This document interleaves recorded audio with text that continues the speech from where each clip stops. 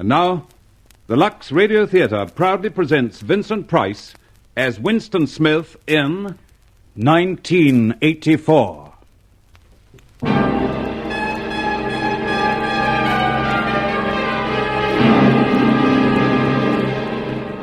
1984.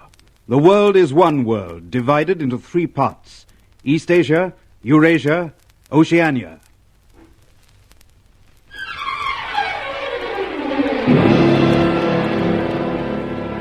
Religion is abolished. God is rooted out. There is only Big Brother.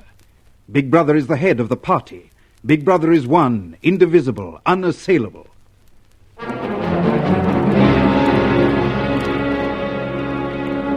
Oceania is good because Big Brother is good. Oceania is one because Big Brother is one. Big Brother sees everything, knows everything. Everyone exists by the clemency of Big Brother. Big Brother, Big Brother, Big Brother. In Oceania, there are the proles. The proles, like the animals, are free. They have no telescreens in their houses. They have no numbers. They wear no uniform. The proles are the primitives, the early inferior people. Subdued by the party, subject to the party, they are the lost and the forgotten. Between the proles and the party there is a great gulf fixed. A prole cannot join the party. No party member can retreat to the proles. The party is one as Big Brother is one. Big Brother. Every member of the party wears a uniform, a suit of overalls. Every member of the party has a telescreen in his house.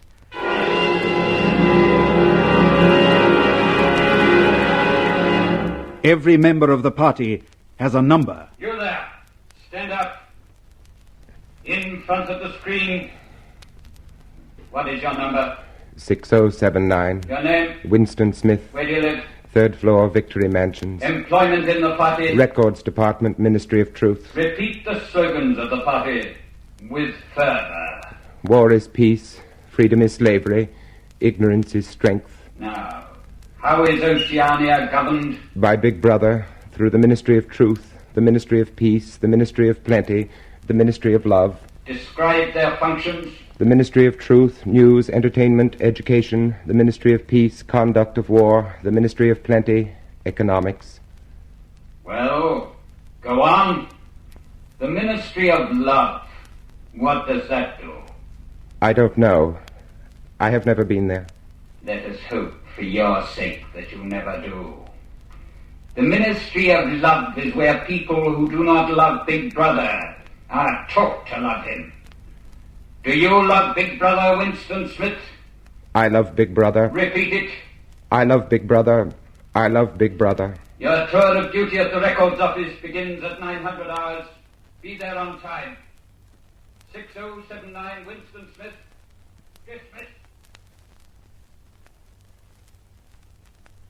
That was an unexpected call, wasn't it? Oh, they do it sometimes. Part of the quarterly brush-up discipline, you know. Perhaps. But that fellow on the screen was probably from the thought police. They can cut in on anybody's screen, you know. They do. How do you think so many comrades have been vaporized? Thought police, of course. And the home telescreen. They can see you and hear you all the time. But I've got nothing to worry about. I stick to the party rules. I do my job. But you don't think the way the party thinks, do you? More important, you don't want to think the way the party thinks, the way Big Brother wants you to think, do you? I just couldn't face the telescreen any longer. I had to get out and get away. You and I. You? Well, you. I'm you, Winston. I'm the other you who looks out of your eyes. Yes, you twitch my lips and tingle in my fingertips at the most inconvenient times. But they know nothing about you. They control me like they control everybody else. Then why do you do the silly things you do? What silly things? That book you bought. But it's just an old book with blank pages. What's wrong with that? Nothing, except they don't make books like that anymore. And if they ask you where you got it, you'd have to tell them at an antique shop in the Prole Quarter. But I just wanted to keep a diary. Nothing wrong in that, is there? No, except you'd find it hard to explain why you wanted to keep a diary. And remember, You're not supposed to go into the Prolly Quarter anyway. I know. The Proleys aren't members of the party. They're just slaves. But will you stop it? I've got enough to worry about as it is. Yes. It's the girl, isn't it? The girl in the fiction department. Yes. Yes, the way she looks at me. The way she stays near me. She's rather pretty. What if you like that sort of thing? A lot of good it is when she wears the red sash of the Anti-Sex League and could be a police spy into the bargain. You're rattled this morning. Mustn't get rattled, you know. It shows. That's the way they get onto you first. Pull yourself together. There's where you work. There's the Ministry of Truth straight ahead. Smile now, Winston. Smile!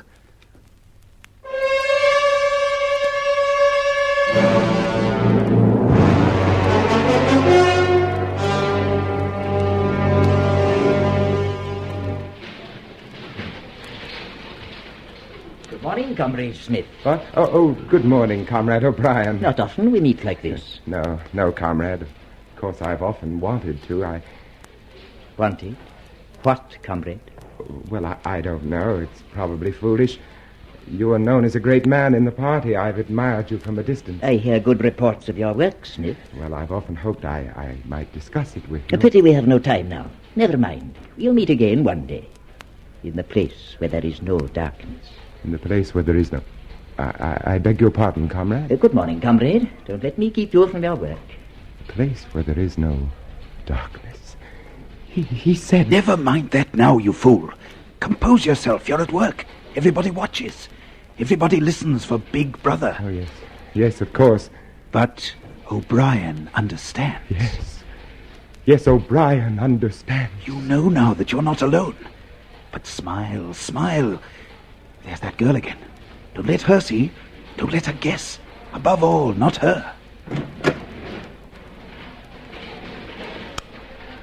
6079, Comrade Smith. Present for duty. Repeat the slogan of the Ministry of Truth. Who controls the past, controls the future. Who controls the present, controls the past. Does the past exist? Yes. Where? In records and in memories. Which is the more important? The records. Why? The records endure, but memories fade. So? Who controls the records, controls the memory of the people. Are you impressed with the greatness of your task? I am. Then begin, Comrade Smith. This is urgent. Big Brother's order of the day, 17th of the 3rd, 84, contains references to unpersons.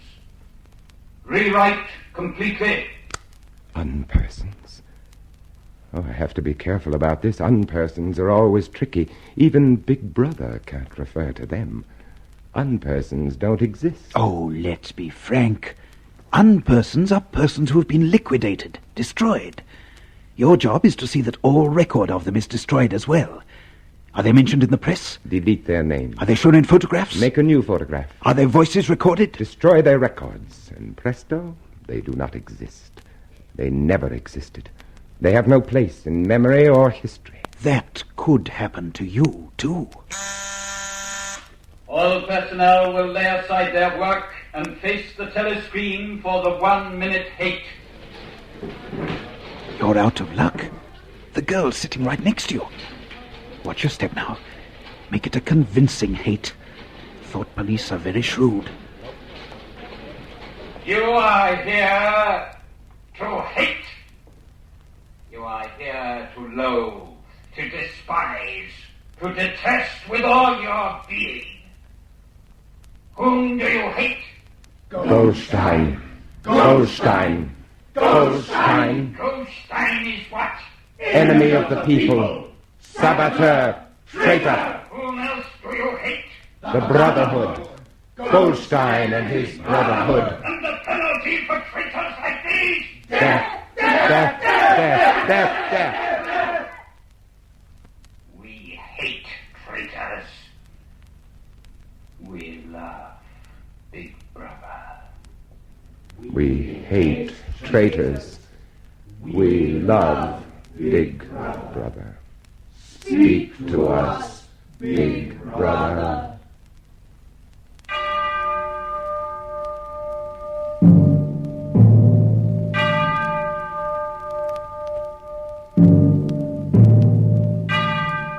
My comrades,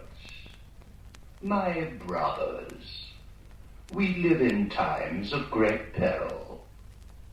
We are exposed to the attacks of enemies without and traitors within. But have no fear. I am with you always.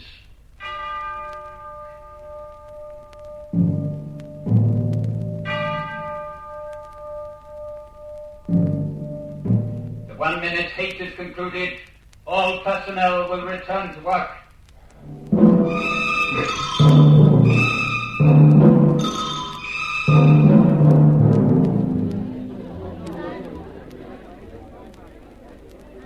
Are you eating with anyone, Smith? Hello, sir. No. Good, I'll join you. I don't know what they put in this victory gin, but it always makes me do that. Yes, it is rather strong, isn't it? Excellent product, though. Excellent. You seem rather distracted, Smith. Something on your mind? What's that? Oh, no. Nothing on my mind. I was just looking at that girl over there. Yes, she's been looking at you, too. Do you know her? No. Wouldn't help you if you did, would it? She wears that red sash like a banner. It's an odd thing to say. Comes of working in the poetry department. We're editing Kipling now, you know. Quite a lot of banners in Kipling. I understand the Junior Anti-Sex League is one of the favored institutions of the party. Oh, yes, I believe so. You're married, aren't you? I was. Oh? Divorced? Separated. Oh. With the consent of the party. It was apparent we would have no children. The party takes a very wise view of these matters. Of all matters. As you say. Funny, that girl's still looking at you. But I can't help it if she has nothing better to do. Oh, here comes Parsons. He lives near you, doesn't he? Yes, next floor down. He's got a wife and children. You'd better talk to him. I don't think I could. Oh, hello. Hello, comrades. Hello, comrade. Parsons. Oh, I've been chasing you, Smith. What? Yes, it's about that subscription you forgot to pay me. Oh, which one is that? Hate Week. The house-by-house fund. We're going to decorate Victory Mansions. And $2 you promised me. Oh, well, here you are. Thanks. I say, did I tell you about what my little girl did last Saturday? Well, she was out with the junior spies troop near Berkhamsted. They spent the whole of the afternoon following a strange man. They kept on his tail for 2 hours and then handed him over to the patrols. Clever, eh? What was the man doing? Nothing, he says. But my little Millie was smart. She spotted him chipping pieces off the rocks with a hammer. Must have been a saboteur. Well, what happened to the man? Well, I don't know. But I wouldn't be surprised if, you know? That's very good. Of course, we can't afford to take chances. I mean, not with subversive agents everywhere. No, of course. Well, I've got a few more subscriptions to chase up. I'll, see you later. Tell me, Smith, did you ever regret not having any children? And I can't say I've thought much about it. Why? I was just wondering. Parsons seems very happy with his little brood, doesn't he?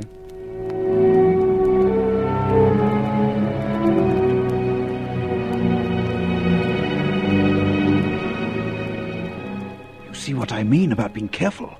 Watch that fellow Syme. Oh, he's clever, and he never says a word out of place, but he's marked. One day he just won't come to work, mark my words. Why should I worry about Syme? He can look after himself. I'm worried about me, about that girl. Oh, working in the same building, people are bound to see each other frequently. But for some reason, she's interested in me. She keeps turning, and why? It can't be sex. She's a member of the Junior Anti-Sex League. I doubt if she's from the Thought Police. Except for that diary you keep, you haven't given too much away. Well, anyway, she's not important. The important thing is O'Brien. He spoke to me today. He understands. He knows. Knows you're guilty of thought crime, that you hate Big Brother, that you... All of that and more. Everything. Don't you see? If O'Brien knows, there is hope then. There is hope. Oh, I'm sorry, comrade. I wasn't looking where I was. Wait a minute. You're the girl from the Ministry of Truth, aren't you? That's right. You've been watching me for days. Yes. But why? I'm a good party member. Why do you have to spy on me? I'm not spying on you. All I wanted to do was to tell you I love you. You love me? Wait a moment. She loves me. She said she loves me. Good evening, Mr. Smith. Oh, hello, Millie Parsons. What are you doing out so late? Mr. Smith? Yes, Millie. You're a traitor. What? I've been watching you. You're a thought criminal. Millie, Millie, get out. Go home. I'll tell your father about this. Smith's a traitor, Smith's a spy. Catch him first and let him die.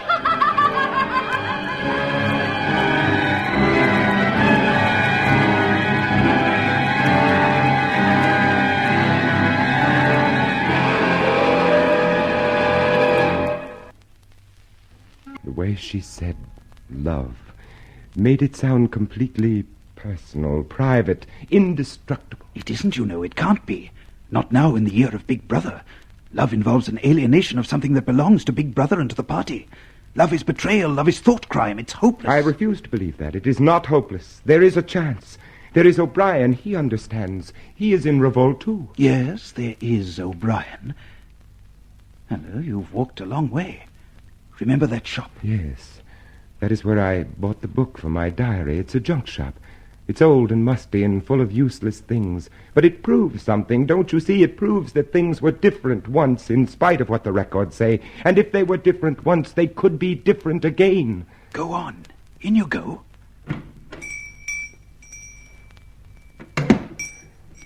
Good evening. Good evening. What can I... Oh, why, of course. You're the gentleman that bought the Ladies' Keepsake album. Is there anything special I can do for you? I was passing. I just looked in. I don't want anything in particular. Yes, just as well. The shop's nearly empty. Between you and me, the antique trade's just about finished. No demand, no stock either. That's a pretty thing. What is that? No, it's a glass paperweight. What's that inside of it? That's coral. Coral? Must have come from the Indian Ocean. They used to melt the glass onto it. More than 100 years old, that is. It's a beautiful thing. Yes, indeed it is. Now, there's another room upstairs you might care to take a look at. Oh, yes, of course. There's not much in it. It's just a few pieces. We could do with a light if we're going up. Yes, the room. We used to live here till my wife died. Now I'm selling the furniture off little by little. See, that's a beautiful mahogany bed. There's no telescreen. Ah, I never had one of those things. It was too expensive. I never really felt the need of it. You don't live here now? Oh, dear me, no. I live with my daughter. Oh. She's quite a nice apartment, in the worst of tastes. No, I lock up at night and leave all my memories here. Well, now, if you happen to be interested in old prints at all, there's quite a nice one over here. The frame's screwed to the wall, but I dare say I could fix it for you if you wanted it. I know that building. It's a ruin now. It's in the middle of the street outside of the Palace of Justice. That's right, outside the law courts. It was bombed in, many years ago. It was a church at one time. A church? Oh, yes. St. Clement Danes.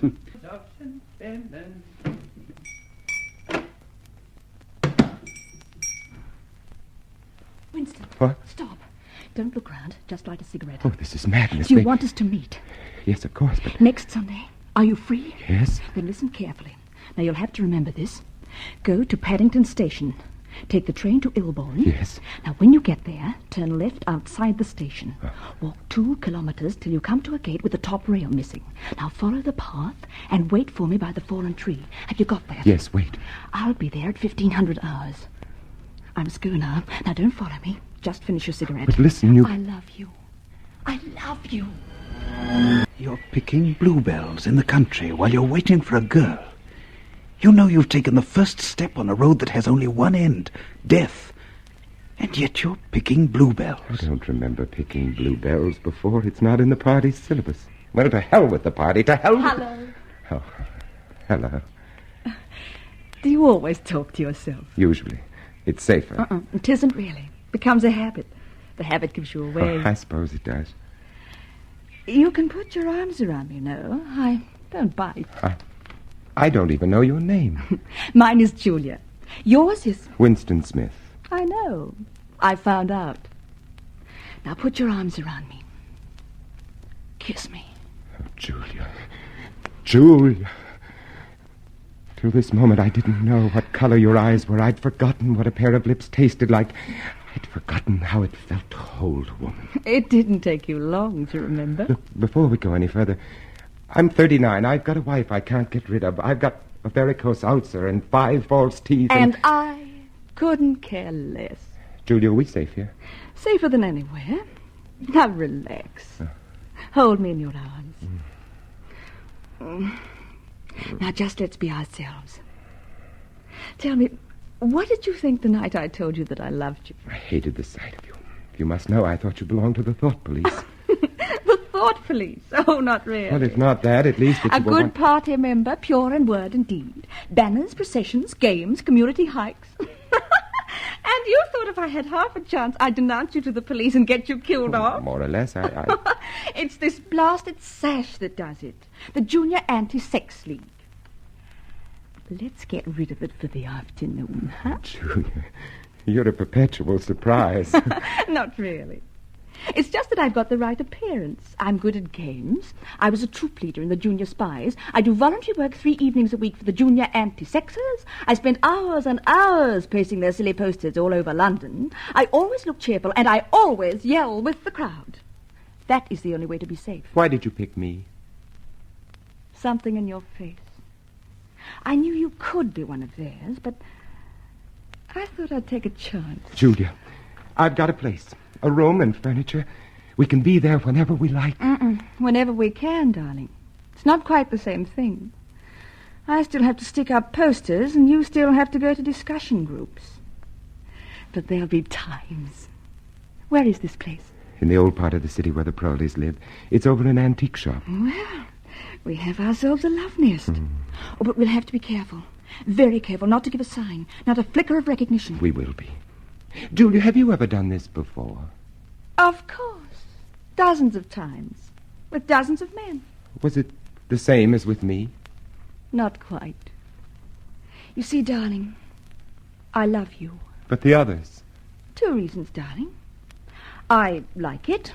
The party doesn't like it. You make it sound like a political act. That's why they'd arrest us if they ever found out. Love is a political act.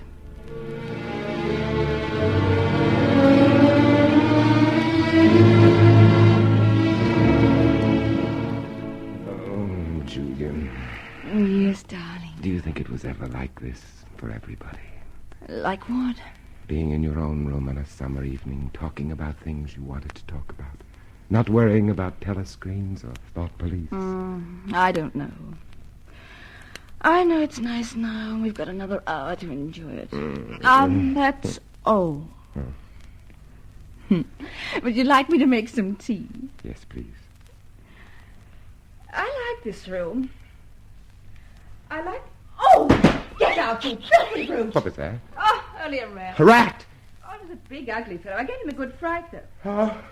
Darling. Darling, what's the matter? Of all the horrible things in the world, I hate rats most of all. But, darling, there's no need to be upset. They're ugly things, unclean things, but that's all. No, they're more than that. They're much more than that. Now, darling. Julie, get rid of it, please. Darling, just lie back. I'll make tea, and then I'll plug the hole. No. Plug up the hole first, please, Julia.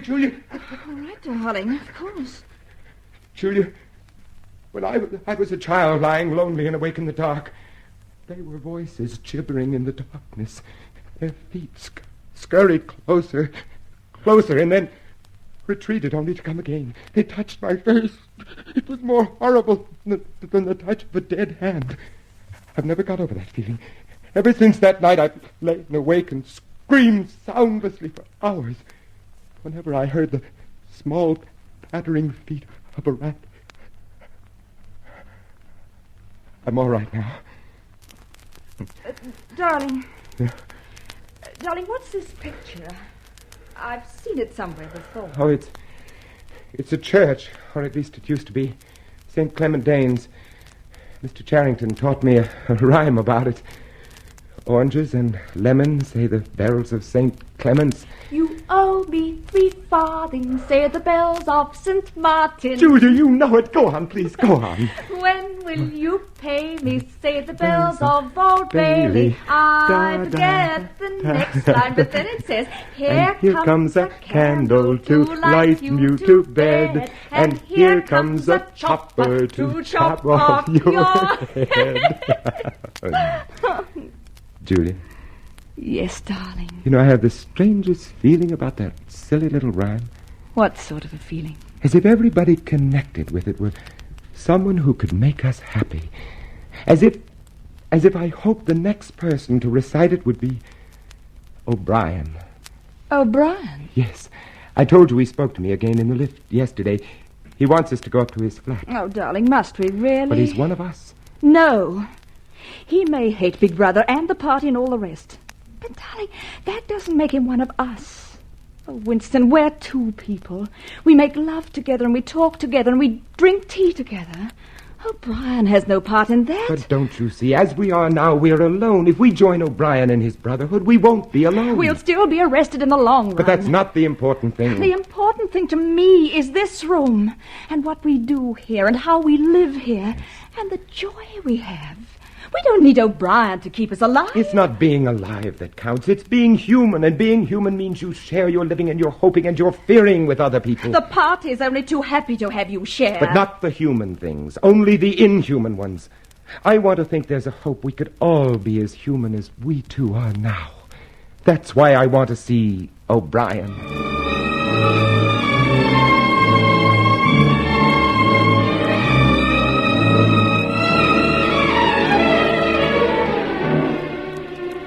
I know your names, you know mine. I'm O'Brien.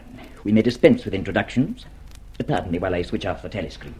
Can you really switch it off? Members of the inner party have that privilege. We are... Alone? Yes, we're quite alone. Well, Julia and I believe that there is some kind of a secret organization working against the party. We believe that you are involved in it. We want to join it and work for it. We are enemies of the party. We are living together. We are thought criminals. I tell you this because it puts us at your mercy, and you will know that we are telling the truth. If you wish, we will sign a statement. There is such an organization. Its leader is Emmanuel Goldstein, whom you know of. Yes, but we thought we were afraid that Goldstein and the conspiracy were invented by the thought police. No, they exist. But what are you both prepared to do to help the conspiracy? Anything we are capable of. You're prepared to give your lives? Yes. To commit murder? Yes. To betray your country? Yes. To cheat, forge, blackmail, corrupt the minds of children? Yes. You're prepared to commit suicide if ordered to do so? Yes. You're prepared to separate and never see each other again? No! It's just as well to understand these things right at the beginning. You understand you'll be fighting in the dark. You'll receive orders and obey them without knowing why. Sooner or later you will be caught and tortured and you will die. You will never know whether your work has served a single good purpose. We and you now are the dead. Our only true life is in the future. 1,000 years away, perhaps. But if in that 1,000 years we extend the frontiers of sanity even a little, we shall have done well. You have a hiding place? Yes, in the old quarter, a room over an antique shop. The proprietor is called Charrington. That will do for the moment. Later we shall make other arrangements, give you more definite instructions. Now it is time for you to leave. Then we are accepted? Yes, you are accepted. Have you any more questions? Only one. Do you know an old rhyme called The Bells of St. Clement's? Yes, I think so. Oranges and lemons, say the bells of St. Clement's. You owe me 3 farthings, say the bells of St. Martin's. When will you pay me, say the bells of Old Bailey. When I grow rich, say the bells of Shoreditch. You know it, you know all of it. I told you he'd know it, Julia, didn't I?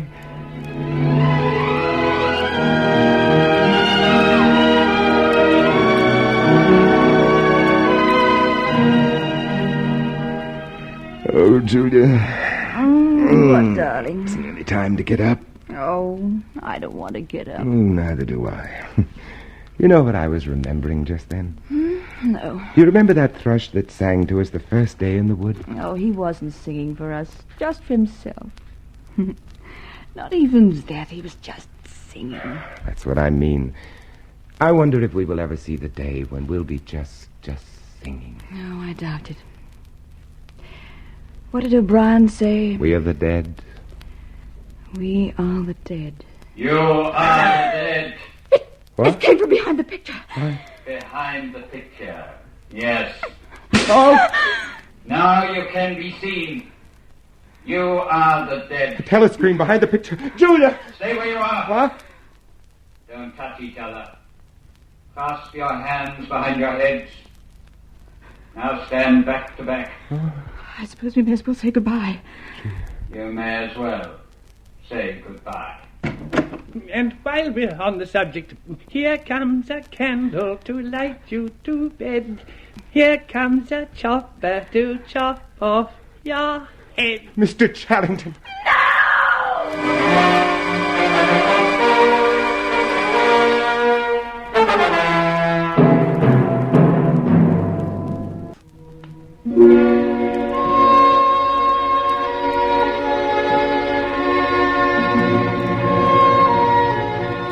1984, the year of the revolt of Winston Smith against Big Brother and the party of Big Brother.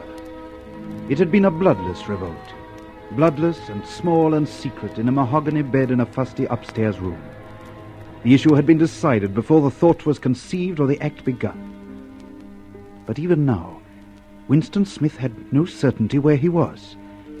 His world was a windowless room with walls of white porcelain flooded with light from hidden lamps, stark under the scrutiny of 4 telescreens from which every motion was visible. He was more lonely than he had ever been in his life. And yet, he was not alone. Can I talk? There are still the telescreens, Parsons. Oh, I don't mind those. I have nothing to hide, nothing at all. What are you in for? Thought crime. You wouldn't think it possible, would you? You don't think they'll shoot me, do you, old chap? I mean, they don't shoot you if you haven't actually done anything. I know they give you a fair hearing. They'll know my record, won't they? You know what kind of a chap I was. Not brainy, of course, but keen. I'll get off with 5 years, don't you think? Or 10? A chap like me could make himself pretty useful in a Labour camp. Are you guilty? Oh, yes. Oh, yes, I'm guilty. You don't think the party would arrest an innocent man, do you? Thought crime is a dreadful thing, old man. It's insidious. Do you know how it got hold of me? In my sleep. Yes, that's a fact. Never knew I had a bad streak in me, and yet there it was. How did you find out? I started talking in my sleep. Yes. They heard me shouting, "Down with Big Brother." Who denounced you? Well, actually, it was my little daughter. She listened at the keyhole and heard it, nipped off and told the patrols next day. Pretty smart, eh? And she's only 7. But that's the sort of thing I mean. They'll understand that I trained my children properly. They'll take that into consideration, won't they? Parsons? Yes. Yes, just tell me what you want done. I'll cooperate. You won't have any trouble with me. Room 101. Oh. Yes. So, you're alone again. Alone except for that whimpering thing in this gleaming aseptic world of the Ministry of Love. It's not a new experience, this solitude. You're not too afraid, are you? Yes, I am afraid. I am afraid of this procession of frightened men with broken bodies and terrified eyes. I don't know whether that's part of the treatment, too. Yes, it's all part of the treatment. Keep reminding yourself of that. The lightest word, the least calculated gesture is all part of the treatment. There is no mercy, there is no kindness, there is no intermission of misery. It is all part of the treatment. Come on, you. We can't wait any longer. Me? No, not you. This. Come on. On your feet. Where are you taking me? Room 101. No! No! Don't do anything but that. You've been starving me for weeks. Finish it off and let me die. Shoot me. Hang me. Take my family and cut their throats. But don't take me there! Room 101! No!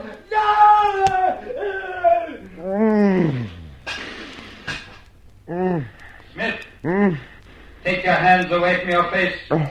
It's forbidden to cover your face in the cells. Take hold of yourself now. That's part of the treatment, too. Everything's part of the treatment.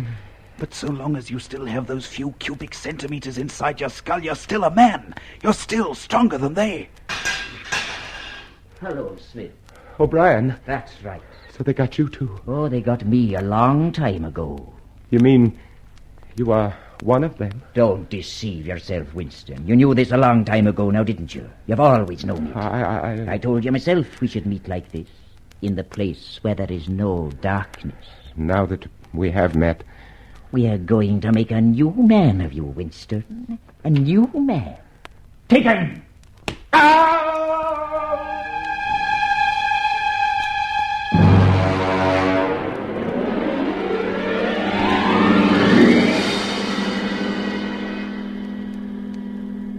You see how it is, Winston. Pain itself and suffering is no longer a chance, an accident. It is a calculated process, a thing measured and graduated and controlled. We are not medieval butchers probing for the nerve roots. We are masters of this most subtle of sciences. Look, there is a dial upon which our agony is measured. There is a lever by which I can increase or diminish it. But it is not I who inflict this pain on you, Winston. It is you yourself. You understand that, don't you? You've always understood that. Winston, you are suffering the pain of birth, the rebirth to sanity. You must be born again. You know that, don't you? Look at my hand, Winston. How many fingers do you see? 2. And on this hand, 2. Put them together. 2 and 2. What does that make? 4. And if the party says 2 and 2 make not 4, but 5, what then? There is still 4. How many fingers, Winston? 4. What else can I say? 4. How many fingers, Winston? 4. Stop it, I'll tell you 4. 4. How many fingers, Winston? 5.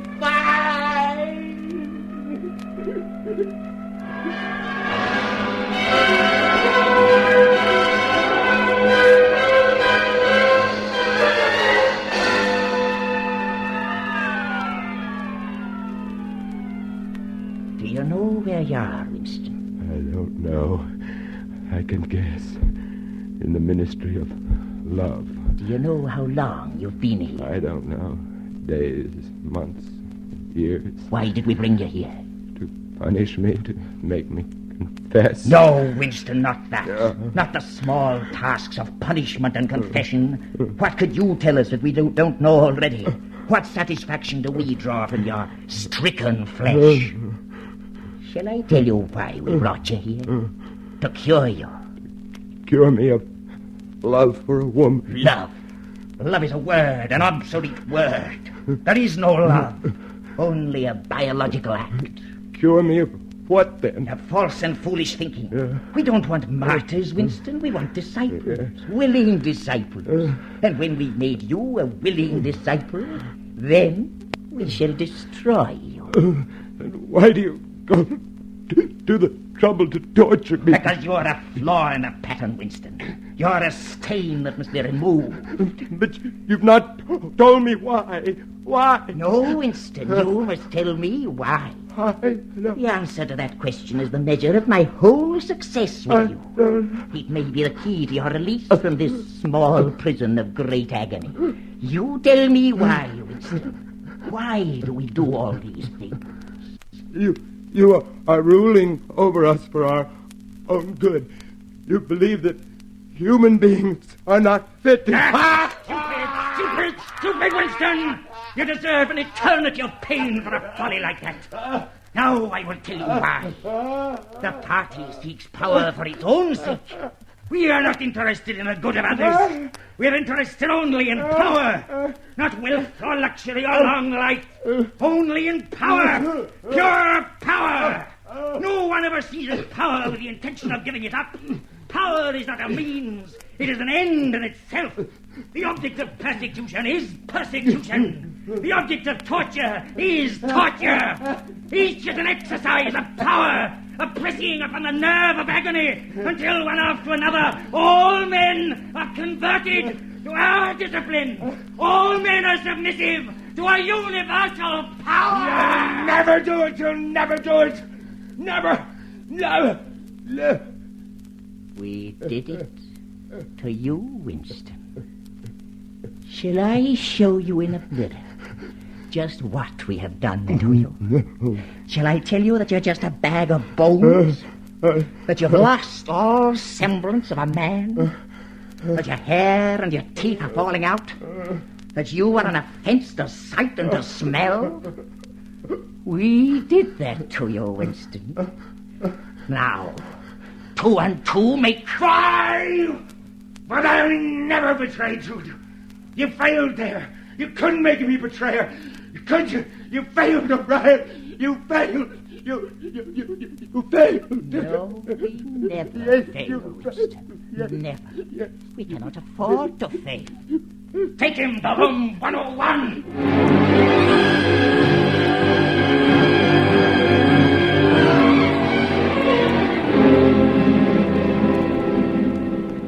So this is the end of horror. This small room down in the bowels of the earth. I'm strapped to a chair, tightly, so tightly that I cannot move. I cannot retreat inside my skull case. That does not belong to me anymore. It has been entered and possessed and garrisoned by O'Brien. There is no retreat left anymore. I am faced now with the ultimate agony. I am in room 101. You asked me once, Winston, what was in room 101. You knew the answer, though. You wouldn't admit it. No. Everybody knows it, really. The thing that is in room 101 is the worst thing in the world. The worst thing in the world, of course, varies from person to person. For some, it is burial alive. For some, it is death by fire. For some, it is quite a trivial thing. In your case, Winston, it is rats. Oh, no. Oh, take them away. Keep them away from me. You can't do this to me. You can't do You this. have not yet surrendered to me, Winston. How can I surrender if I don't know what you want? I've answered all the questions, haven't I? I've learned all your lessons, haven't I? Take them away. Please, take them away. The rats are starved, Winston. They will eat a man alive. Stand, rats. I can use them on you, or I can use them on Julia. You have your choice now. Which? Use them on Julia. I don't care. I don't care what you do.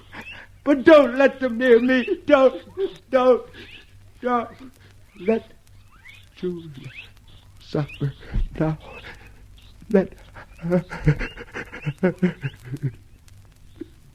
There now, Winston. It's over now. There isn't any more. It's all over now.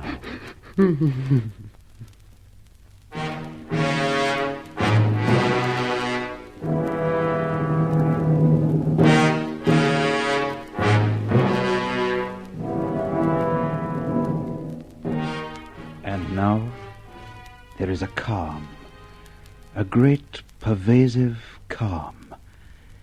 You sit at your corner table in the cafe and fumble with the chessboard and sip your victory gin and scan the newspapers. You look out the window and watch the people go by. One day, Julia passed, and something stirred in your mind for a moment, and then died again. There are so many people, and this small corner which they keep for you is warm and comfortable.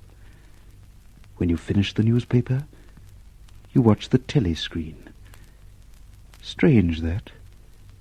In a life without struggles, without any hint of climax, that is the moment that comes nearest to emotion. The face of Big Brother flashes on the screen. You hear his rich, full voice.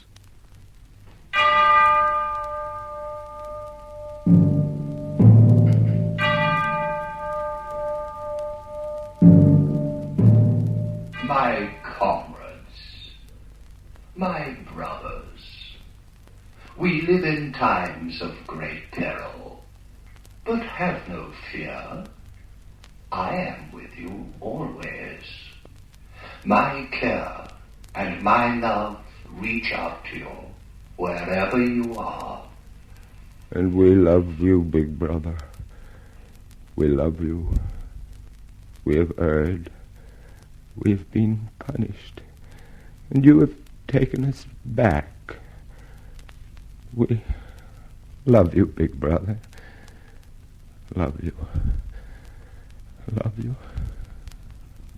Love you.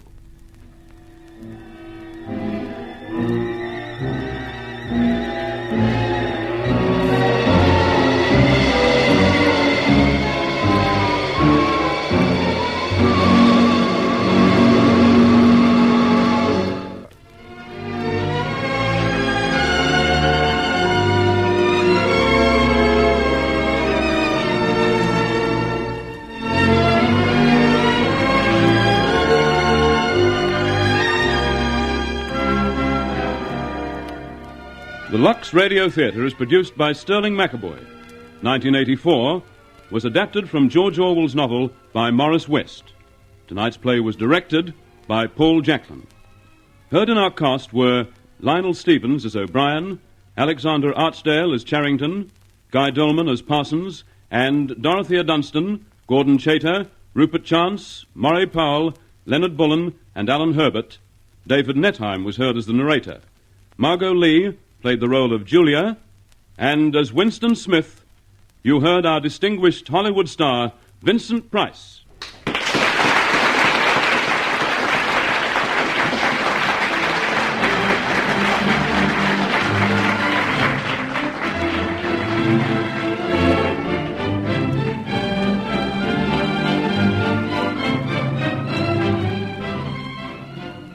One week from tonight, Accent on Youth, starring Hollywood star Melvyn Douglas in person. Until then, this is the Lux Radio Theatre, signing off from 50 stations throughout the Commonwealth of Australia. That concludes this week's broadcast of Echoes of a Century. This program was an independent production by Dalshoe Radio Creations, copyright 2005. Produced in the studios of WLSU La Crosse, an affiliate of Wisconsin Public Radio, on the La Crosse campus of the University of Wisconsin. I'm King David McKenzie. Thanks for listening. I hope that you'll join us again at the same time next week. Until then, remember, fear and God do not inhabit the same space.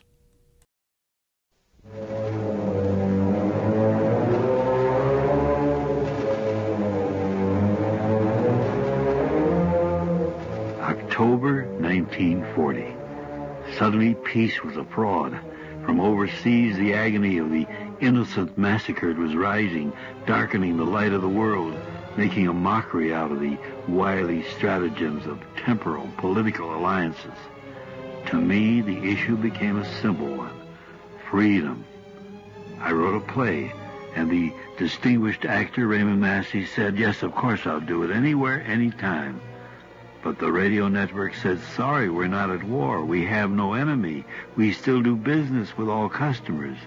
So Mr. Massey and I flew to New York from California, pounded on tables until the microphones were given us in small surrender.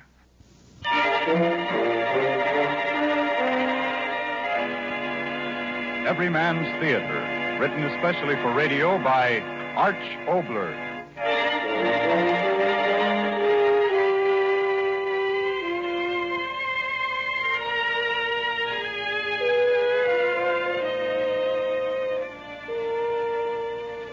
Tonight, our star is the celebrated actor of stage and screen, Mr. Raymond Massey, in an adventure of our times, This Precious Freedom, the second of an exciting series of plays especially written for radio and brought to you each Friday at this time and over this station by Oxidol. And now, Mr. Oboler to tell you more about tonight's program in Everyman's Theater. This is a fictional story, a play about a tomorrow which would never happen here.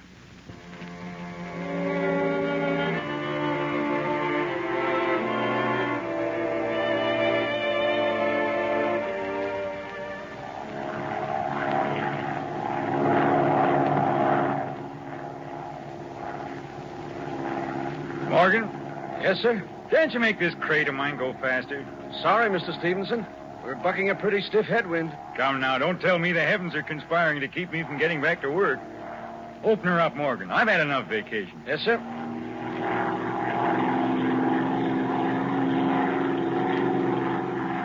That's better. You know, Morgan, I should think you'd be as eager to get back to the city as I am. After all, a young fellow like you, a month up in the woods with nothing around but those overstuffed squaws. Well, I, for one, am going to be glad to get back in harness again. Of course, I'm not going to admit that to Mrs. Stevenson. I talked to her for the last 10 years about cutting myself off from civilization and having a real vacation, and... Morgan, what's the matter? Oil line open. By George. All right, take it easy, Mr. Stevenson. We're okay. Just fasten your safety belt. Well, where are you going to land? The field ahead. Hold on. Don't be afraid. Don't be a fool. I've been in forced landings before. All I want to do is to get down there fast. I've got to get to the city. Got to get back to my business.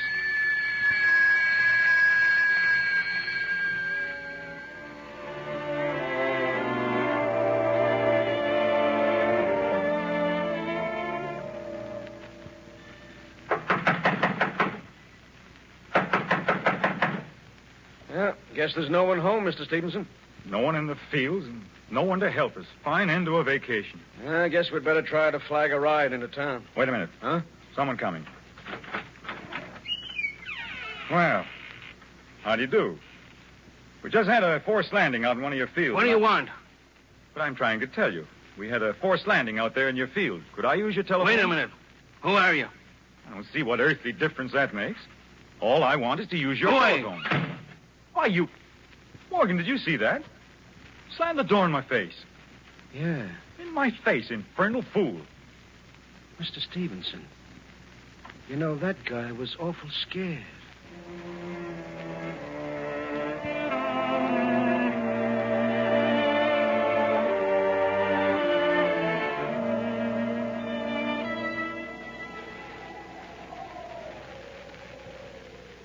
This is the main road, isn't it? Well, that's what the sign says. Then where's the traffic? We've stood here for an hour. Doesn't make sense, that, on a main road. Hey, wait, Mr. Stevenson. Here comes a truck. Well, about time. If you don't stop... We'll make him stop. Driver! Driver! Driver! Hey, driver, stop! Driver, stop! Stop! Driver, my plane. I had a forced landing out here. Could you drive me into the city?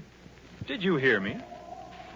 I'll give you $25. Okay, jump in. Morgan, you better stay here with the plane. I'll send someone back. Yes, sir. I hope you're a fast driver. Fast enough.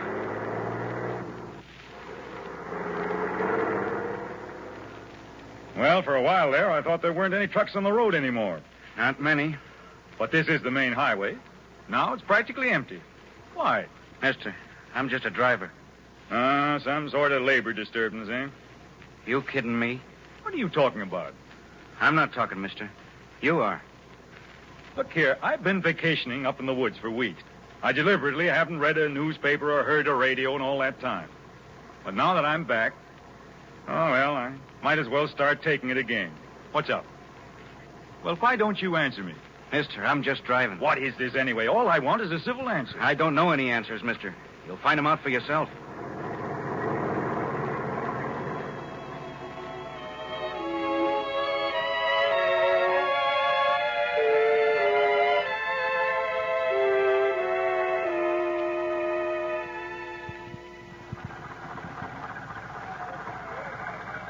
$15, $20, $25. There you are. Okay. Well, I certainly didn't get any conversation for my money. Are you getting off, mister? Yes, of course. Huh. Manners certainly haven't improved while I've been away. Goodbye.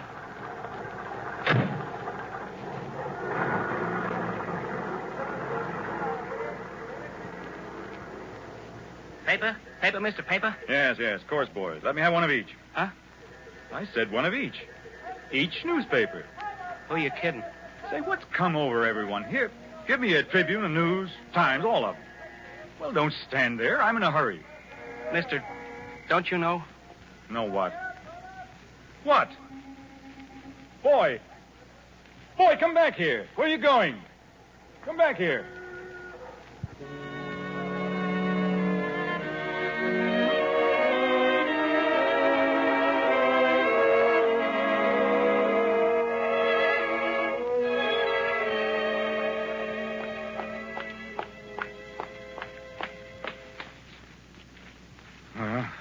At least my office is still here. Door stuck.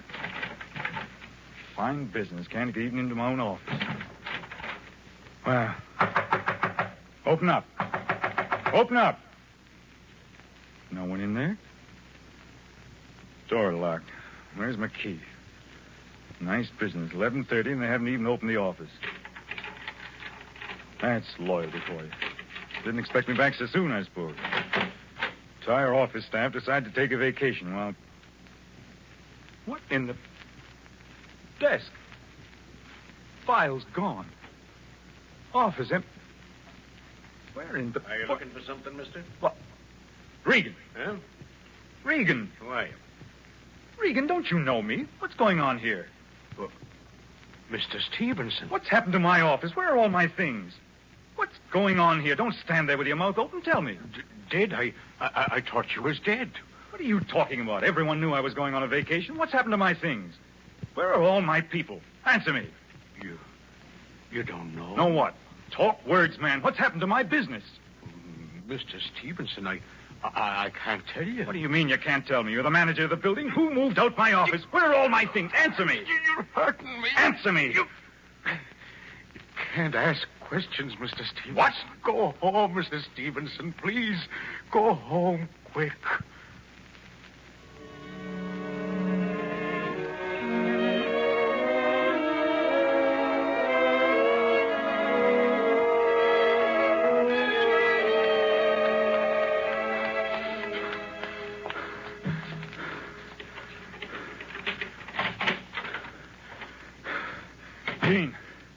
Jean?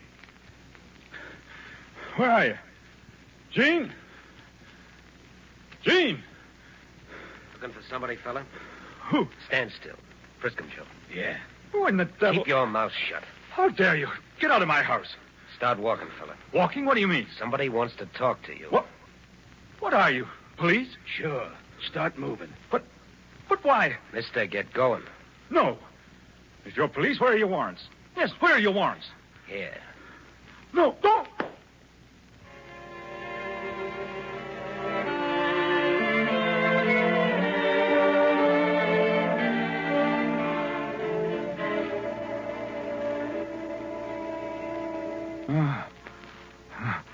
Head. Room. Where? What? Oh, man. What did he...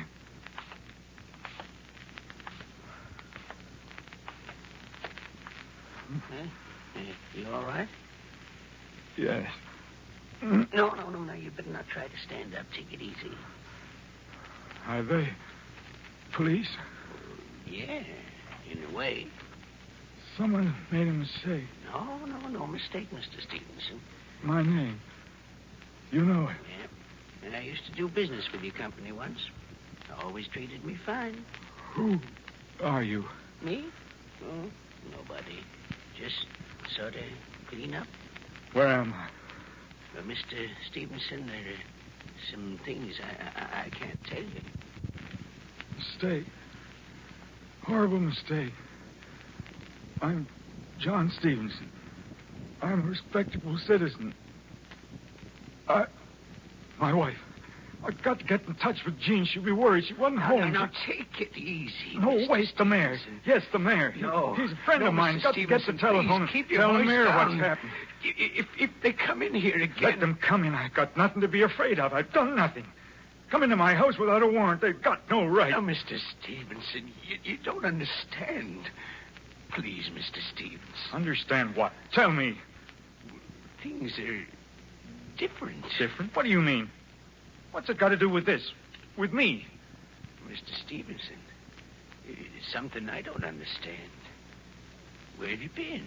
Been? Out of the city, in the woods. Don't waste time, man. Call up the mayor. Tell him. But that won't do any good. Why not? There's been a mistake. There's been no mistake, Mr. Stevenson.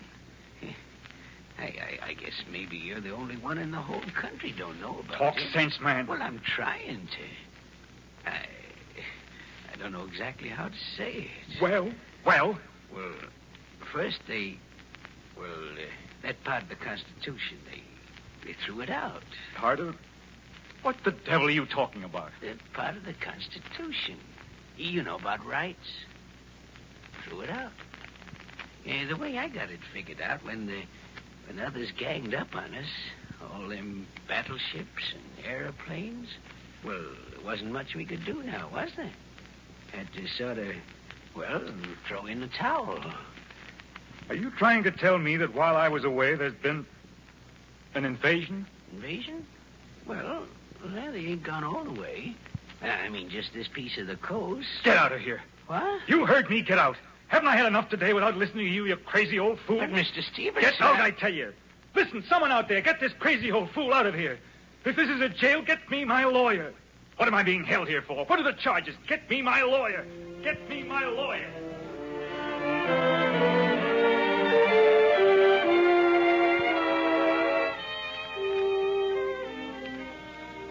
So, you still insist on having a lawyer? Certainly. If there's some criminal charge against me, I have a right to have a lawyer. Right. What right are you talking about?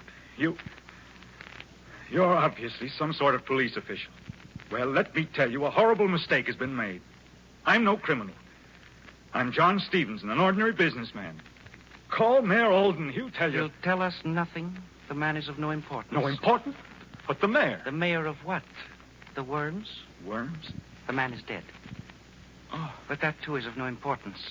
What is important to me is you and your activities. I don't know what you're talking about. Your so-called vacation trip. Whom did you meet? Meet? What do you... Don't ask questions. Answer them. You've been out of the city for weeks. Suddenly you return. Where were you? On my vacation, of course. Is there any law against that? For the last time, don't try to be clever with me. Once and for all, will you tell me what the charges are against me? There's been some kind of terrible mistake, all right. But tell me what the charges are. Give me a chance to clear myself. I have wasted quite enough time with you, Mr. Stevenson. Let me post bond. Let me call my lawyer. You've no right to keep me here. My wife, she wasn't home when I was taken away. Yes, She'd be worried. Yes, of course, your wife. Have you any idea where your wife is, Mr. Stevenson? Why, home, I suppose. Yes, she must be there now. If you'll hand me the phone. She is not home, believe me. Why do you say that? All right, Sergeant. In there. Jean, what are you doing here? What is it? Jean, stop crying. I'm all right. There's been some crazy mistake, but... Jean, why should you cry like this?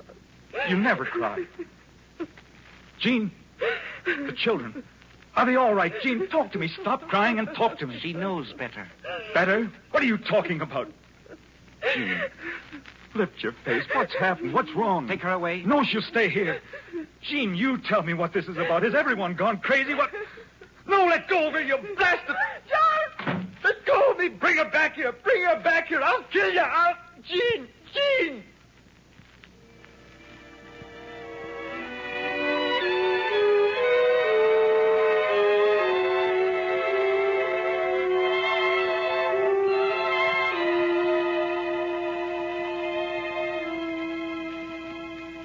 You will be quite calm now, eh, Mr. Stevenson? Yes, I'm sure you will. We have quite a technique for calming down unreasonable people, haven't we? You still persist in talking. So, discipline. That is the first lesson you must learn in this new state of ours. Discipline. Always discipline. It is very strange, Mr. Stevenson. You've been here now over an hour, and yet there is very little fear in your face. I wonder why. Astonishment? Yes, a sort of astonished wonder in your face, as if you can't believe... Could you possibly be ignorant of the facts? This glorious new state that we are planting here. This fulfillment of the dreams some of us have had since the day we heard a voice telling us of our destiny. A dream that will come true. This will soon be our nation now, Mr. Stevenson. Ours, all of it. Your men are fighting, yes, but we will win. Wonder in your face? Yes.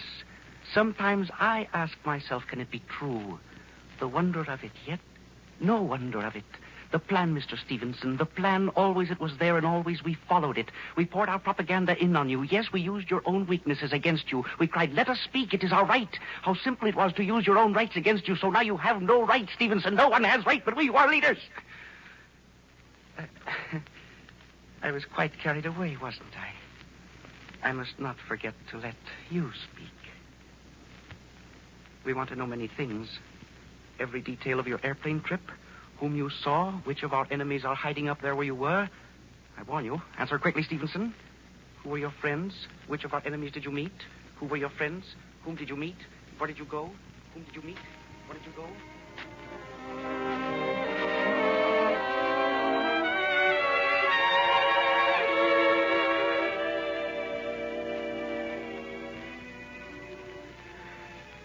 Put him here. Yeah. Dead yet? No, not yet.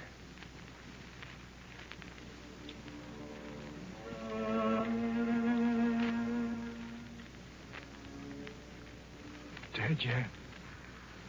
No, not yet. Who said that?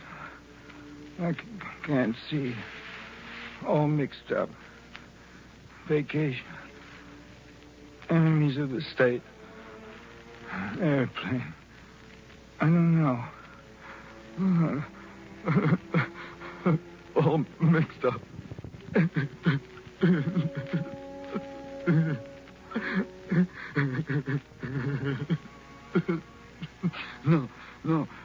No.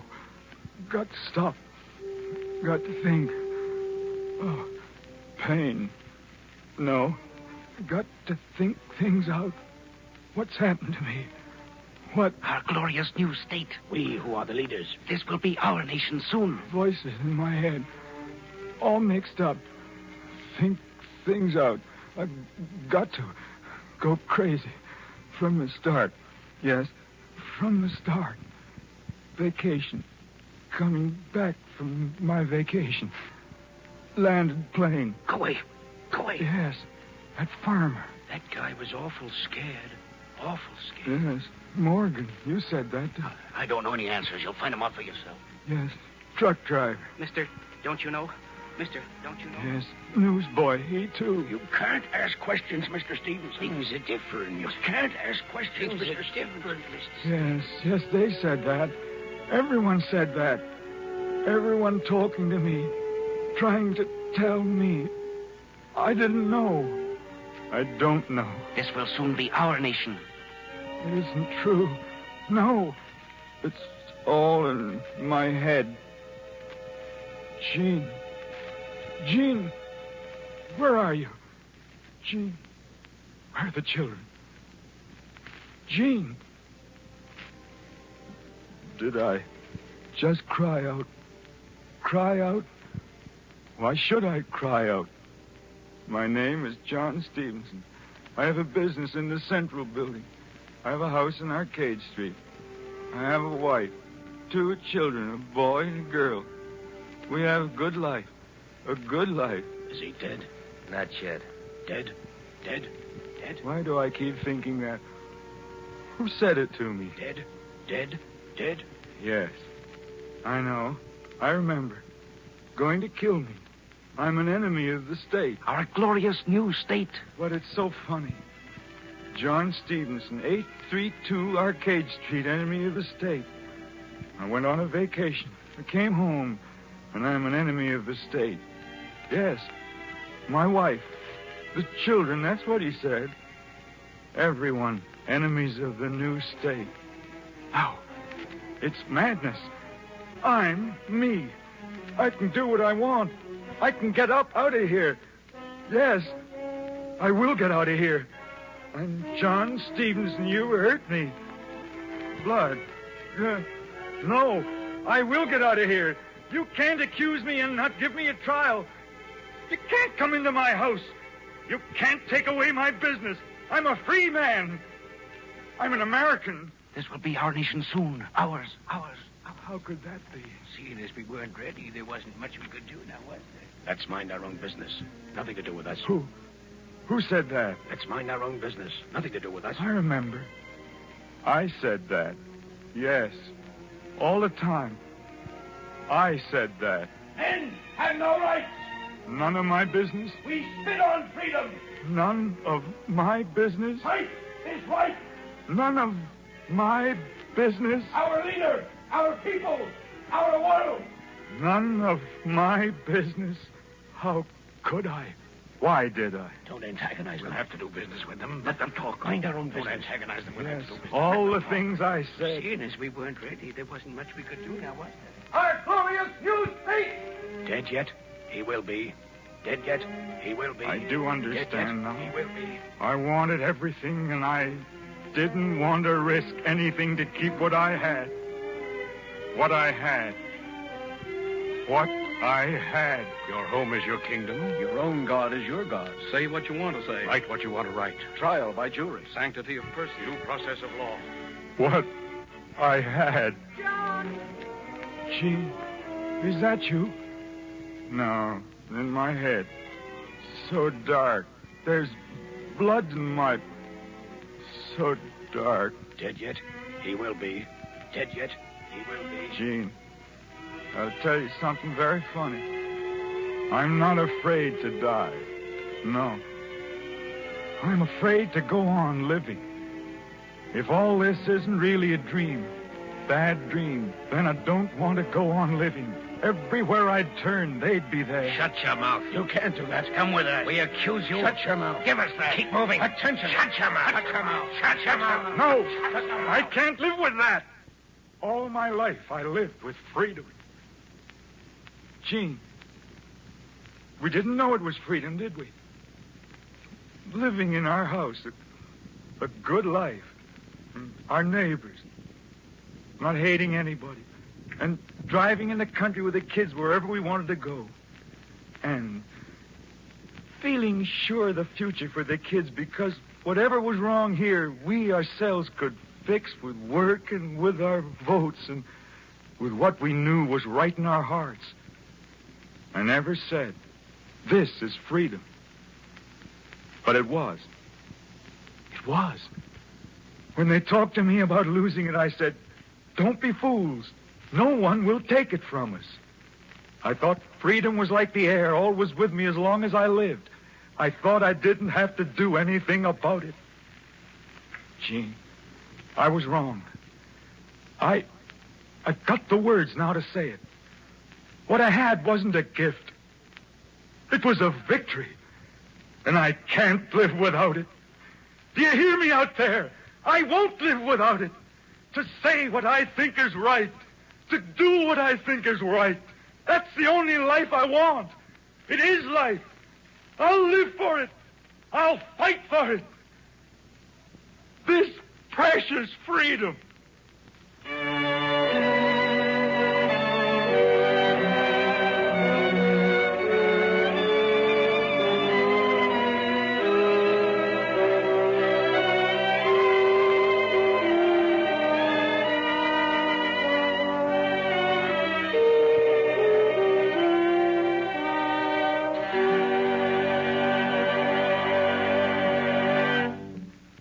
This is Arch Oboler. May I present the leading actor of our play tonight, Mr. Raymond Massey. Ladies and gentlemen, I want to say this. At the opening of tonight's drama, Arch Oboler said, this is a play of a tomorrow which should never happen. I know all of you agree with me that this kind of a tomorrow must never happen. And it can never happen. As long as we all dedicate ourselves to live for the freedom of our fathers and the future freedom of our children.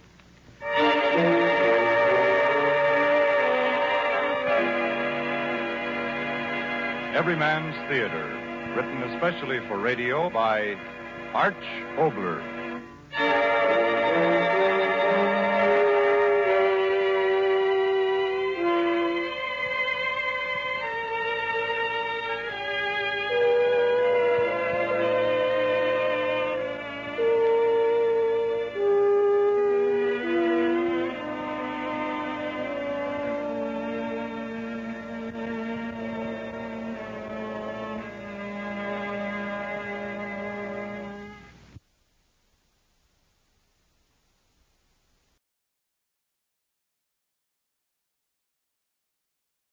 Animal Farm by George Orwell, an allegorical political satire set on the manor farm representing Russia during and after the Communist Revolution. The principal characters are Old Major, i.e. Karl Marx, an ancient and venerated Boer; Snowball, i.e. Trotsky, a young, porcine intellectual; Napoleon, i.e. Stalin, an unscrupulous, aggressively fierce young pig; Boxer, i.e. the Russian worker, a huge, hard-working male horse; Molly, the Russian bourgeois capitalist, a frivolous mare; Moses, i.e. organized religion, a tame raven; Squealer, i.e. Russia's propaganda machine, a young pig and fluent orator; and various dogs, i.e. Stalin's secret police, and men, capitalist enemies, and sheep, hens, and other animals, those who follow. And finally, Farmer Jones, i.e. Tsar Nicholas, Frederick, i.e. Germany, and Pilkington, i.e. England. George Orwell, a dedicated British socialist, wrote this classic 1945 fable in embittered protest against what he saw as the perversion of socialism by post-revolutionary communism in the USSR. Rather than highlighting factual incidents from the grim cauldron of horrors that had boiled to a climax under the Stalinist regime, Orwell chose to focus an allegorical mirror on the brutal dynamics that blazed beneath the action. And within this mirror, the pigs and sheep and horses of Animal Farm move as vivid and grisly reflections of the historical figures and factions they represent. But Orwell's book mirrors more than the evils of Soviet communism. Read closely, it is also an impassioned indictment of capitalism. And read more closely still, Animal Farm reflects the haunted and ironic image of the dark gulf which the author sees opening, perhaps inevitably, between the two eternal poles of idealism and expediency, between all noble ends and their self-betraying necessary means. This little fairy story, as Orwell calls it, is in the end an angry, eloquent, and almost despairing protest against the tragic potential for tyranny in all social institutions, including even language itself, over those very ideals and hopes for human transcendence that they are supposed to nurture and to serve. One day, on the manor farm, the old major, a venerable 11-year-old boar known as Old Major, gathered the animals together. "Now, comrades," he said, "what is the nature of this life of ours? Let us face it. Our lives are miserable, laborious, and short." He went on to detail Farmer Jones' cruel exploitation as he butchered the animals and plundered the products of their labor. "Is it not crystal clear, then, comrades," concluded Old Major, "that all the evils of this life spring from the tyranny of human beings? Only get rid of man, and the produce of our labor would be our own. All men are enemies, all animals are friends." At this passionate invocation of a world ruled by those whose lives and labor made it fruitful, the animals themselves, everyone broke into a rousing anthem until the disturbance was silenced for the time being by a round of shot fired above them by Farmer Jones. 3 days later, Old Major died, and the other pigs, generally recognized as the cleverest of the animals on the farm, began to expound his teachings on animalism. Napoleon and Snowball, preeminent among the younger pigs, led the discussions, which centered on open rebellion. At first, the other animals objected. Some were swayed by thoughts of food or loyalty. Others, like Molly, the cart horse, who loved the ribbons that Farmer Jones tied in her hair, actually enjoyed the frills that man provided.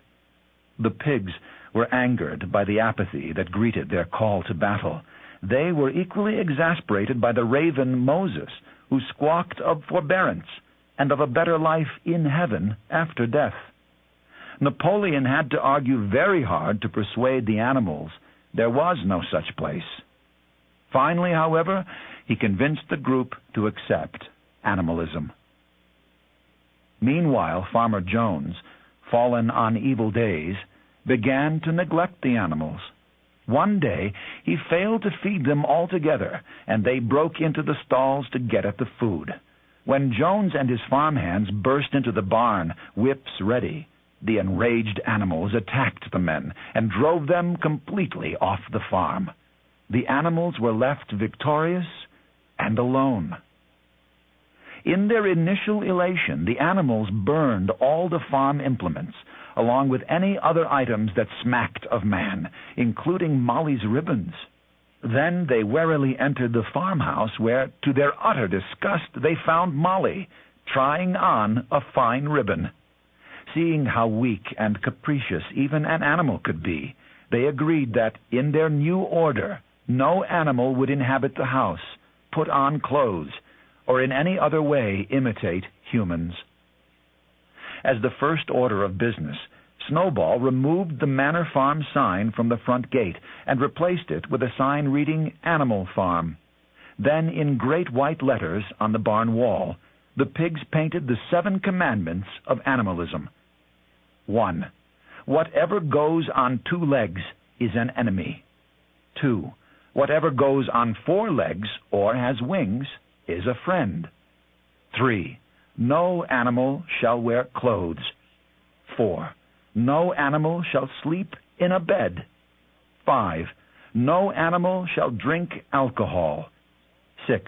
No animal shall kill another animal. 7. All animals are equal. Just then the unmilked cows set up a loud lowing of complaint. The pigs, whose forehooves made good milkers, soon filled many buckets from the cows' swollen udders, but they left the apportionment of the milk until later, after more important work in the fields.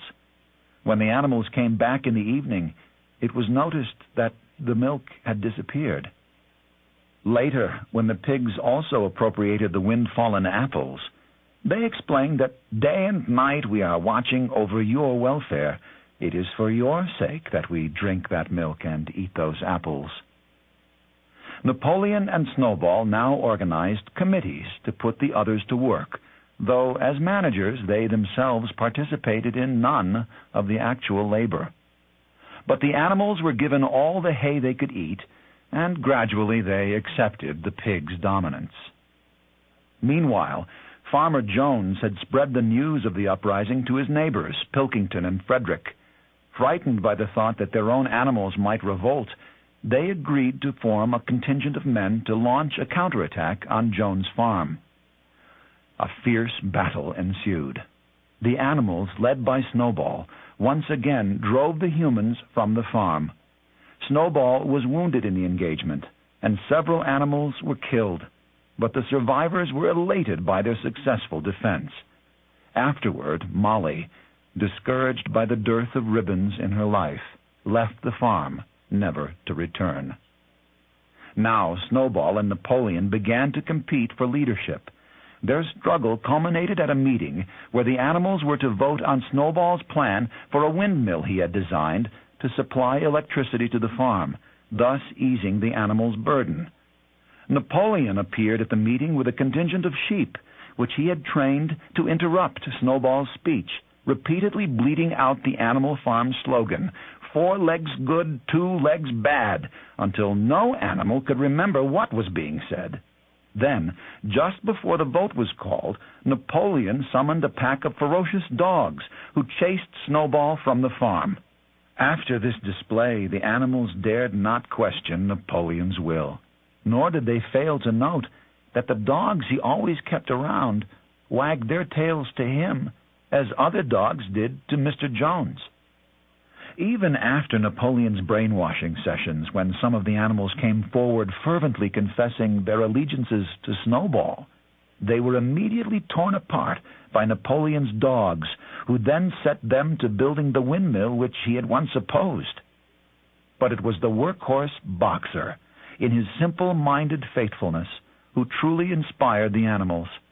When Boxer promised that I will work harder, and agreed that Napoleon is always right, any objections to the project were silenced. The building of the windmill began. The pigs, as usual, did no actual work. While they supervised, Boxer wore himself out, hauling huge stones from the quarry. Napoleon then determined that certain materials would be needed to finish the mill, and decreed that he must bend the 2 legs bad rule, the first commandment of animalism, and deal with a man who could make their purchases. The animals were also placed on rations, in order that their surplus food could be sold to purchase the needed materials. When the hens were told that they had to give up their eggs, they put up a brief and futile resistance in which 9 hens were killed. The shocked animals consulted the list of commandments. They concluded that they must have remembered the 6th incorrectly, for it now read, "No animal shall kill another animal without cause." Soon, Comrade Napoleon had persuaded Pilkington and Frederick to buy wood from Animal Farm. Napoleon had forced Frederick to raise his price by 12 pounds, but Frederick, in turn, swindled Napoleon by paying for the wood with false notes. Enraged and humiliated, Napoleon now prepared for a follow-up attack from Frederick.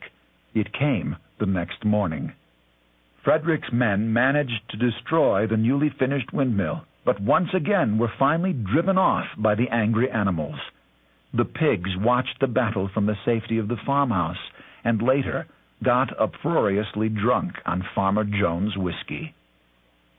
Before long, Napoleon had moved into Farmer Jones' house, sleeping in his bed and soon drinking all his liquor. And when the animals again went to look at the 7 commandments, they found written, "No animal shall sleep in a bed without sheets, and no animal shall drink alcohol to excess." Through the never-ending exhortations of Squealer, the animals began to reconstruct the windmill and to accept even smaller rations. Squealer even convinced them almost that they had never been happier or better fed, and their readjustment hardships were forgotten under endless processions and marches, celebrating their victory over Frederick and honoring their benefactor and greatest hero of all, Napoleon. As the windmill neared completion, old Boxer was approaching his retirement. One day, as he hauled a great load of stone, the faithful old workhorse collapsed, and Napoleon arranged for a cart to take him to the hospital. But when the already uneasy animals gathered to wave goodbye to their friend, they were told what was written on the hospital van's side: Alfred Simmons, horse slaughterer and glue boiler. As they called out to warn Boxer, he tried to escape, but he was too feeble to kick his way out. The next day, Squealer assured everyone that he himself had been there at the hospital when Boxer died. The doctor, he said, had just bought the cart from the horse slaughterer. Relieved and chastened, the animals returned to their duties. Finally, the windmill was rebuilt, but rather than supplying power to the farm, it was used to grind corn, which was then sold for a profit. The suffering animals worked by now out of habit, still under the dim illusion that it was they who ran the farm. None of the old dreams had been abandoned. Then one day their illusions were shattered. Napoleon and his charges appeared in the yard, dressed in Jones' clothes, and striding on 2 legs instead of 4. In his hoof, Napoleon clasped a whip, while the sheep bleated, "4 legs good, 2 legs better." Indeed, the last commandment of animalism had been altered to read, "All animals are equal, but some animals are more equal than others." Later that day, Jones' neighbors arrived in their carts to be entertained. The animals gathered around while Pilkington toasted Napoleon for his successful management tactics, tidy profits, and his discipline of the animals. "If you have your lower animals to contend with," pronounced the human farmer, emptying his mug, "we have our lower classes." In pride, Napoleon announced that the name of Animal Farm would revert to Manor Farm, and in the end, the animals could not distinguish which of the guests were men and which were pigs.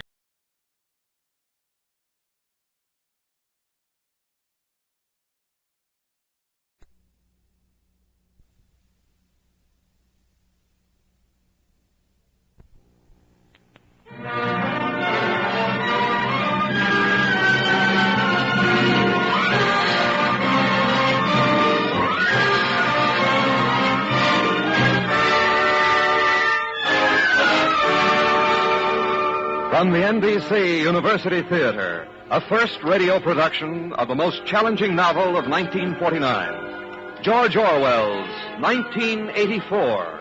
Our star, Mr. David Niven.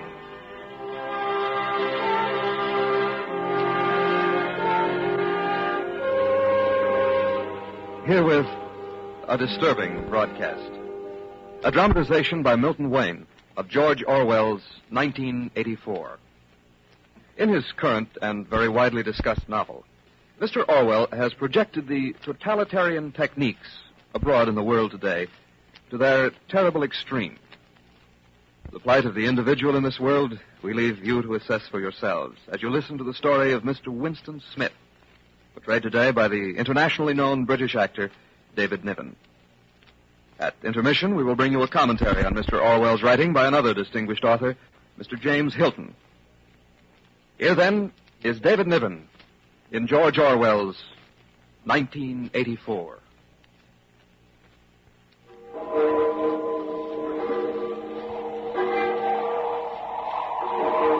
The clocks of London are striking 13. On this cold April day, you hurry to escape the vile wind. You slip quickly through the glass doors of Victory mansions, though not quickly enough to prevent a swirl of gritty dust from entering along with you. The hallway smells of boiled cabbage and old rag mats. At one end of it, an enormous colored poster with a man's face more than 3 feet wide. The face, a ruggedly handsome 45 with a heavy black mustache. Big Brother is watching you. What's that? Oh, no need to jump like that, Mr. Smith. I was just reading off what it says on that poster. Oh, of course. It's 7 flights up to your flat. It's slow going for you, Winston Smith. Frail and underweight and 39 and tormented by a varicose ulcer above your right ankle. You have to rest several times on the way. On each landing, the poster with the enormous face looks down on you, and the eyes follow you. Big Brother is watching you. Everywhere, from every wall, from every building. Big Brother is watching you.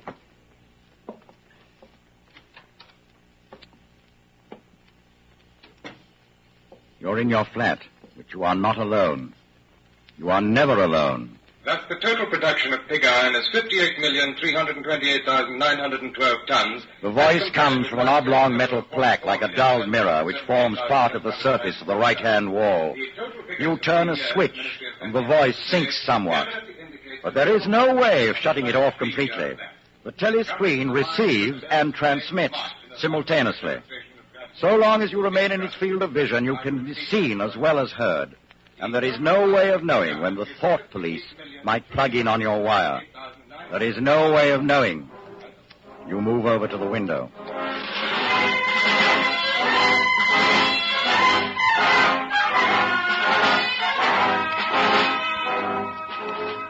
War is peace. Freedom is slavery. Ignorance is strength.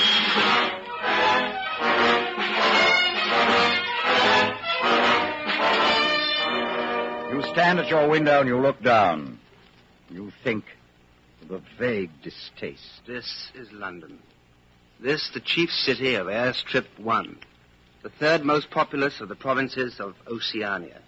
Was it always like this?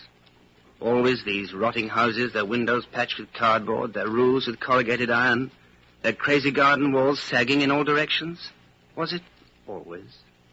When I was a child... But I can't remember. I can't remember. I never can. You turn quickly from the window, and you go to the table in the small alcove where you are cut off from being seen by the telescreen. Quickly you take the secretly bought notebook, the archaic pen point and holder out of the drawer. What you are about to do can mean death. It's not illegal to keep a diary. Nothing is illegal since there are no more laws. But if the thought police find out, it's death. For at least 25 years in a forced labor camp. You ink the pen, and you falter for just a second. A tremor goes through you. I must start. I must mark the paper. April 4th, 1984. But how do I know? How can I be certain that is 1984? No, it must be. I'm fairly sure that I'm 39. I believe I was born in 1944 or 45. But it's never possible nowadays to pin down any date within a year or two. But what difference does it make? How can I speak to the future? If it's like the present, no one will listen. If it's different, how will they understand the things happening now? I mustn't think about it. I must begin now. April 4th. Last night to the flicks, all war films. One of a ship full of refugees being bombed somewhere in the Mediterranean. Audience much amused by a shot of a helicopter firing at a man swimming away. He was full of holes. The sea round him turned pink. Audience shouting with laughter when he sank. And then you saw a lifeboat full of children with a helicopter over it. You write on, wildly ridding your mind of painful memory. But as you write, another memory comes clear in your mind. It happened during the 2 minutes hate period at the ministry that very morning. After the chant of loyalty to Big Brother, Winston Smith noticed O'Brien, the big man wearing glasses and the black overalls of the powerful inner party. That morning, O'Brien had turned and his eyes had met Winston's. And Winston knew that O'Brien was thinking the same thing as himself. It was as if O'Brien was saying, I am with you. I know all about your contempt, your hatred, your disgust. But don't worry. I am on your side. Then O'Brien's face was as inscrutable as everybody else's. But even that was a memorable event in the locked loneliness in which one had to live.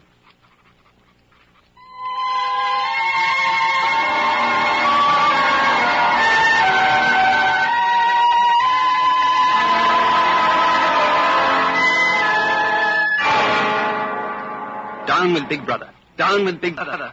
I'll fill the page with it or the whole book. Makes no difference now. The thought police will get me just the same. Even if I never put the pen to paper, I have committed thought crime. And for that, they're bound to get you. Sooner or later, but they'll get you. Always during the night, you simply disappear. Your name removed from the registers. Every record of you wiped out. You were abolished, annihilated, vaporized. They'll shoot me in the back. I don't care. Down with Big Brother. They always shoot you in the back of the neck. I don't care. Down with Big Brother. Already? You sit still. Maybe they'll go away. The worst thing would be to delay. You get up, and you move heavily toward the door. Oh, comrade, do you think you could come across and have a look at our kitchen sink? It's got blocked up and... I'll see what I can do, Mrs. Parsons. I'm sorry to bother you. Of course, it's only because Tom isn't home. Amid the clutter of the flat, you notice the banners of the Youth League and the Spies on the wall, and a full-size poster of Big Brother. Don't mind the looks of the place. It's the children. They haven't been out today. Have you got a spanner? A spanner? I don't know. Perhaps the children... Up with your hands! The tough-looking boy springs at you with a pointed toy automatic pistol. He is dressed in the uniform of the Spies. Higher! Get them up higher! Is high enough? You're a traitor! You're a thought criminal! Freddie, please let Mr. Smith fix the sink. He's a traitor, a thought criminal. Oh, he and his sister are disappointed because they couldn't go to the park to see the hanging of the Eurasian war prisoners. Why can't we go? All the other children are going. Take you next time. Oh, that won't be for another month. There, Mrs. Parsons, I think that does it. Thank you, comrade. Say thank you, Freddie. I will not. He's a traitor. He's a follower of Goldstein.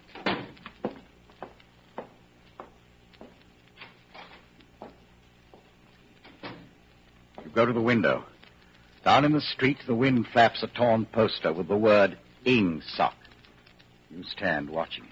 The three sacred principles of Ingsoc. New speak, double think, the mutability of the past. What past?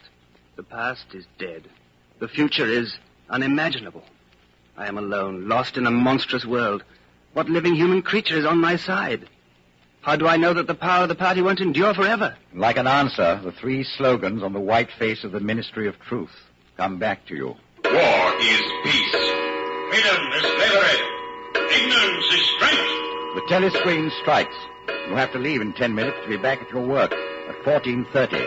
You see the diary on the table. Who am I writing it for? Only the thought police will read it before they wipe it out of existence and out of memory. But there are things I must say or I can't stay sane. You go back to the table, dip your pen, and write. To the future or to the past. To a time when thought is free, when men are different one from another and do not live alone. To a time when truth exists and what is done cannot be undone. From the age of uniformity, from the age of solitude, from the age of Big Brother, from the age of doublethink, greetings. I am already dead. For I am committing thought crime, and thought crime is death.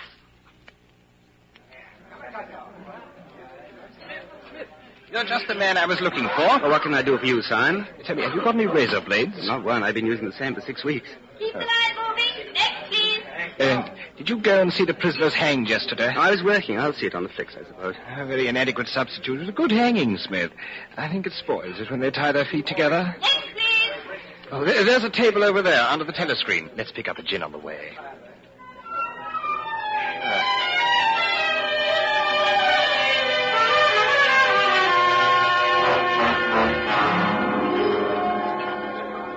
Simon, how's that dictionary of new speak getting on? Slowly. I'm on the adjectives. It's fascinating. You must do quite a job inventing new words. Oh, that's not our chief job at all. We're destroying words. What sense is there in having a whole string of useless, vague words like excellent and splendid and all the rest of them? Plus good covers the meaning, or double plus good if you want something stronger still. Don't you see the beauty of that, Winston? It was BB's idea originally, of course. Well, I know that's one of Big Brother's most revolutionary ideas. Oh, it's not just words. In the end, we shall make thought crime impossible, because there will be no words in which to express it. Has it ever occurred to you, Winston, that by the year 2050, not a single human will be alive who could understand such a conversation as we're now having? Oh, except the proletarians, of course. Oh, the proletarians are not human beings. Proles and animals are free. The whole literature of the past will have been destroyed. Chaucer, Shakespeare, Milton, Byron, they'll exist only in newspeak versions. Then they'll be changed into something different? Well, even the slogans of the party will change. How can you have a slogan like, freedom is slavery, when the concept of freedom has been abolished?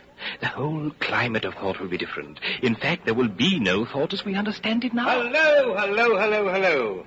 Mind if I sit down? Not at all, Parsons. By the way, old boy, I hear a little beggar of mine gave you a rough time yesterday. I think he was a little upset at not going to the execution. Oh, well, shows the right spirit, doesn't it? Oh, by the way, would you know what that little girl of mine did last Saturday when her troop was on a hike out Berkhamsted way? She got 2 other girls to go with her and spent the whole afternoon following a strange man. And then, when they got to Amersham, handed him over to the patrols. What did they do that for? Ah, my kid made sure he was some enemy agent. Might have been dropped by parachute. Pretty smart for a nipper of 7, eh? What happened to the man? That I couldn't say, of course, but I wouldn't be surprised if he was now an unperson. Oh, good. Well, of course, we can't afford to take chances. Oh, what I mean to say is there's a war on. Oh, I suppose you don't have any razor blades you can let me have? Huh? Not one. Just thought I'd ask you, old boy. I'm sorry. Well, it's back to work, old boy. You sit in your flat, listening to the telescreen voice. The diary is open before you, but you're not writing. Once again, you feel the protest in your stomach, in your skin. The feeling that you've been cheated of something that you had a right to. You try, but you can't remember anything different. You turn to writing in your diary. How can I know what used to be? There is the party slogan. Who controls the past controls the future. Who controls the present controls the past. The party can thrust its hand into the past and say of this or that event, it never happened. And this is more terrifying than mere torture and death. The party says, reject the evidence of your eyes and ears. It is the final, most essential command. Maybe I'm a lunatic. Perhaps a lunatic is simply a minority of one. But the obvious, the silly, the true, has got to be defended. The solid world exists. Stones are hard. Water is wet. Objects unsupported fall towards the earth's center. Freedom is the freedom to say that 2 + 2 make 4. If that is granted, all else follows. It's a dangerous thing you're doing now. You've walked for several miles through the proletarian section where the thought police would have many questions to ask if they found you. Now you find yourself inside the junk store where you had bought the diary. I recognized you on the pavement. You're the gentleman that bought the keepsake album. I was passing. I just looked in. I don't want anything in particular, Mr. Charrington. Nah, it's just as well, because I don't suppose I could have satisfied you. Between you and me, the antique trade's just about finished. Now, there's another room upstairs that you might care to see.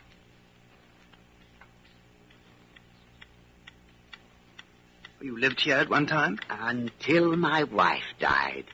Now, don't you think this is a quiet, cozy room. There's no telescreen. I never had one of those things. Now, if you happen to be interested in old prints, here, sir. The frame's fixed to the wall, but I could unscrew it for you, I dare say. I know that building, Mr. Charrington. It's a ruin now. It's in the middle of the street outside the Palace of Justice. That's right, sir. It was a church at one time. St. Clement's Dane, its name was. Oranges and lemons, say the bells of St. Clement's. What's that?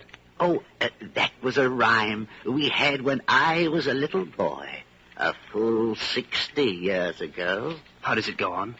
I don't remember, but I do know how it ended up. Here comes a candle to light you to bed. Here comes a chopper to chop off your head. It was a kind of dance, and when they came to... here comes a chopper to chop off your head, they brought their arms down and caught you. It was just the names of churches. All the London churches were in it. All the principal ones, that is. I never knew it had been a church. Oh, there's lots of them left, really, though they've been put to other uses. How did the rhyme go? I've got it. You owe me 3 farthings, say the bells of St. Martin's. There now. That's as far as I can get. A farthing. That was a small copper coin. Looked something like a cent. Where was St. Martin's? That's still standing in Victoria Square. It's the building where they have the models of the rock bonnets and the floating fortresses and the pictures of enemy atrocities. St. Martin's in the Fields, it used to be called. You leave, Mr. Charrington. You should never have come back here without knowing if the old man could be trusted. You start down the street. You'll come back to buy the engraving of St. Clement's Dane and carry it home hidden under the jacket of your overalls. And you'll even drag the rest of the poem out of Mr. Charrington's memory. Oranges and lemons, say the bells of St. Clement. You owe me 3 farthings, say the... Suddenly, your heart turns to ice. A figure in blue overalls is coming toward you. A dark-haired girl in her 20s. The narrow scarlet sash of the Junior Anti-Sex League is wound around her waist. You know her, but you've never spoken to her. She looks straight into your face, and then walks on quickly as though she hadn't seen you. For a few seconds, you're too paralyzed to move. Then you turn and walk heavily away. It's at night they come for you. Always at night. The proper thing is to kill yourself before they get you. And they'll get you. Once you've succumbed to thought crime, you're dead.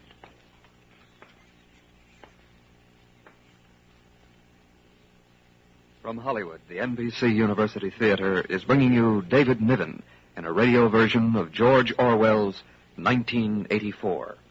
And now, our intermission commentator, the distinguished author, Mr. James Hilton. George Orwell is a distinguished English writer who is desperately concerned, as many others of us are today, with the shape of things to come. And he is also aware that such earlier prophecies as those of Mr. Wells and Mr. Aldous Huxley were not so much incorrect as incomplete, and are now in need of restatement and revision before a modern audience. Thus, Mr. Wells forecasts the engulfment of modern civilization in total war. But war, says Mr. Orwell, is not all, nor is it quite the worst imaginable thing. And as long ago as 1932, Mr. Huxley satirized the regimented state in his book called Brave New World. But some people in those days probably missed the satire and thought that with all its mass production techniques and scientific management, Mr. Huxley's New World might even be worth looking forward to. But today, no one is so naive as that. Indeed, the crisis of our civilization is in some danger of becoming a cliché for after-dinner speakers. Mr. Orwell, however, is the first writer to warn us in the form of fictional satire what might conceivably happen if all the worst features that exist anywhere in our modern world were to prevail over all the others, and if, in addition, all these worst features were to spread all over the earth. Since the story is told with nightmarish detail and inexorable logic, the commentator can perhaps serve best by a few mild warnings of his own. First, that despite any easy assumptions that might readily and even excusably occur to both listener and reader, Mr. Orwell's satire does not bear exclusively against any one country. Certain early symptoms of that breakdown of the human soul which he forecasts are diagnosable in all countries today. And most of us also, to a greater or less extent, are already victims of certain types of doublethink. And it would be a useful private exercise to examine near home for such instances as well as to recognize them more spectacularly in other parts of the world. Personally, I find Mr. Orwell's picture horrible and timely and fascinating. It will probably take its place among the memorable works of its kind, both for its technical virtuosity and for a sort of intellectual passion that pervades it throughout. Mr. Orwell is, as we say, burned up about the state of the world, but the fuel of that fire is not only in the world, but in his own mind. This is what makes the satirist at all times and in all ages. And it's why, having read Mr. Orwell's 1984, you may not feel you'd like to meet any of its characters, but you do feel you'd like to meet Mr. Orwell, if only for an argument. Outside of literature, however, it might be said that 1984 suffers from a philosophic flaw inherent in all such prophetic fiction. It does not allow for the fact that history is not an exact science, perhaps not even a science at all, and that any equation of the future is bound to contain many variables. And yet, with all the reservations some of us might make, this book that Mr. Orwell has written deserves our serious attention. It is not a likable story, and one may hope and even believe that it is not a likely story either. But when we think of all that has happened throughout the world during our own lifetimes, it does not seem quite an impossible story. Thank you, Mr. Hilton. It's the middle of the morning, and you've left the work cubicle to go to the lavatory. A solitary figure comes toward you from the other end of the long, brightly lit corridor. It's the girl with the dark hair. 4 days ago, you ran into her outside the junk shop. She's about 10 feet from you. Oh, are you hurt? It's nothing. My arm. I'll be all right in a second. You haven't broken anything? No, I'm all right. It just hurt for a moment, that's all. Here, let me help you up. Thanks. I'll be all right. I only gave my wrist a bit of a bang. Thanks, comrade. She walks off briskly. While you were helping her up, she slipped something into your hand. A scrap of paper folded into a square. You will open it when you are away from the telescreens in the corridor and in the lavatory. Whatever's on the paper, it must have some kind of political meaning. She's an agent of the thought police. They have reasons for the message. Maybe a threat, a summons, an order to commit suicide, a trap. Maybe not that at all. Maybe a note from an underground organization. Perhaps the Brotherhood exists after all. No, absurd. The message means only one thing. Death. 10 minutes later, in your cubicle, you open it. In a large, unformed handwriting. I love you. It's hard to conceal your agitation from the telescreen. I've got to get in touch with her. Arrange a meeting somewhere. But I don't know her name or where she lives. I can't follow her home. That would mean loitering outside the ministry, bound to be noticed. There's one place, the canteen, at a table by herself, not too near the telescreen, with a chatter of conversation all around. For only 30 seconds. For only a few words.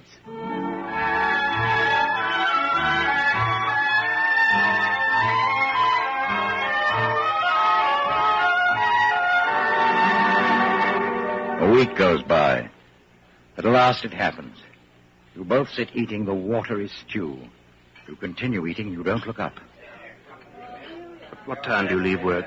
18:30. Where can we meet? Victory Square, near the monument.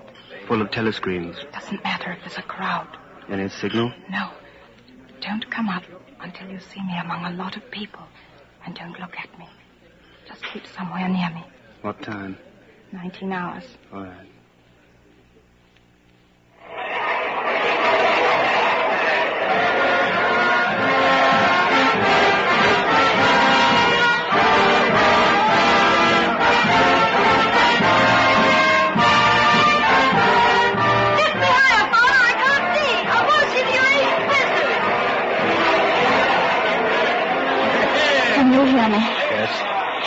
Sunday afternoon or... Yes? Then listen carefully.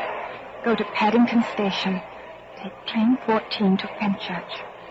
Turn left outside the station and you'll come to a gate with a top bar missing. Go across that field to a track between bushes. Stay on that until you come to a dead tree with moss on it. Can you remember that? Yes. You turn left, then right, then left again, and the gate's got no top bar. Yes, what time? About 15. You may have to wait. I'll get there by another way. Are you sure you remember everything? Yes. Then get away from me as quick as you can.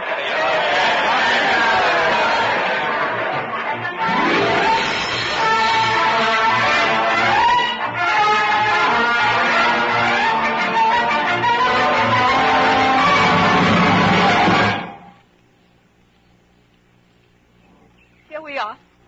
I didn't want to say anything in the lane in case there was a mic hidden there. We're all right here, though. I didn't meet any patrols. I watched for them all the way from the station. Oh, we're safe here. What are you grinning at? Would you believe that till this moment, I didn't know the color of your eyes? Now that you've seen what I'm really like, can you still bear to look at me? Yes, easily. I'm 39 years old. I've got a wife I can't get rid of. I've got varicose veins, and I've got 5 false teeth. I couldn't care less. Darling. Oh, darling. Precious. Oh, my dearest, dearest love. We've got the whole afternoon. Isn't this... What's your name? Julia. I know yours. It's Winston. Winston Smith. How did you find that out? I expect I'm better at finding out things than you are, dear. Tell me, what did you think of me before that day I gave you the note? I hated the sight of you. I wanted to hurt you, murder you. If you really want to know, I imagined that you had something to do with the thought police. Oh, no.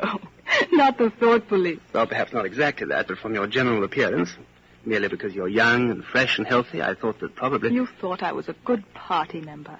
And you also thought that if I had a quarter of a chance, I'd denounce you as a thought criminal and get you killed off. Yes, something of that kind. Well, a great many young girls are like that, you know. This bloody sash that does it. Wait, I'll rip the thing off. There. Have a piece of chocolate. Where did you get this? Black market. You're very young. 10 years younger than I am. What could attract you in a man like me? As soon as I saw you, I knew you were against them. Against the party. Against the bloody rotten swine in the inner party. Julia, listen. I'm against the purity the party preaches and the goodness. I don't want any virtue to exist anywhere. I want everyone to be corrupt to the bones. Well, then, I ought to suit you, dear. I'm corrupt to the very bones. You never go back to the clearing in the wood. You and Julia can meet only in the streets, in a different place every evening, and never for more than a half hour at a time. You don't even discuss the possibility of getting married. No committee would sanction it, even if Catherine could somehow be gotten rid of. It's hopeless, even as a daydream. What was she like, your wife? She was, you know the newspeak word good thinkful, meaning naturally orthodox, incapable of thinking a bad thought. I know the kind of person right enough. Everything is always our duty to the party. How do you know that? I've been at school too, dear. Why didn't you shove her off the cliff? I would have. Perhaps if I'd been the same person I am now. Are you sorry you didn't?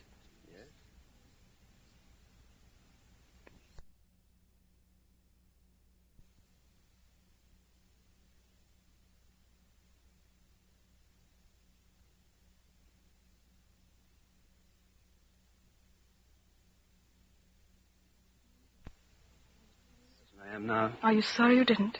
Yes. On the whole, I'm sorry I didn't. But it doesn't really matter. In this game we're playing, we can't win. We are the dead. We're not dead yet. Not physically. 6 months, a year, 5 years conceivably. I'm afraid of death. You're young, so you're more afraid of it. We put it off as long as we can, but it makes very little difference. Oh, rubbish. Don't you enjoy being alive? Look, darling, I'm real. I'm solid, alive. Don't you like that? Yes, I like that. Stop talking about dying, then. Where shall we meet next time? Julia, I've rented the room for Mr. Charrington. Sooner or later we'll be caught. I know, it's madness. Yes. Wait for me there, day after tomorrow.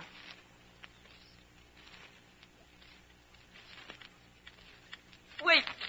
Just let me show you what I've brought. Look here. Go on. Go on, open it. Sugar. Real, not saccharine. And here, a loaf of white bread. But look, this is the one I'm really proud of.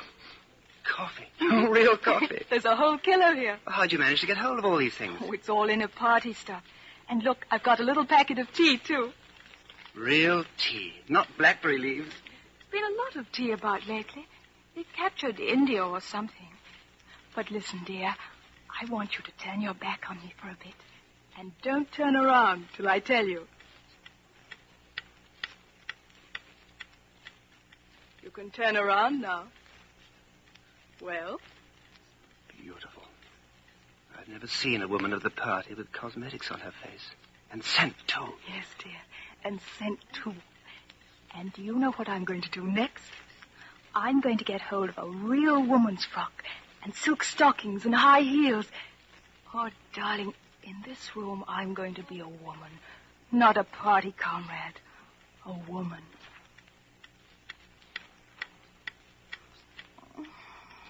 I'll make some coffee in another moment. We still got an hour.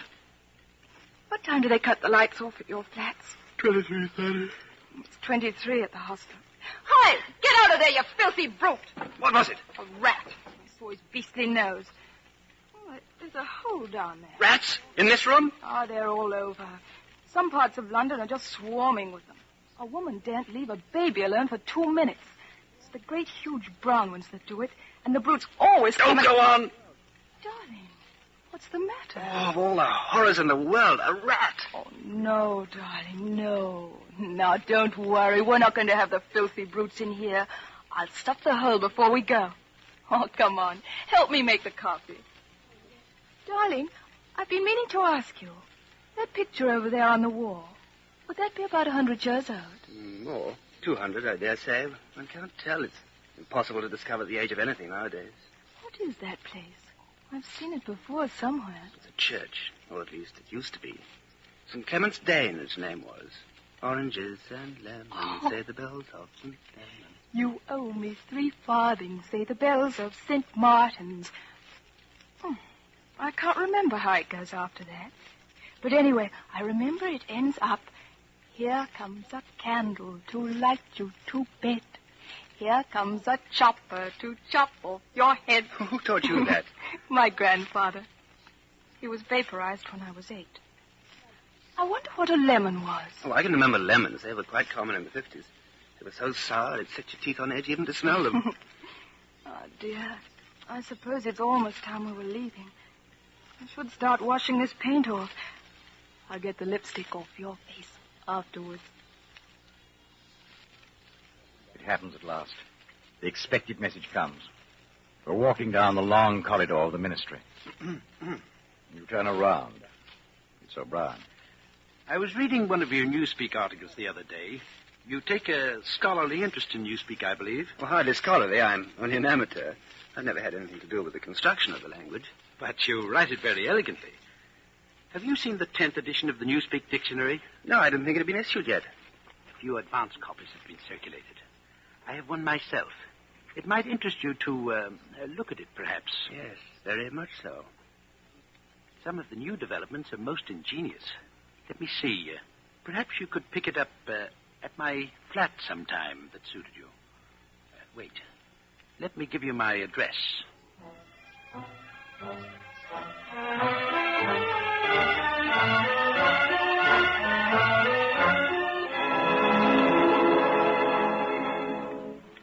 Julia, darling, it was like a message, as if O'Brien was saying, if you ever want to see me, this is where I can be found. But he's an important member of the inner party, dear.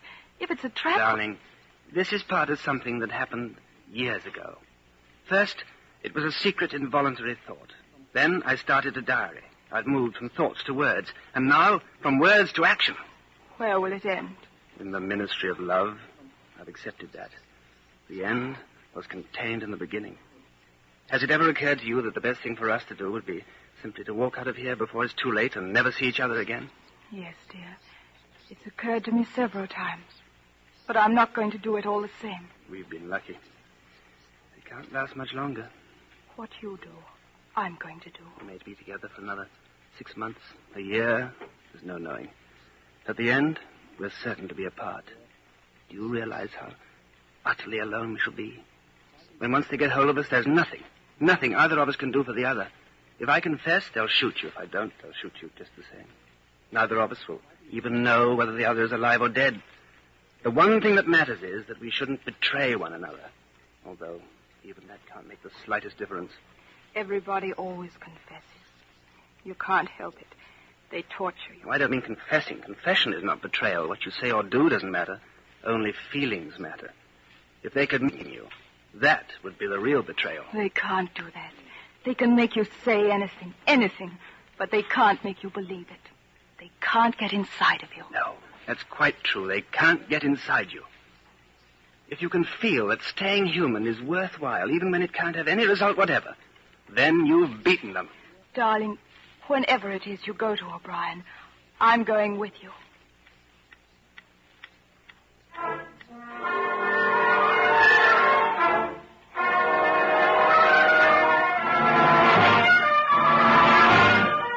a moment.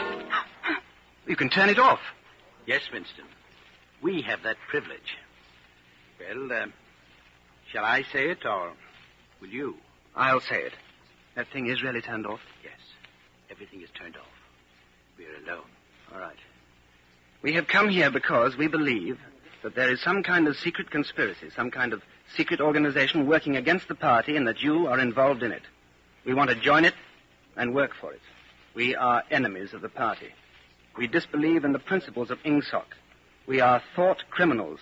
We are also adulterers. I tell you this because we want to put ourselves at your mercy. Yes. First, let us all take a drink.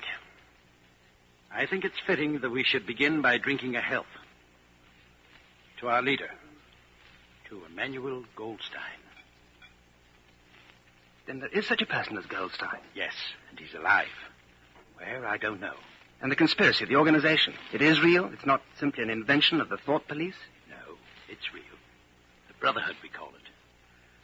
You'll never know much more about it than that it exists, and that you belong to it. I'll come back to that presently. Now to the matter. What are you prepared to do? Anything we are capable of. You are prepared to give your lives? Yes. To commit murder? Yes. To commit acts of sabotage which may cost the death of hundreds of innocent people? Yes.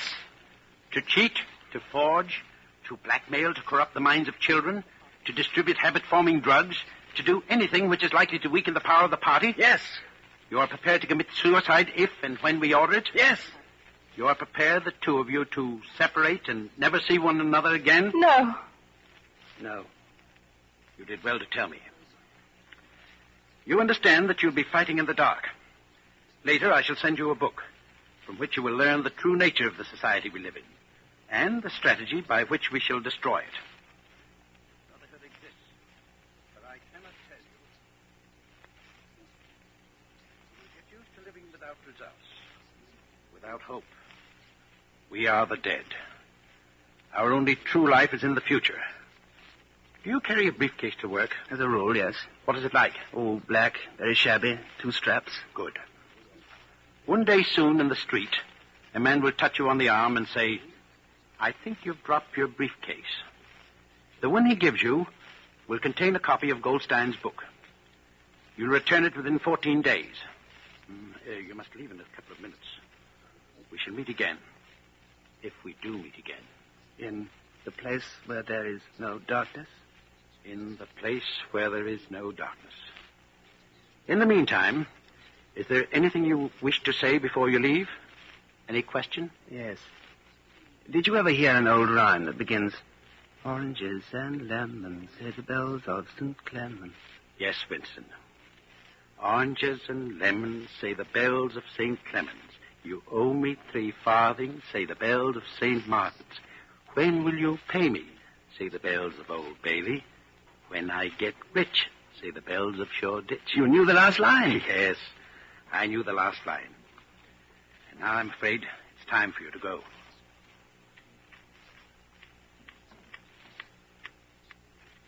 Julia, I've got the book. We must read it. You too, all members of the Brotherhood, have to read it. You read it aloud. That's the best way. Then you can explain it to me as you go.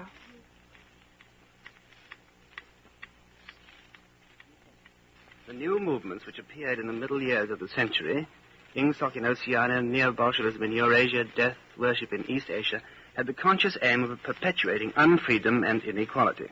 The new movements grew out of the old ones and tended loyalty. Even the names of the four ministries exhibit an impudence in their deliberate reversal of the facts. The Ministry of Peace concerns itself with war. The Ministry of Truth with lies. The Ministry of Love with torture. The Ministry of Plenty with starvations. These contradictions are not accidental. They are deliberate exercises in double think. For it is only by reconciling contradictions that power... Oh, I'm hungry. Oh, darling, the stove's gone out, and there's no oil. Oh, we can get some from Old Charrington, I expect. Oh, gosh, but it's cold in here. Do you remember the thrush that sang to us that first day at the edge of the wood? He wasn't singing to us. He was just singing. No, not to us. We are the dead. We are the dead. You are the dead. You are the dead. It was behind the picture. Remain exactly where you are. Make no movement until you are ordered. Now we can see it. Now we can see you. Stand out in the middle of the room. Stand back to back. Clasp your hands behind your head. Do not touch one another. The house is surrounded. I suppose that we may as well say goodbye. You may as well say goodbye. And by the way, while we are on the subject, here comes a candle to light you to bed. Here comes a chopper to chop off your head.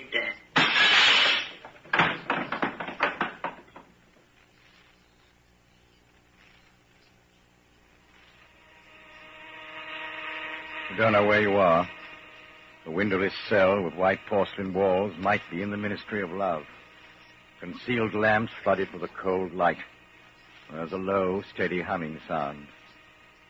It is the place where there is no darkness. Smith!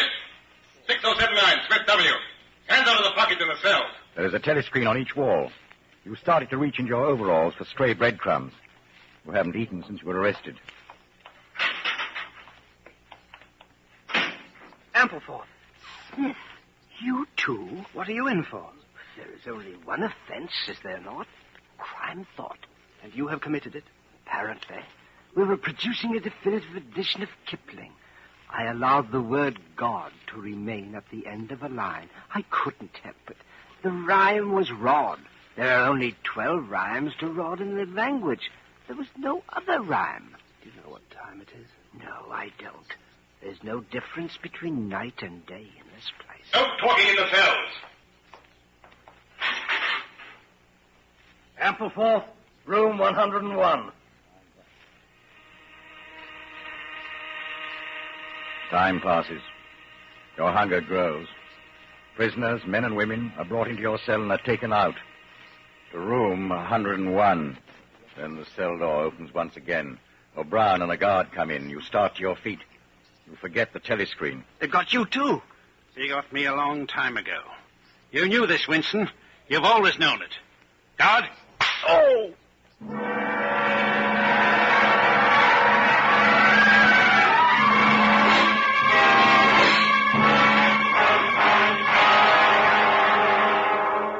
With that blow, the nightmare starts, and you confess to anything and everything. The confessions are a formality. The torture is real. And it goes on and on and on and on.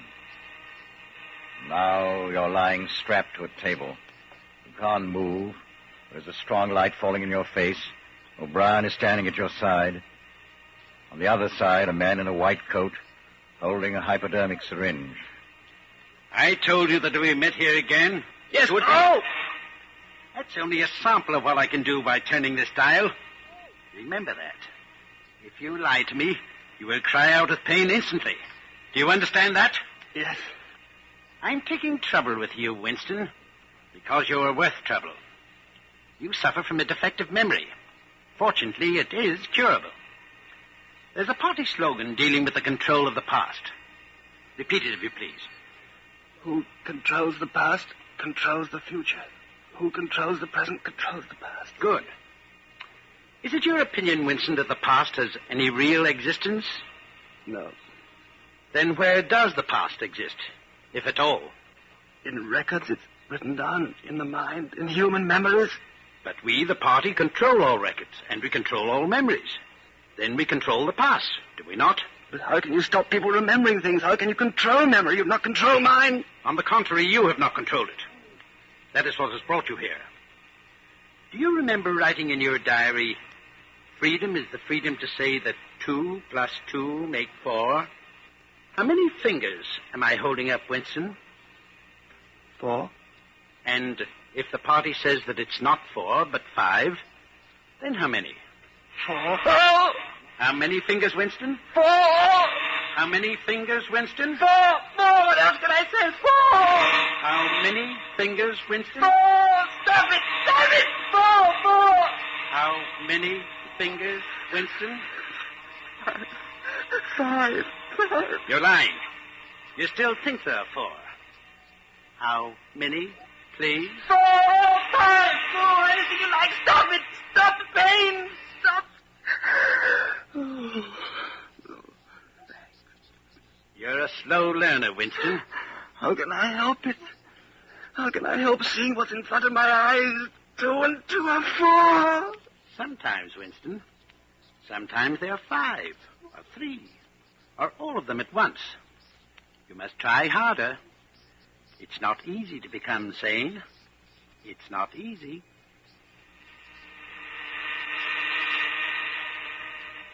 It goes on endlessly. The questions, the drugs, the questions, the torture machines. Endlessly. Do you know where you are, Winston? I don't know. I can guess. In the Ministry of Love. Do you know how long you've been here? I don't know. I think it's months. And why do you imagine we bring people to this place? To make them confess. No, that's not the reason. Try again. To punish them? No. To cure you. To make you sane. The party is not interested in the overt act. The thought is all we care about. We do not merely destroy our enemies, we change them. What happens to you here is forever. Even if we choose to let you live out the natural term of your life, you can never escape from us. Holton, set the machine for 2,000. Yes, comrade. This time it won't hurt you, Winston. Keep your eyes fixed on mine. Now, how many fingers am I holding? 5. Do you see 5? Yes. You see now that it's at any rate possible. Yes. Before we bring the session to an end, you can ask me a few questions if you choose. The machine is switched off. What is your first question? What have you done with Julia? She betrayed you, Winston. All her rebelliousness, her deceit, her folly, her dirty-mindedness, everything has been burnt out of her. It was a perfect conversion. You tortured her? Next question. Does Big Brother exist? Of course he exists. The party exists. Big Brother is the embodiment of the party. Will Big Brother ever die? Of course not. How could he die? Next question. What is in room 101? You know that, Winston. Everyone knows what's in room 101. Holton, the hypodermic.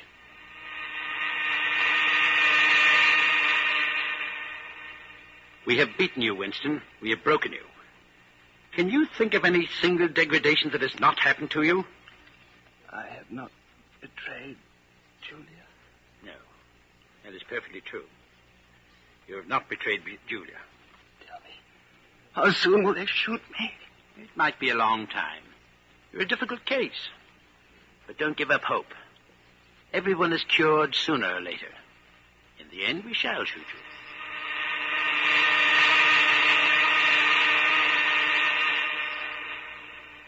You're much better now. Weeks or months have passed, but you have no way of knowing. And one day O'Brien is in your cell, and with him are the guards. Get up, Winston. Come here. You've had thoughts of deceiving me. Stand up straighter. Look me in the face. Tell me, Winston, and remember, no lies. Tell me, What are your true feelings toward Big Brother? I hate him. You hate him. Good. Then the time has come for you to take the last step. You must love Big Brother. It is not enough to obey him, you must love him. Guard, take him. Room 101.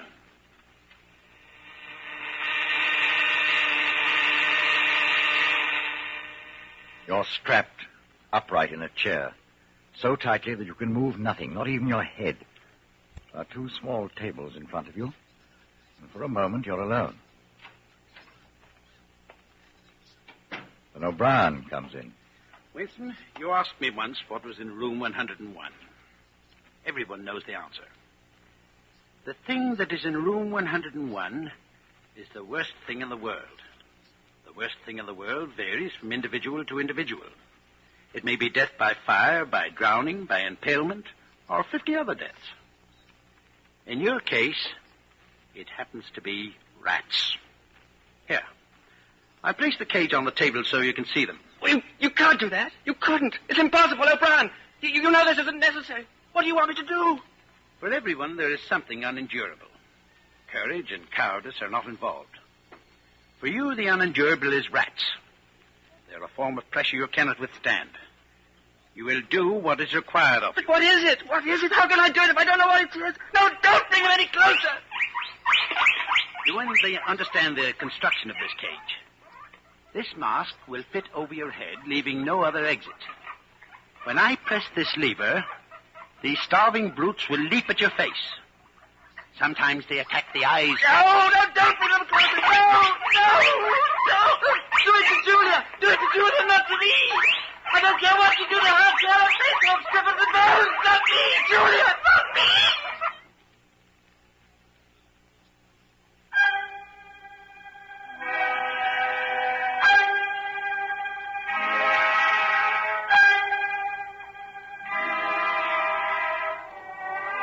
The lonely hour of 15. Cafe is almost empty. You sit at your usual place, drinking victory gin and studying the chess problems in the Times. Nobody pays any attention to you. You've even seen Julia again. There was no danger in it. On a cold, biting March day, you had come across her in the park. I betrayed you. I betrayed you. Sometimes they threaten you with something you can't even think about. Then you don't care. You want it to happen to the other person. And that's what you keep shouting.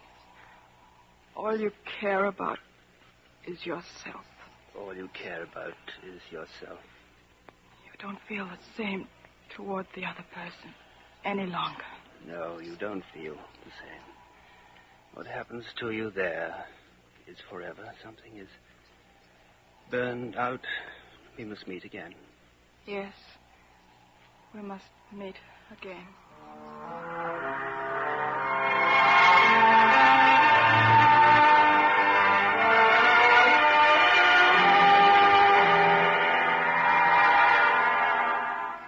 Now in the dust on the cafe table, your finger traces unconsciously 2 + 2 = 5. And on the wall, Big Brother gazes down at you from a poster. You gaze up at the enormous face. 40 years it has taken you to learn what kind of smile is hidden beneath the dark moustache. Oh, cruel, needless misunderstanding. Oh, stubborn, self-willed exile from the loving breast. 2 gin-soaked tears trickle down the sides of your nose. It's all right. Everything is all right. The struggle is finished. You have won the victory over yourself. I love you, Big Brother.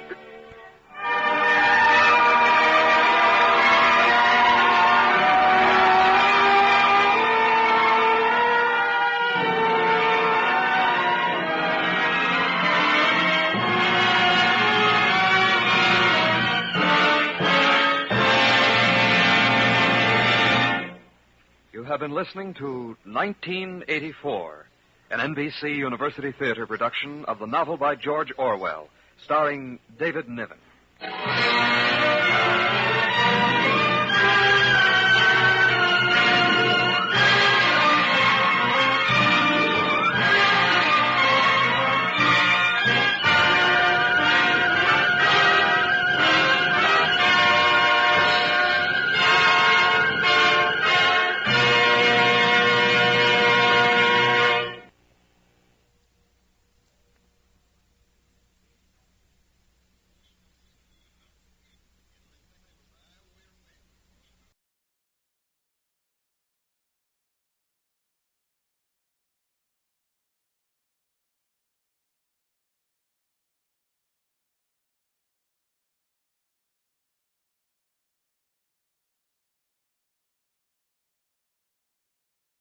You are listening to Chesterton Radio at chestertonradio.com. Ladies and gentlemen, the distinguished author, Mr. Aldous Huxley. Brave New World is a fantastic parable about the dehumanization of human beings. In the negative utopia described in my story, man has been subordinated to his own inventions. Science, technology, social organization, these things have ceased to serve man. They have become his masters. A quarter of a century has passed since the book was published. In that time, our world has taken so many steps in the wrong direction that if I were writing today, I would date my story not 600 years in the future, but at the most 200. The price of liberty and even of common humanity is eternal vigilance.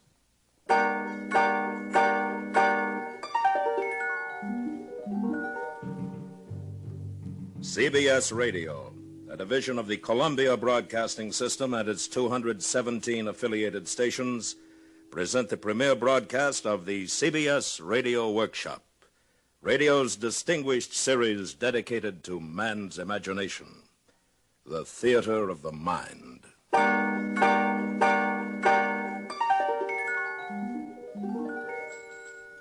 Tonight, part one of 2 half-hour programs devoted to one of the world's most shocking and famous novels, Aldous Huxley's terrifying forecast of the future, Brave New World.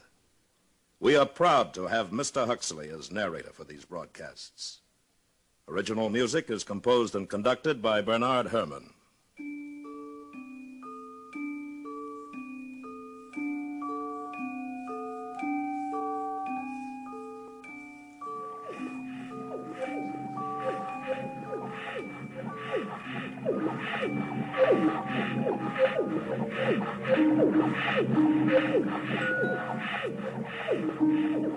This is Aldous Huxley, and these are the sounds of the brave new world, of test tube and decanter, of hissing injectors and gurgling blood substitute.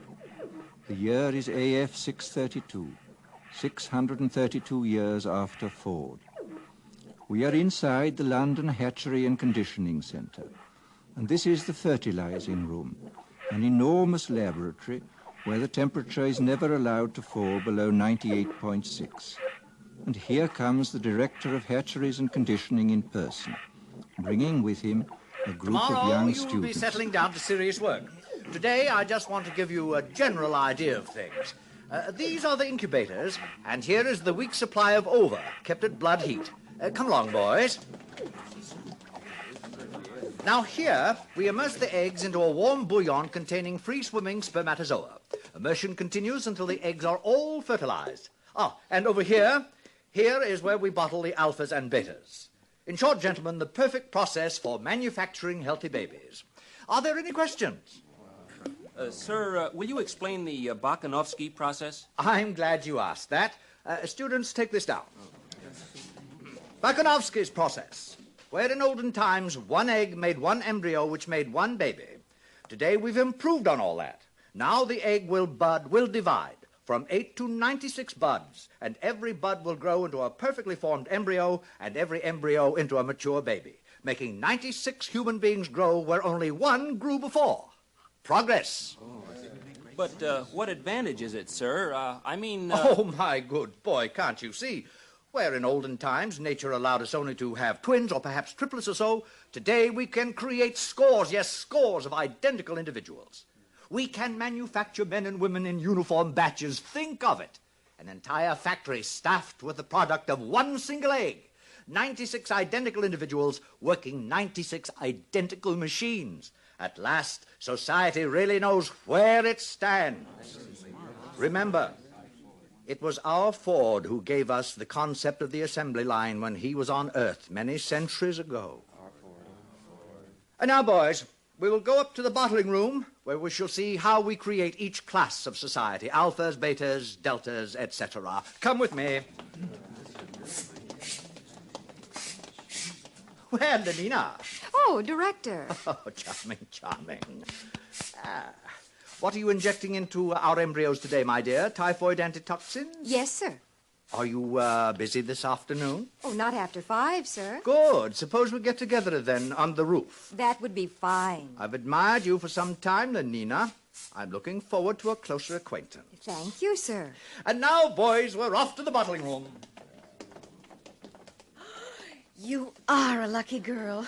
The director of hatcheries and conditioning. Oh, hello, Fanny. Oh, you can trust the director to be the perfect gentleman. I saw him pat you. He wants me. You see? That shows what he stands for. The strictest conventionality. And it's about time you started belonging to someone else, my dear. But I like Henry Foster. We've only been with each other 4 months. 4 months? Well, what would the district world controller say? You know how he disapproves anything intense or long-drawn. And it isn't as though there were anything painful or disagreeable about being with 1 or 2 other men besides Henry. After all, everyone belongs to everyone else. You're quite right, Fanny, as usual. Good girl. Fanny, do you know Bernard Marx? Bernard Marx? Why not? Bernard's an Alpha Plus. Besides, he asked me to go to New Mexico, to the Savage Reservation with him. But his reputation. They say he doesn't like obstacle golf. Oh, they say. And that he spends most of his time by himself alone. They say somebody made a mistake when he was still in the bottle. Thought he was a gamma and put alcohol into his blood substitute. That's why he's so stunted. Oh, what nonsense. Oh, very well, Lenina. It's your life, my dear. But I think you're heading for trouble.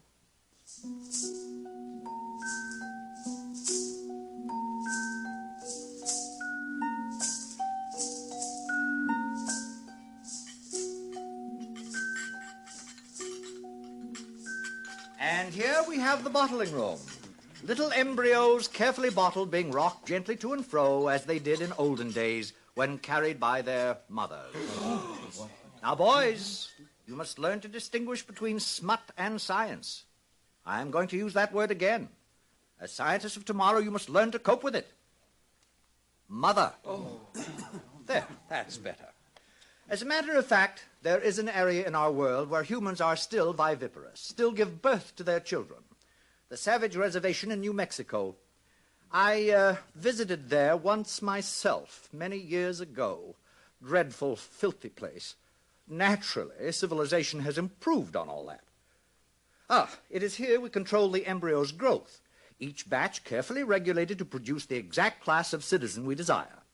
And here is our Mr. Henry Foster in charge of bottling. Oh, Henry. Yes, sir. Please explain the process to the students. Oh, delighted, sir. By the way, Henry, before you begin, I made a date with Lenina Crown this afternoon. Oh, really? I'm delighted, sir. I'm sure you'll enjoy belonging to her. Good. Very pneumatic girl. Now, please proceed. This way, gentlemen. Here we advance the process. One by one, the eggs are transferred from their test tubes into these larger decanters and moved along to the labelers, carefully labeled as to heredity, date of fertilization, sex, name, serial number. Gentlemen, there are 88 cubic feet of card index in this room. Now, here is where we actually predestine and condition. Nothing is so unstabilizing to society as unhappy people. We avoid all that by preconditioning our embryos. And now we are entering the heat conditioning room. Hot tunnels alternating with cool tunnels. Exposure to cold is accompanied by exposure to X-rays. By the time these babies are decanted, they have a perfect horror of cold. Thus, they are perfectly prepared to emigrate to the tropics, to be miners and acetate silk spinners and steel workers. And that is the secret of happiness and virtue, liking what you have got to do. All conditioning aims at that, making people like their unescapable social destiny. Oh, 10 to 3, boys. Time to visit the nurseries.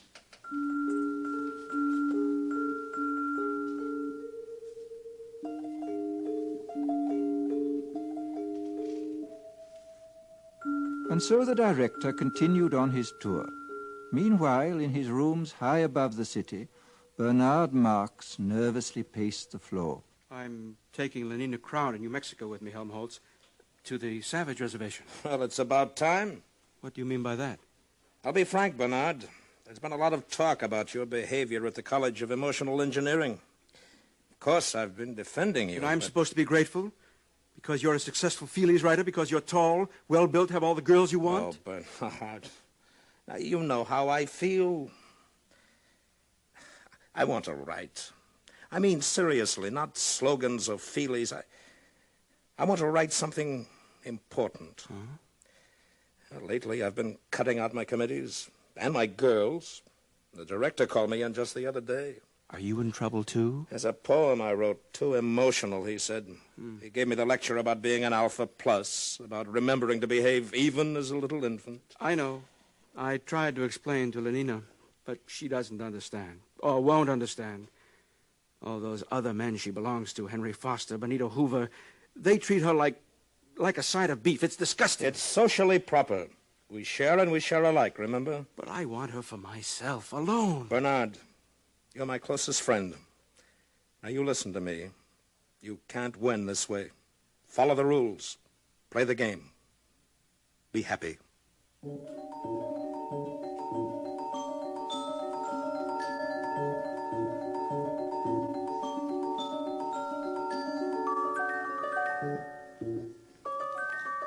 The nursery was on the 5th floor. The sign over the door said, Neo-Pavlovian Conditioning Room. It was a large, bare room, very bright and sunny. Half a dozen nurses, trousered and jacketed in the regulation white viscose linen uniform, were engaged in setting out bowls of roses in a long row across the floor. The nurses stiffened to attention as the director of hatcheries and conditioning came in, followed by his students. Set out the books. In silence, the nurses obeyed his command. Between the rose bowls, the books were duly set out. Now bring in the children. They hurried out of the room and returned in a moment, each pushing a kind of tall, dumb waiter, laden on all its 4 wire-netted shelves with 8-month-old babies, all exactly alike, a Bokanovsky group, and all, since their caste was Delta, dressed in khaki diapers. Put them down on the floor. Now turn them so they can see the flowers and books. Turned, the babies at once fell silent, then began to crawl towards those clusters of sleek colors, those shapes so gay and brilliant. From the ranks of the babies came little squeals of excitement, gurgles and twitterings of pleasure. The swiftest crawlers were already at their goal. Small hands reached out uncertainly, touched, grasped, unpetaling the roses, crumpling the illuminated pages of the books. Watch carefully, students. All right, nurses, pull the lever.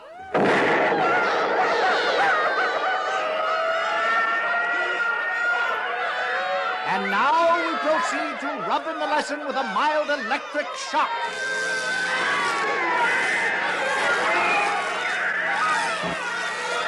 That's enough.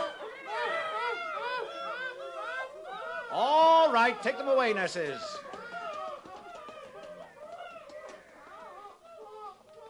Observe.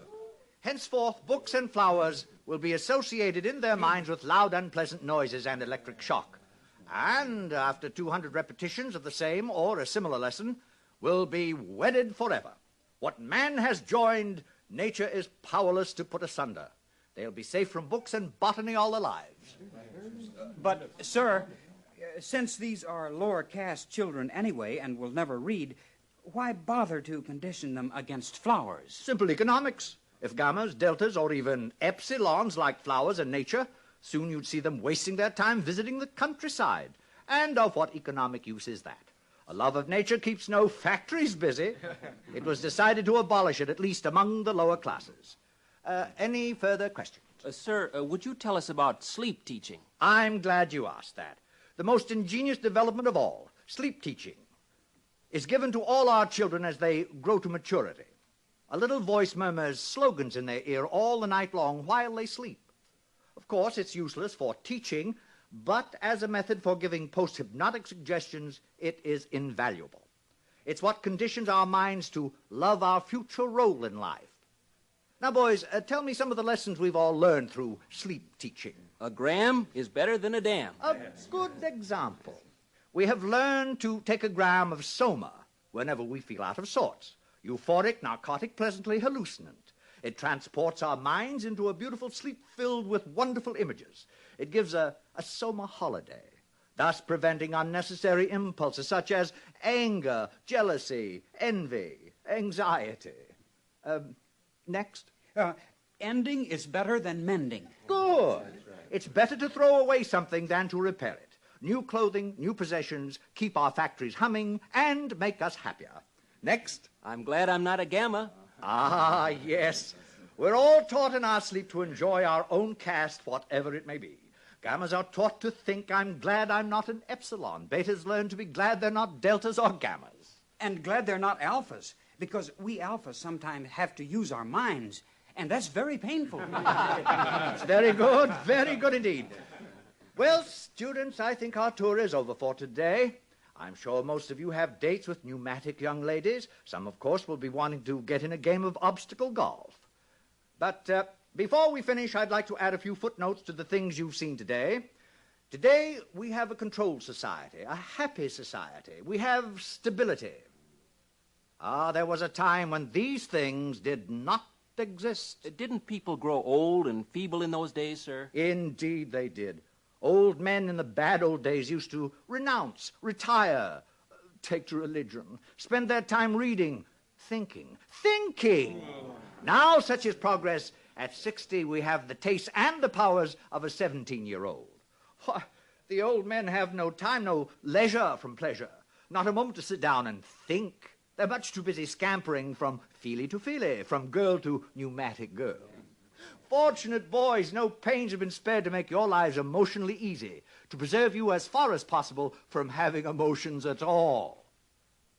Ford's in his flivver, all's well with the world. Ford's in his flivver, all's well with the world. And solemnly and devoutly they made the sign of the T and hurried off to join their fellow citizens at play.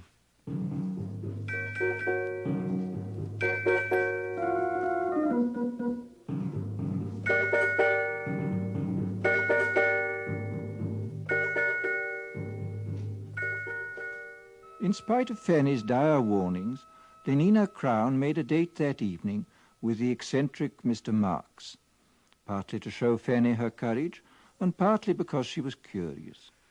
When they were safely in their helicopter and climbing above the city, she turned to him. Shall we play escalator squash or go to the Feelies? Escalator squash is a waste of time. But what else is time for? All right, then, let's go to the Feelies. You know, they're showing love on a bearskin rug, and everyone says it's terribly exciting. You can Lenina, actually please, feel... couldn't we just go for a walk and be alone together? But, Bernard, we'll be alone all night. Well, I meant alone for talking. Talking? What about? Oh, you're beginning to feel nasty, I can tell. Take a soma, Bernard. I'd rather be myself and nasty, not somebody else, however jolly. A gram in 9 saves 9. Oh, for Ford's sake, be quiet. Bernard. Lenina, don't you ever want to be just you? Not enslaved by your own conditioning, to be free? But I am free. I'm free to have the most wonderful time. Everybody's happy nowadays. But wouldn't you like to be free to be happy in your own way and not somebody else's? I simply don't understand you. Bernard, do you really like me? Everyone says I'm awfully pneumatic.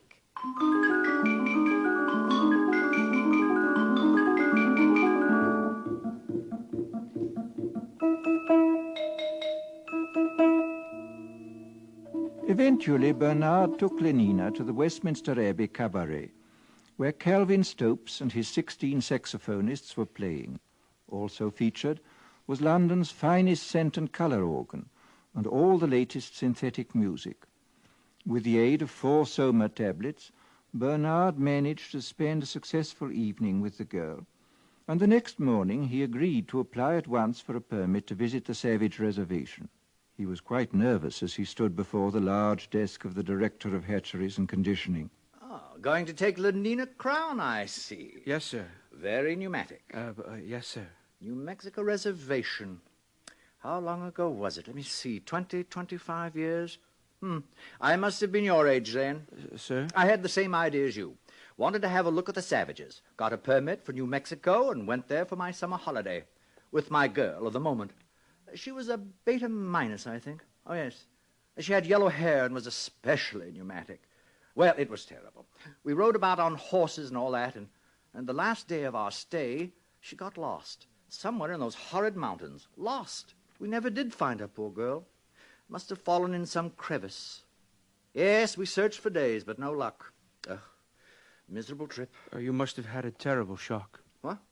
Oh, don't imagine there was anything unethical about it. Nothing emotional or long drawn. It was all perfectly healthy and normal. I'm sure it was, sir. What's that? Oh. Mr. Marks, I should like to take this opportunity of saying I'm not at all pleased with the reports I receive of your behavior outside working hours. Alphas are so conditioned that they do not have to be infantile in their emotional behavior, but that is all the more reason for their making a special effort to conform. And so, Mr. Marks, I give you fair warning. Yes, sir. If ever I again hear of any lapse from a proper standard of infantile decorum, I shall ask for your transference to a subcenter, preferably to Iceland. Good morning.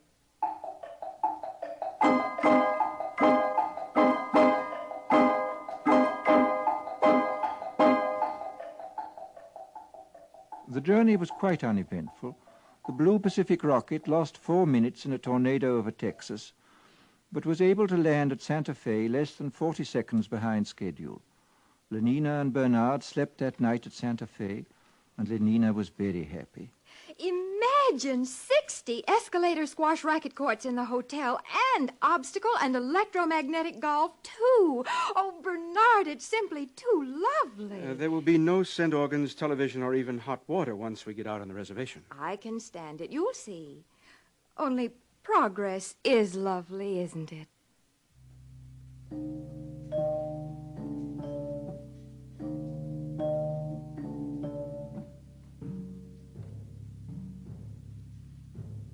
They took a rocket ship into the interior, and from there they travelled on horseback. And all Bernard could think about was Iceland, and how cold and barren it would be. The director's warning had made him even quieter and more sullen than usual. And then, that evening, they reached their destination. Before them was the village of Malpais, situated on a mesa. Adobe hovels growing out of the stony ground, dust and squalor, and the smell of wood smoke. What an awful place. I don't like it. Who's that man coming toward us? He's to be our guide. I'm frightened, Bernard. Quiet. We shouldn't have come. Oh, good morrow. You're civilized, aren't you? You come from outside, from the other place? My name is Bernard Marks. This is Lenina Crown. My name is John. Come with me. He speaks English. That's strange. Probably trained as a guide. Where is he leading us? To that hut, I believe.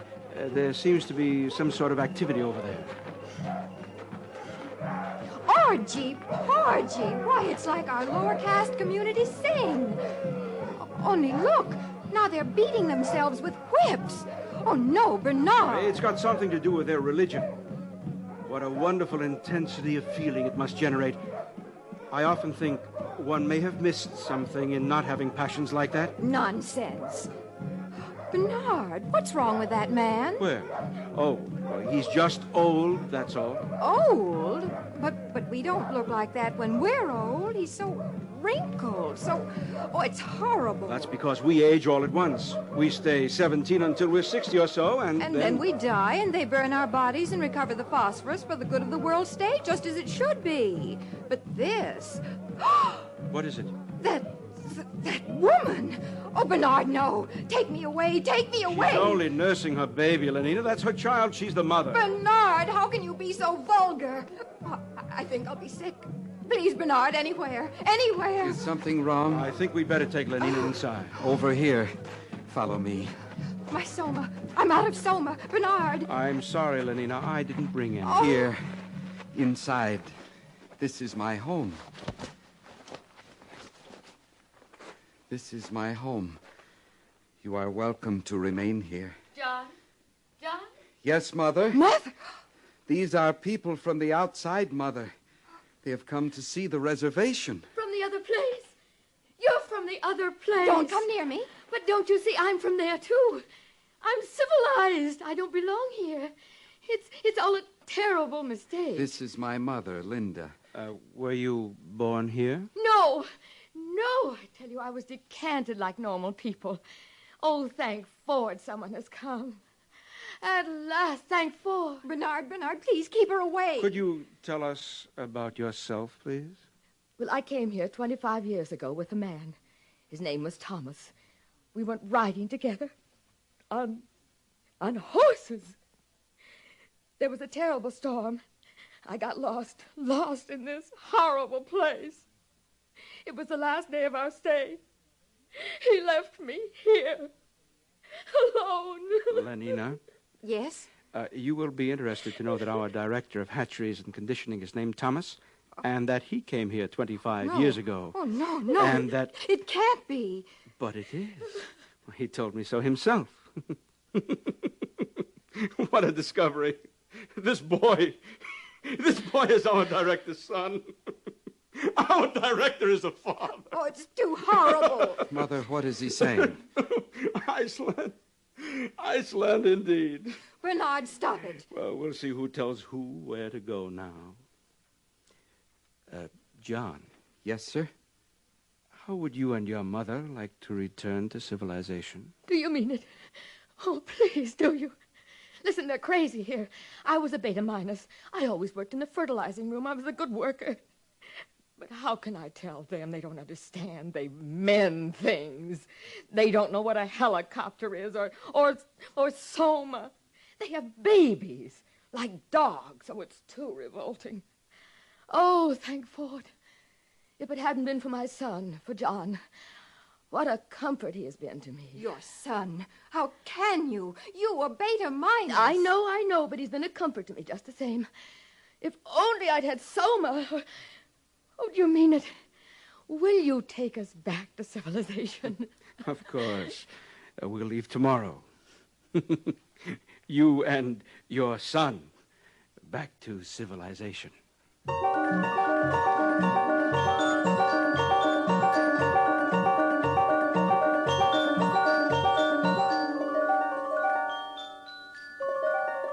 And Bernard was as good as his word. That very night, he and John and his mother and Lenina took the Blue Pacific rocket to London. For Lenina, it was a happy trip, since she had taken 4 Somas the minute they got back to the hotel. For John, it was a voyage of discovery. Poor Linda, his mother, could only weep for joy. But for Bernard, it was a moment of triumph. Triumph such as he had never known before.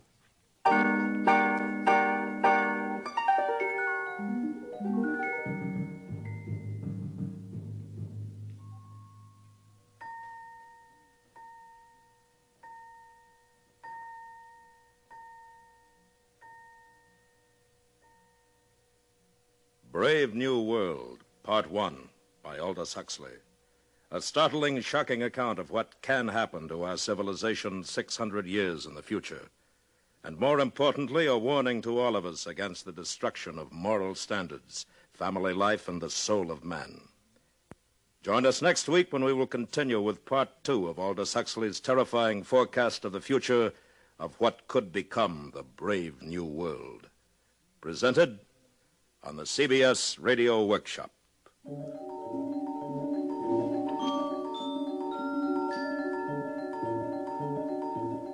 The CBS Radio Workshop is produced and directed by William Frug.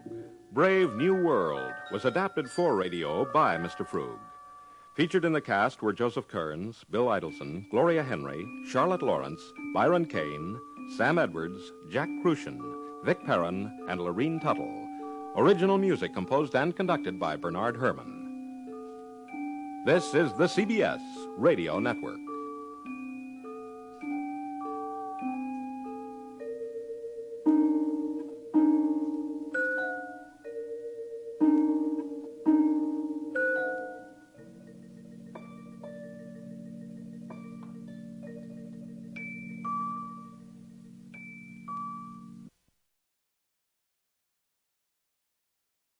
This is Chesterton Radio, your home for podcasts of works by G.K. Chesterton, plus drama, comedy, mystery, science fiction, big bands, and much more.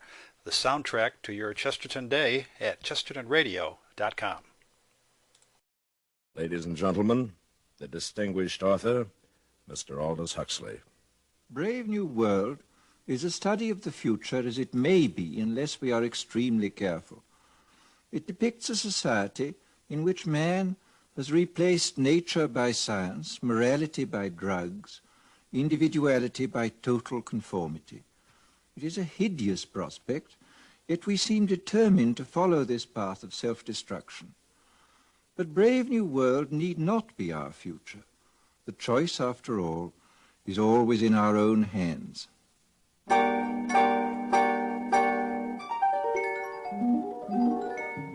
CBS Radio, a division of the Columbia Broadcasting System, and its 217 affiliated stations present the CBS Radio Workshop, radio's distinguished series dedicated to man's imagination, the theater of the mind.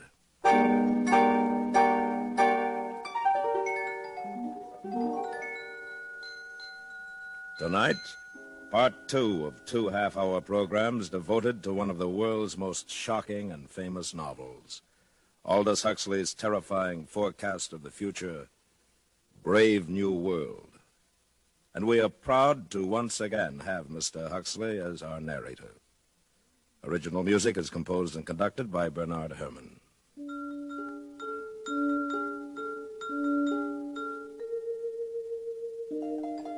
This is Aldous Huxley. In the garden outside the London Hatchery and Conditioning Centre, it was playtime. Naked in the warm June sunshine, 600 or 700 little boys and girls were running with shrill yells over the lawns, or playing games, or squatting silently in twos and threes among the flowering shrubs. And strolling across the smooth turf came the director of hatcheries and conditioning, followed eagerly by a group of new students. And here we have playtime for our little tots. Notice the games, all carefully constructed to use as many mechanical devices as possible. In olden times, children used to play simple games using only a ball and a bat. Oh, madness. Nothing was added to increase consumption. Then came our Ford. He taught us the principle of mass production in the assembly line many centuries ago and changed all that. Good morning, Director. Sir, what an unexpected pleasure. Boys, this is the resident controller for Western Europe.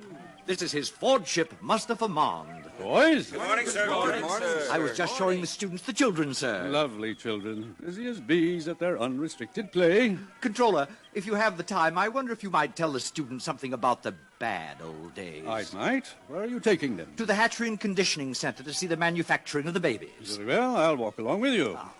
Yes, in the old days, children lived in a place called home.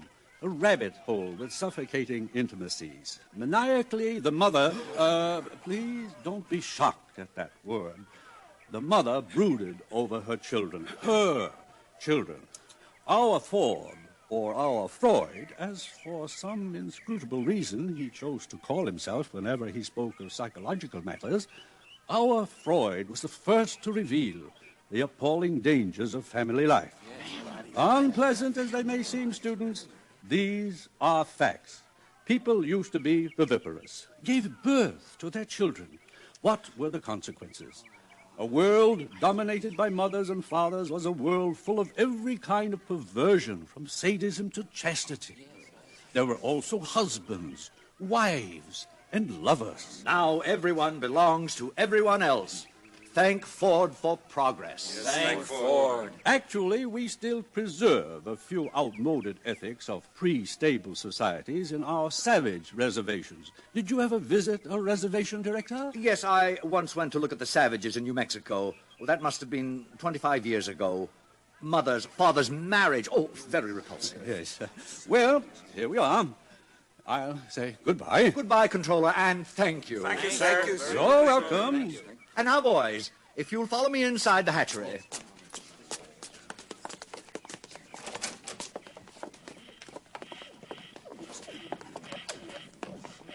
And here we are, a hive of activity. Alpha's superintending, Beta's doing the skilled work, Gamma's in green, busy at routine jobs, and Delta's in khaki, incapable of doing anything except sweeping the floor. Every member of society perfectly content to belong to his predestined caste. Except for a few criminal exceptions, which reminds me, one of those criminal exceptions is meeting us here at 11. An Alpha Plus, no less, Mr. Bernard Marks. What has he done, sir? What has he done? He refuses to participate in mechanical sports. He is lax. Here he comes now. Good morning, Director. Mr. Marks. You and Lenina Crown returned from the Savage Reservation last night, I understand. Yes, sir. We visited some of the places you told me about last week, Director. In fact, we silence. Your attention, please. Everyone step this way. If I have interrupted your labors, it is because a painful duty constrains me. This man who stands before you, this Alpha Plus, the highest level of society, has grossly betrayed the trust imposed in him by his heretical views on sports and Soma, by his scandalous refusal to be promiscuous. He has proved himself an enemy of society, a subverter, ladies and gentlemen, of all order and stability, a conspirator against civilization itself. For this reason, I am ordering his immediate transference to a sub-center of the lowest order. In Iceland, he will have small opportunity to lead others astray by his unfordly example. Bernard Marks, can you show any reason why I should not now execute the judgment passed upon you? Yes, I can. What did you say? You told me you visited the Savage Reservation 25 years ago, Director, with a young Beta Minus, I believe. You told me she was lost during a storm and that you returned without her. I thought perhaps you'd like to see her again. Linda? Thomas! Oh, Thomas, it's me. Don't you remember? You're Linda. Oh, I knew I'd recognize you, Thomas. You look just the same. No one ages here. Thomas, look at me. I'm Linda. Remember? Hug me. Hold me. What is the meaning of this? Who is this hag? Thomas. Oh, Thomas, it's Linda. Linda, you're Beta Minus. John, look, it's him. It's your father. Father. What's the meaning of this disgusting joke? Who is this savage and this dreadful woman? Take them away! It isn't a joke. It's absolutely true. I'm his mother, and you're the father. Father, it's me, John. I'm your son. And now who is guilty of antisocial behavior, Director? No.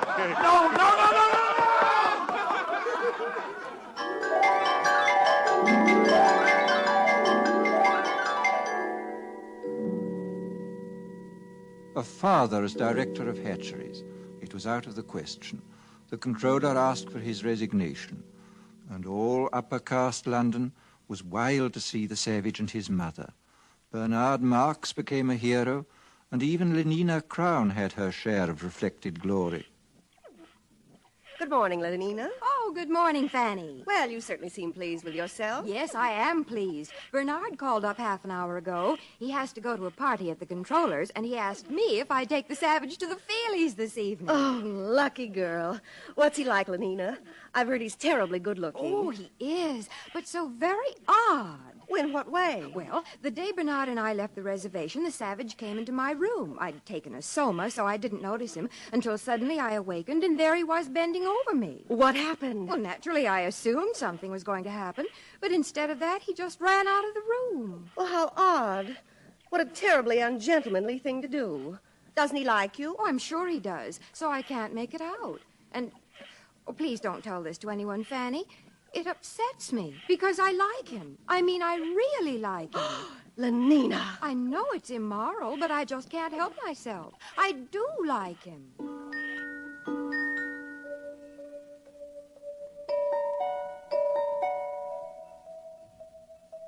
The days passed. Success went fizzily to Bernard's head. His diffidence turned to bumptiousness.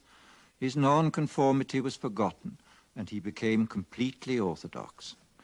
The resident world controller appointed him official escort for the savage and asked him to make regular reports on the young man's reactions to civilization. This Bernard did assiduously.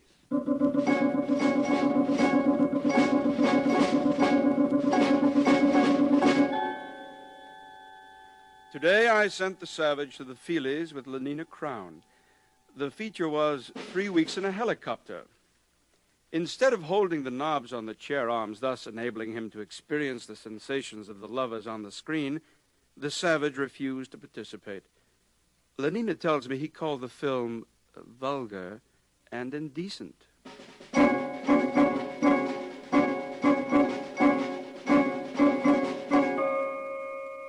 The savage refuses to take soma and seems most distressed because the woman, Linda, his M-O-T-H-E-R, remains permanently on summer holiday.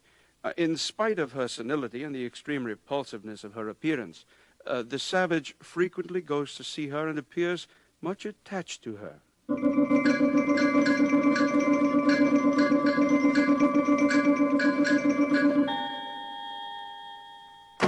What do you mean you refuse to come down to dinner? Bernard, I'm sick. I've eaten civilization and I'm sick. Do you realize that I've invited the most important people in London tonight? The Ford Chief Justice is here. The arch community songster of Canterbury has flown in just to meet you. You've changed, Bernard. You used to feel the way I do about things. I talked to Helmholtz Watson. He says you've changed, too. I haven't. Listen, if you don't come downstairs for my dinner party, I'll be the laughingstock of London. I'll come. Just let me read this to you first. One day, many years ago, I found this book in my mother's room. One of the Indians had found it in a cave. It must be hundreds of years old. It's called The Complete Works of William Shakespeare. Oh, I've heard of him. We don't allow it. Smut.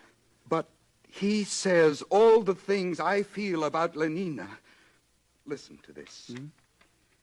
Is there no pity sitting in the clouds that sees into the bottom of my grief? Oh, sweet my mother, cast me not away. Delay this marriage for a month, a week. Marriage? Oh, Ford, no. Bernard. Oh, marriage, that's too good, really. Bernard, stop it. And mother. Oh, sweet my mother. Oh, he's positively vulgar. You stop Wait it. till I tell Helmholtz about this. Stop it, or I'll hit you. Oh, come, now, where's your sense of humor? Bernard. Can't you see how funny it is? Get out. I said leave me alone. I'm leaving, John. I'm leaving. How beauteous mankind is. Oh, brave new world that has such people in it.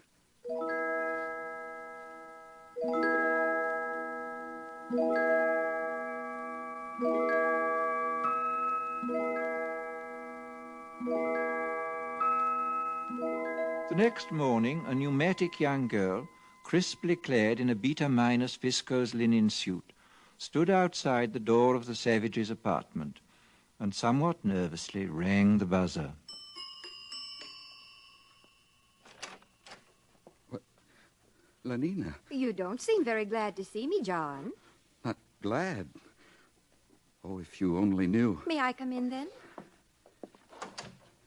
May I kiss your hand, Lenina. My hand? Admired, Lenina. Indeed, the top of admiration, worth what's dearest in the world. I wanted to do something first to show I was worthy of you. What are you talking about? Lenina, tell me something. I'll do anything you tell me, anything at all. I'd sweep the floor if you wanted. But we've got vacuum cleaners here. It isn't necessary. No, of course it isn't necessary. But some kinds of baseness are nobly undergone. I'd like to undergo something noble, just to show you how much I love you, Lenina. Do you mean it, John? Yes, but I hadn't meant to say it, not until I... Listen, Lenina, on the reservation, people get married. Get what? For always. They make a promise to live together for always. What a disgusting idea. Answer me this question, John. Do you really like me or don't you? I love you more than anything in the world. Well, then, why on earth didn't you say so? Come here to me, John. Hug me. Oh, but Lenina... Hug me till you drug me, honey. Kiss me till I'm in a coma. Lenina, what are you doing? No, get away from me. Don't come near me. Hug me, honey. You strumpet. A gran is better than a dad. Get out. But don't you want Get me? out of my sight. Oh, John!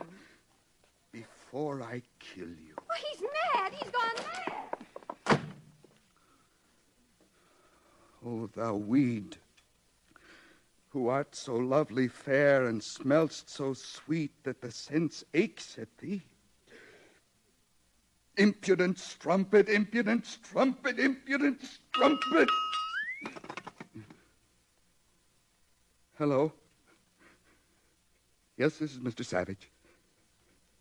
Who's ill? Linda. My mother dying. Yes, I'll come at once.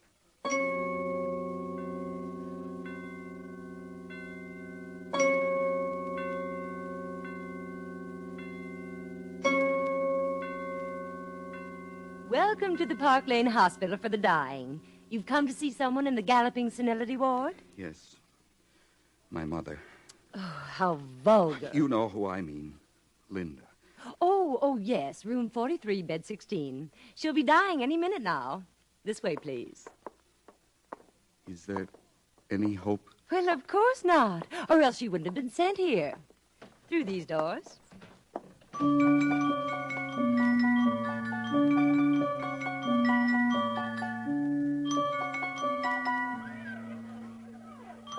What are these children doing here? Death conditioning, of course.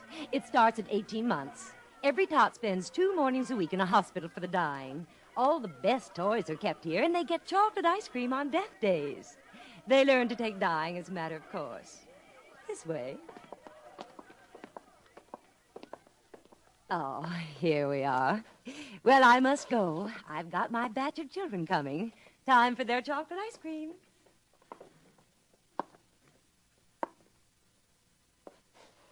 Linda? Linda, it's John. Your eyes are open, but you don't know me, do you? It's John, your son. Linda? Linda, don't you know me? Hug me till you drug me, honey. Kiss me till I'm in a coma. Linda. Linda? Oh. Mother? The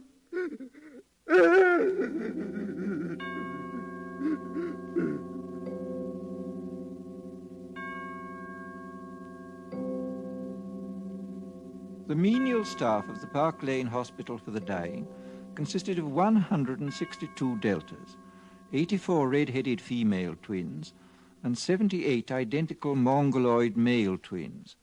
At 6, when their working day was over, the 2 groups assembled in the vestibule of the hospital and were served their daily soma ration. It was into this crowd that the savage walked, so overcome with his grief and his remorse, but he did not realize he was shouldering his way into the gathering throng. All right, here it is, Soma distribution. In good order, please. Oh, hurry up there. Stand in line for your Soma. Linda died because of this. Oh, now don't grab. There's enough for everybody. 1 gram for an evening's delight, 2 for a trip to the gorgeous East, and 4 for a weekend in paradise. How beauteous mankind is. How brave new world that has such people in it. Stop! Stop! Ford is a savage. Listen, I beg you, lend me your ears. Don't take that horrible stuff. It's poison. Mr. Savage, please, the people are waiting. You're slaves, all of you. Don't you want to be men? Don't you want freedom? Freedom? Ford Almighty, call the police. From somewhere behind the milling, angry crowd, Bernard Marx saw the savage. He and his friend Helmholtz Watson had been searching for John. Now they hurried forward. Helmholtz, he's mad. They'll lynch him. Oh, Ford, help us. Ford, help those who help themselves, Bernard. Come on. Where are you going? Come back. It's a fight, a real fight. I've been waiting all my life for this. Men at last. I'll make you free whether you want to be or not. Give me those Soma boxes. Sir, Mr. Savage, no. Stop it. Helmholtz, join me. Yes. Throw the poison pills away. By all means, throw them away. Stop it. Freedom! Be men and be free! Over here, officers, this way. Give them the Throw them away. Freedom! Stand up as men. Win your freedom. Soma spray. Win. John. Your John. freedom. Take them to the resident controller's office. All right. All right, it's all over. We're all happy now. We're so happy we all love each other, don't we? Oh, yes, we all love each other. Line up for your Soma.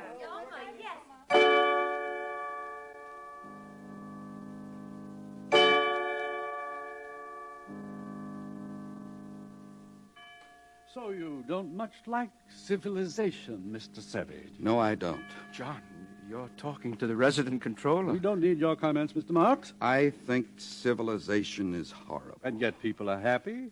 They get what they want, and they never want what they can't get. They're well off, they're safe, they're never ill, they're not afraid of death, they're blissfully ignorant of passion and old age, they're plagued with no mother or father, they've got no wives or children to feel strongly about. They're so conditioned that they practically can't help behaving as they ought to behave. And you ask them to chuck this all away for liberty? My good boy. All the same, it seems quite horrible to me. Of course it does. Actual happiness always looks pretty squalid in comparison with the overcompensations for misery.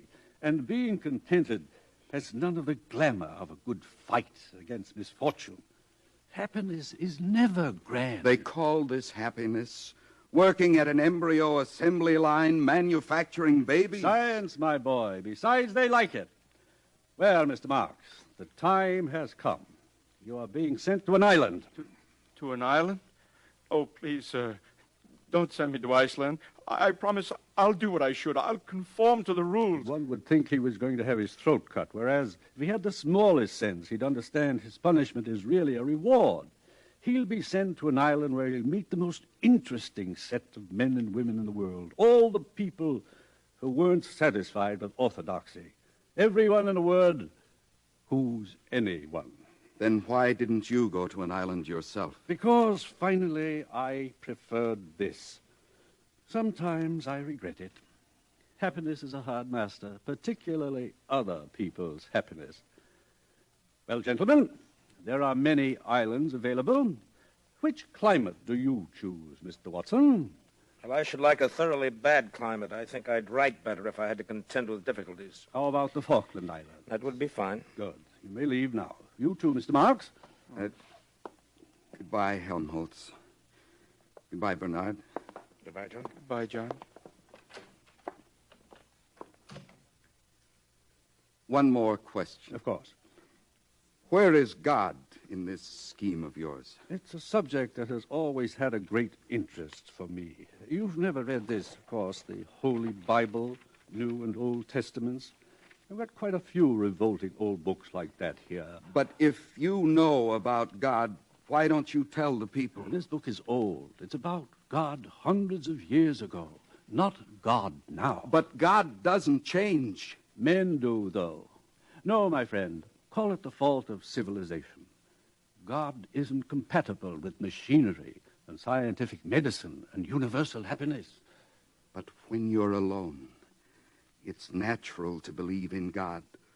When you're quite alone in the night, thinking about death. But people are never alone now. We make them hate solitude, and we arrange their lives so that it's almost impossible for them ever to have it. No solitude, no God. Is that why there's no self-denial here? No God, no reason for it? Of course. Industry and prosperity are only possible when there is no self-denial. If there were, the wheels would stop turning. But God's the reason for everything noble and fine and heroic. My dear young friend, civilization has absolutely no need for nobility or heroism. You're conditioned so that you can't help doing what you ought to do. And what you ought to do is, on the whole, so pleasant. So many of the natural impulses are allowed free play that there really aren't any temptations to resist. Anybody can be virtuous now. No temptations, no inconveniences. But I like the inconveniences. We don't. We prefer to do things comfortably. But I don't want comfort. I want God.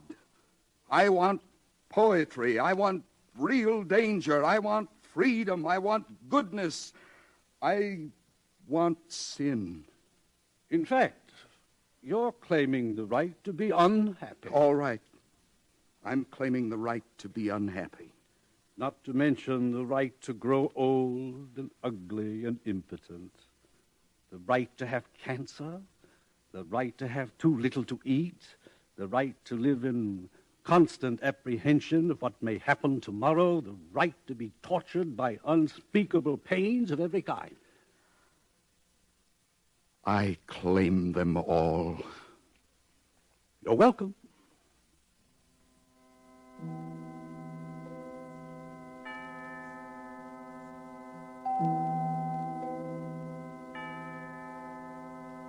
Bernard and Helmholtz left for their islands, but the savage was not allowed to go with them. The controller wished to continue the experiment.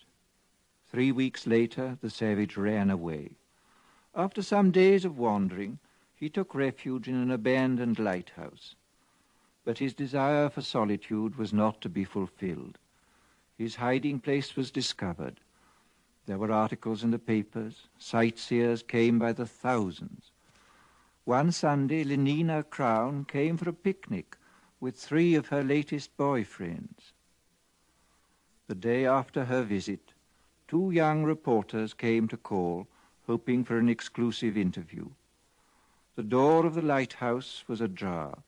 They pushed it open and walked into a shuttered twilight.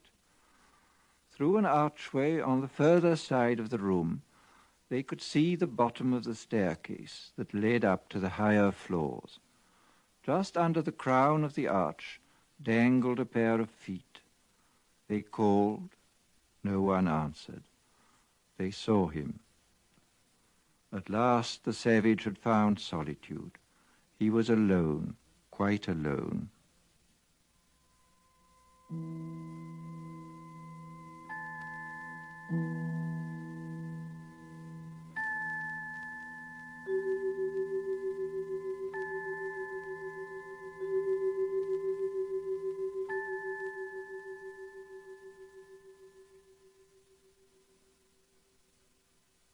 Thus concludes Brave New World by Aldous Huxley.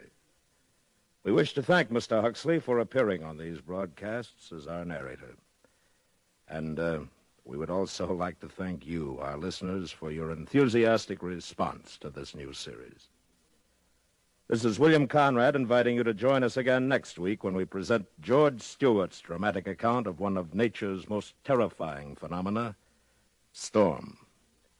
The following week, listen as Dr. Frank C. Baxter interviews William Shakespeare. Presented on a CBS Radio Workshop.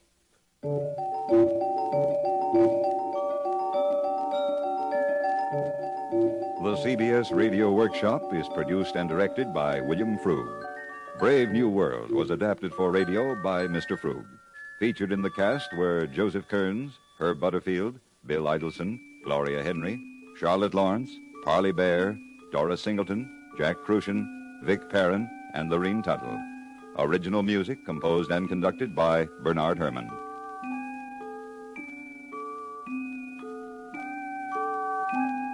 America listens most to the CBS Radio Network.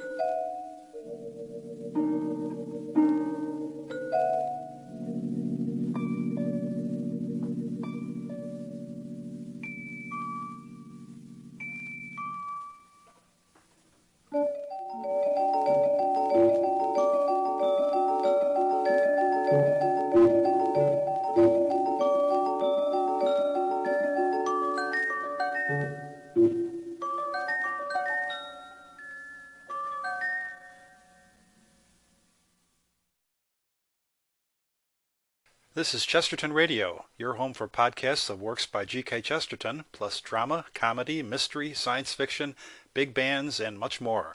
The soundtrack to your Chesterton day at chestertonradio.com.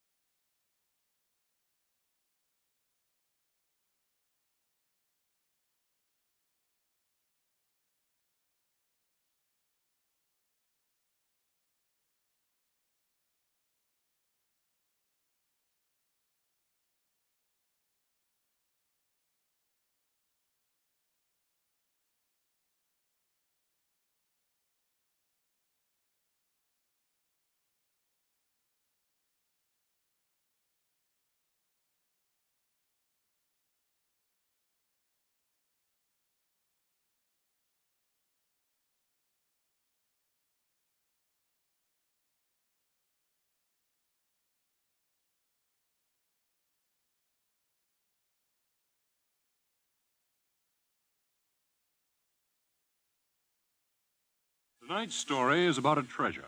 Fake or real? It's a real treasure. Captain Kidd's? No. Sir Henry Morgan? Not even Henry Morgan's. No pirates, huh? No pirates, sorry. Well, what kind of treasure are you talking about? Freedom. Mm-hmm. So that's the treasure. And that's the story.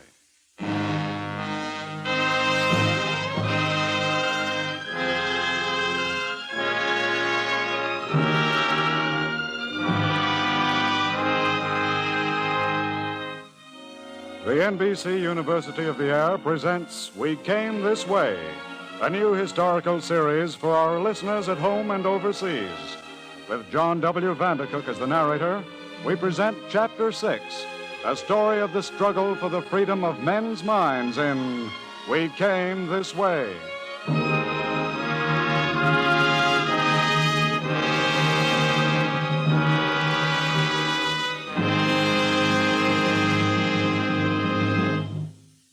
This is a story of men who have no statues or memorials built in their native land.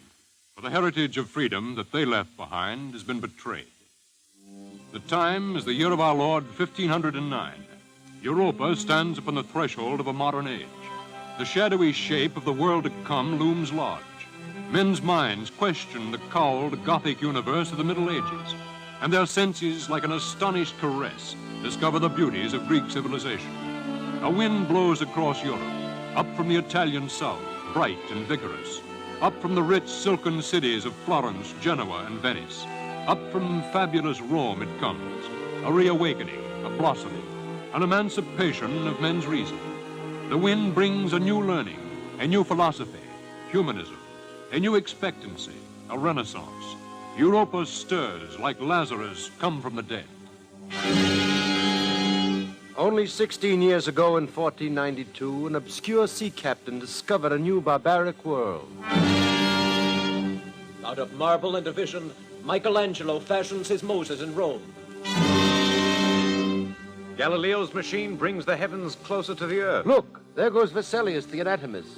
In Rotterdam, Erasmus argues for the translating of the scriptures into the people's tongue. Copernicus, Holbein, Albrecht Dürer, Sebastian Brand, Siegingen. The year is 1509, and the place, Germany.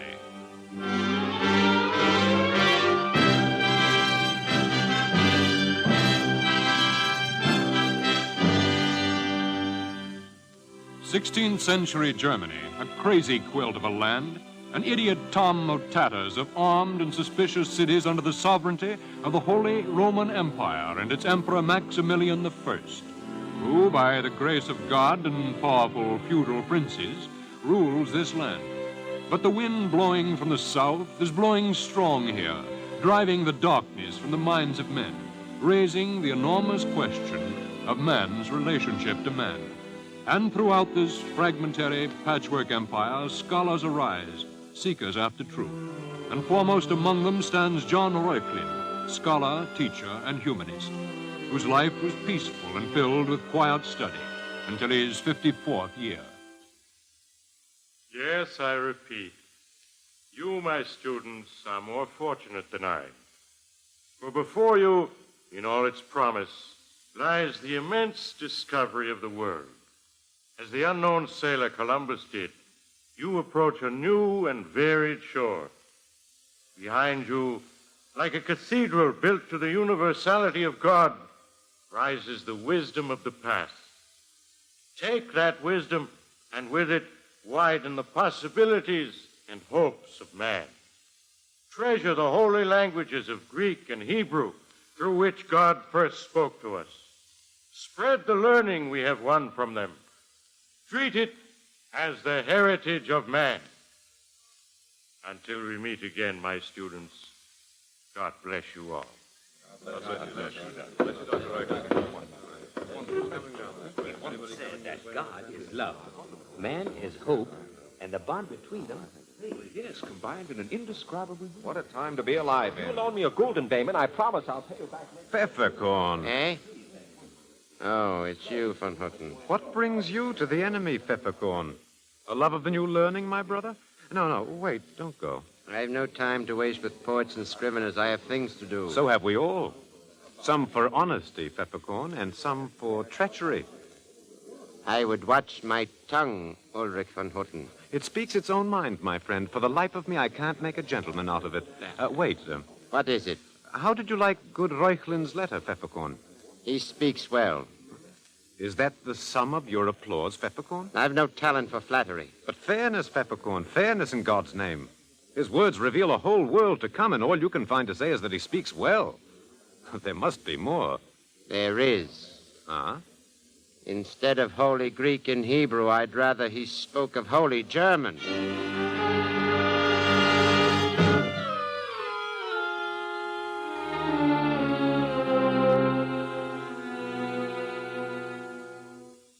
My Lord Prince, the danger is very great.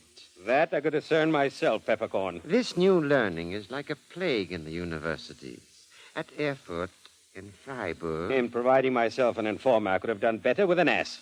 I know all these things, Peppercorn. Patience, my lord. It will shortly come together. You come by a long and dull route, man. Well? The peasant's yoke is a heavy one, my lord. They still stand. But they are restless, though without confidence or courage to do more than groan. These humanists will give them what they lack, my lord. For their nonsense about the freedom of men's reason and potentialities will sift and diffuse down to the mass. And a time will come when, on the strength of it, a peasant who used this scythe to cut his hay will use it for a bloodier cutting. So? So, my lord, I've found a way to cut down the tree before it blooms. How? We will discredit them. Discredit whom? The peasants? No, my lord, the bookworms. How? We will drive a wedge against their new learning by attacking their Holy Greek and Hebrew. Holy Greek and Hebrew? Their Holy Hebrew first, my lord. We will get more support for that. Will you speak sense, man? In the name of winning the Jews to Christianity, we will confiscate and burn all their books, my lord. And the fire we light will burn the humanists. But I will not be surprised, my lord, if in this we find them to be enemies of the church. Peppercorn, your pardon. I have maligned your intelligence. What would you have me do? A mandate, my lord prince. Get me a mandate from the emperor.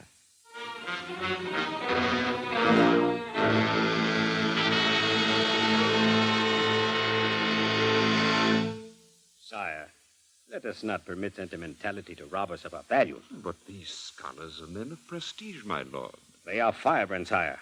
They sow the sparks of our destruction. But this way, my lord. Sire, let us be frank. We princes of the realm elected you to your throne, and we princes keep you there. Is this a threat? Oh, no, sire. But if the floor beneath us rots away, if our strength is slowly sapped by this present danger, when the time comes, you and your throne may have no more protection than a common beggar in a public stocks. Will you sign the mandate, sire? Yes. Yes, I'll sign.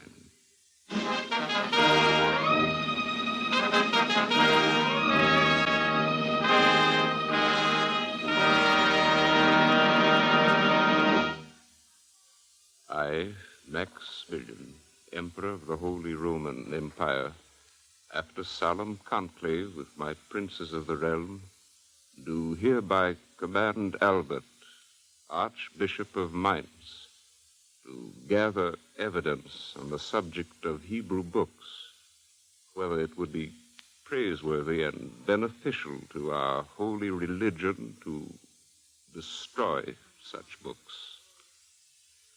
Further, do I command that the Archbishop secure the suggestions of Jakob von Hochstaden, Victor von Carbon, and Dr. John Reuchlin upon this matter. Such suggestions to be set in writing and given to John Pfefferkorn, my ambassador in this matter. Signed this day of our Lord by my hand. You make more of it than is there, Ulrich. Do I, Dr. Reuchlin? It's my suspicious nature, Dr. Reuchlin. And your cynicism. I find nothing ideal about peppercorn. What does the mandate actually command, Ulrich?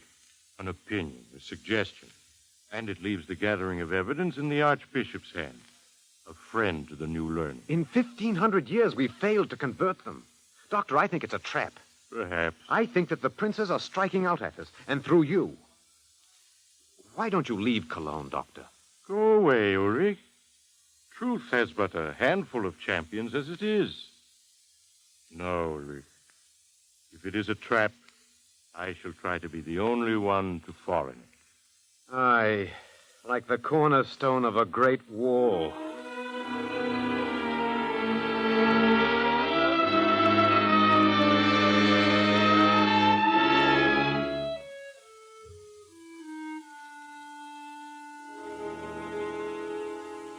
And on a bright November morning, Dr. John Reuchlin went to the Archbishop's palace to give his opinion. And in the great hall of the palace were crowded barons and knights and priests. The giant tapestries on the walls stirred with their motion. Behold the miracle of peppercorn, Doctor. A serpent sitting amongst grown men. Ulrich. Truly, this is a momentous event, Doctor. I see ambassadors of all the prince-electors. The Inquisitor of Cologne. A monk or two I don't trust. The hall has more the look of a field of battle than a congress of learned opinion. Quiet, Ulrich. The Archbishop is... My lords, please, my lord. His Highness, the Emperor Maximilian, sends his good wishes, my lords, and begs that no malice guide us in our deliberations here this day. Peppercorn smile. I will add my hopes to his majesties, my lord. For we are here in the sight of God, and upon his work. Let us not in manner of thought, or deed, or word, profane it, nor cast a single shadow upon the light of his divine justice. Amen. Before me lies the imperial mandate, my lords, upon the subject, whether it be praiseworthy and beneficial to our holy religion to destroy such books as the Jews use, and commanding the opinions of 3 learned men.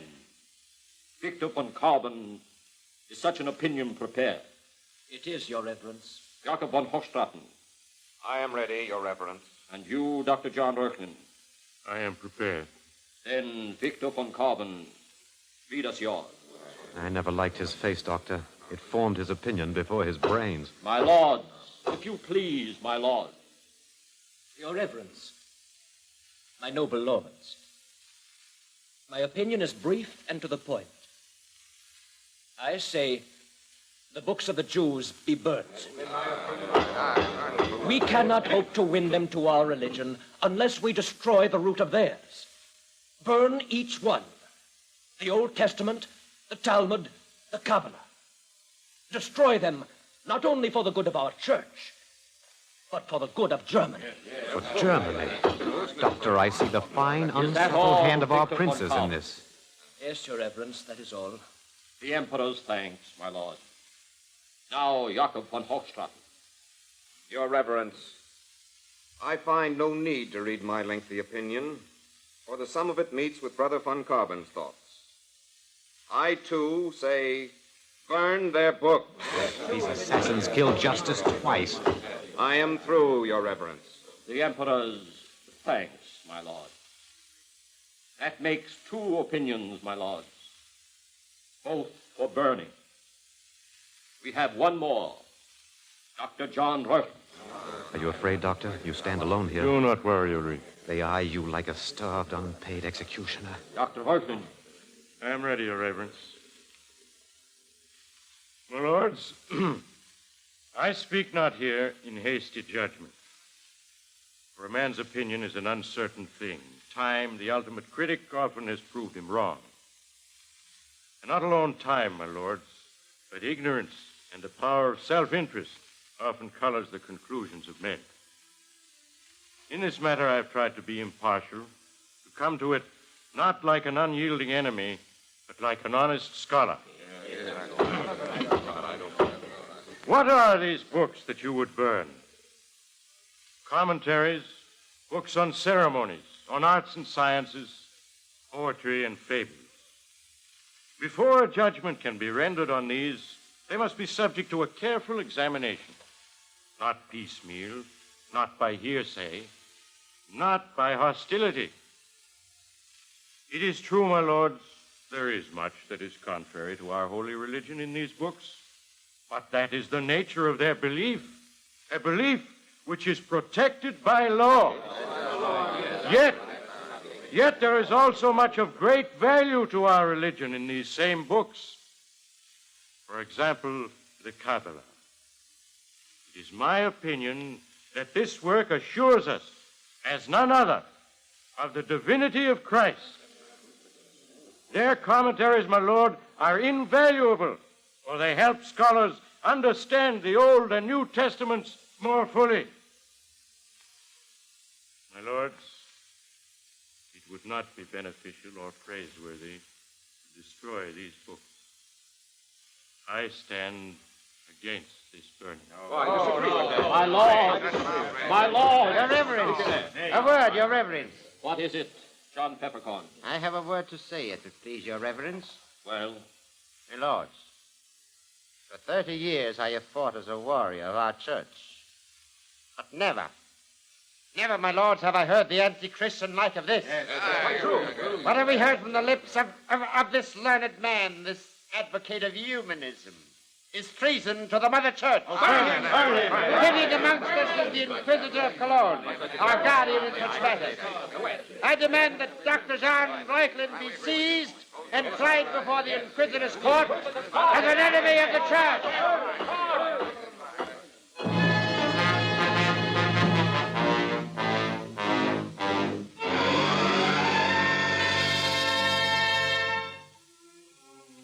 And thus did the feudal princes strike their first blow against the humanist scholars of the land. And the enormity of the plan, the realization of what and who was the real victim, slowly seeped into the consciousness of the teachers, the poets, and the painters. And for the first time in history, men of goodwill came together to fight back. Quiet. Let Holbein the painter speak. Yes, Holbein. I say that von Houten is right. The princes are perverting the office of the Inquisition. They use it against us. They threaten the whole development of culture in this land. Reuchlin's not the whole culture. No, but what he stands for is the free inquiry after truth, the right to explore his world and widen it with knowledge and with art. If they burn Reuchlin, they burn our prestige. They bring back an eternal night for the bright day we've found. They'll plunge mankind into a pit. If he can't see it yet, Holbein, draw a picture for him. Let Albrecht Dürer draw. I'll paint. You'll paint, Holbein, and Dürer will draw, but for Reuchlin. Eh? And I'll sweat poems out of this pen of mine, and Melanchthon will give us tracts. I say the pen is mightier than the sword, brothers. I say truth will batter down the strongest fortress in this land. The words have a fine poetic ring, Ulrich. But what's the meaning? This. We'll fight for Reuchlin, each in his own way, but together. And we will defend what is most sacred to us all. Our ideals and hopes for the coming world.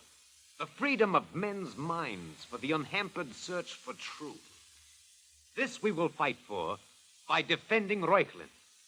Our skill with words, with pencil and brush, will be fighting for ourselves. Well? I'll paint. Good. I'll draw. And I'll write tracts. Brothers, we'll fight until the sound of our rallying reaches Rome and they hear what's been done in this land.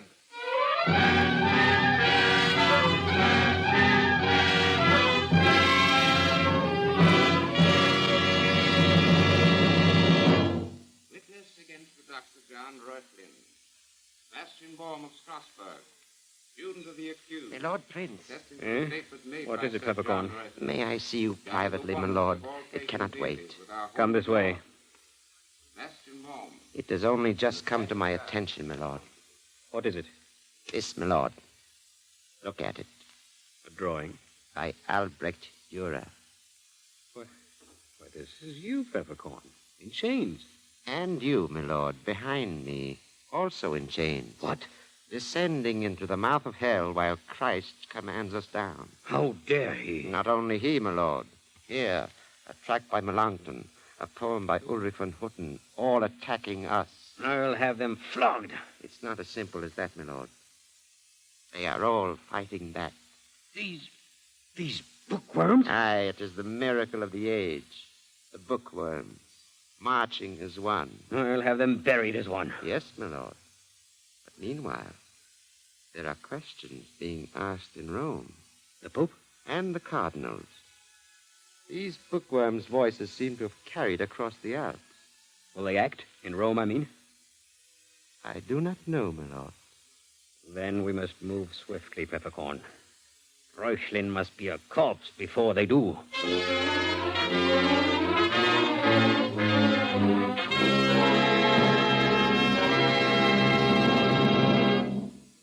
Will Rome act, Your Reverence?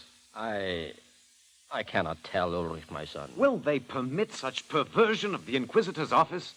God's justice moves in inscrutable ways, Ulrich. But the princes move as clear as air. Ulrich. Forgive my heat, Your Reverence, but I see not Reuchlin and an honored natural death, but Reuchlin at the stake. I have received questions from Rome.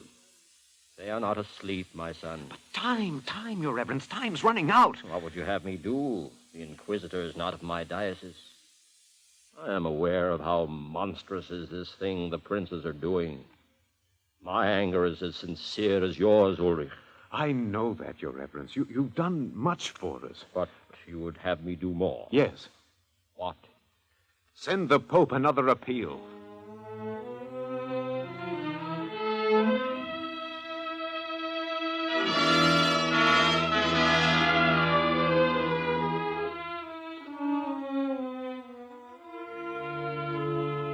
The clamor and protest of the enlightened men of 16th Germany, 16th century Germany rose and gained strength, and as the feudal princes of the realm drove on the murderous persecution with a renewed vigor, the surprised questions in Rome became angry answers.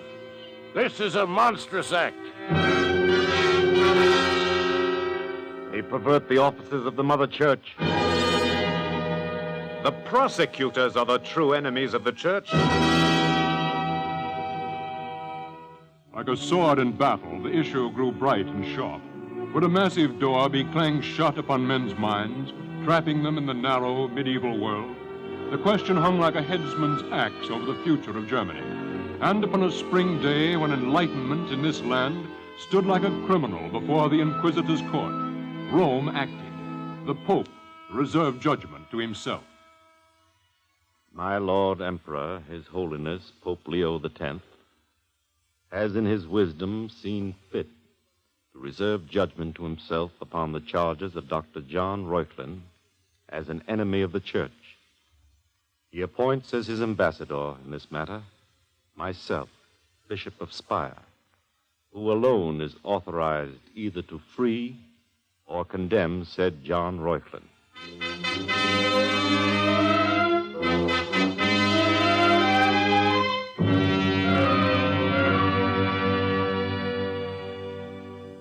The prince-electors are here, Your Reverence. Let them come in.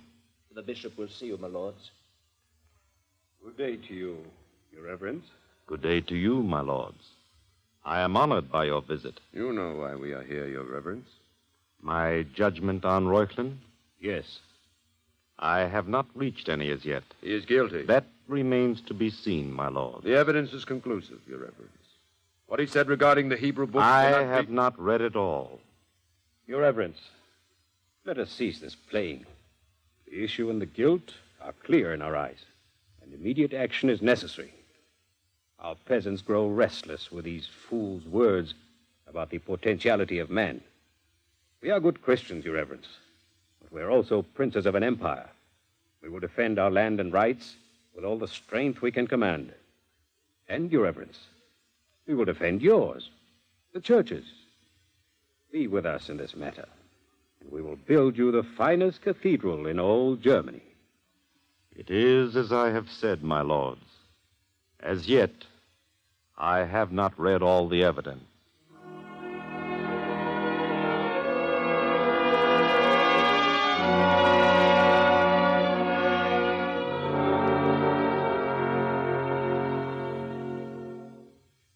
gentleman to see you, Your Reverence. A. von Herten. Let him come in. The bishop will see you, sir. You are Ulrich von Hutten? Yes, Your Reverence. Now is the time to strike the blow for freedom. God would have it so. Take heart, whose heart for freedom still can beat. No longer bend your will to those whose lies have wrought us ill. My poem, Your Reverence. Yes, and a very good poem, too, my son. Thanks, Your Reverence. But have I reached a decision? Yes, Your Reverence. What will you build for me, you scholars, poets, and painters? Build?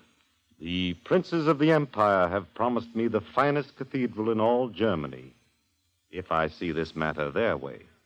What will you promise if I see it yours, my son? A poem, Your Reverence. My feelings and those of hundreds of others poured into a paltry poem. I think God's justice, my son, likes the style of your architecture best of all.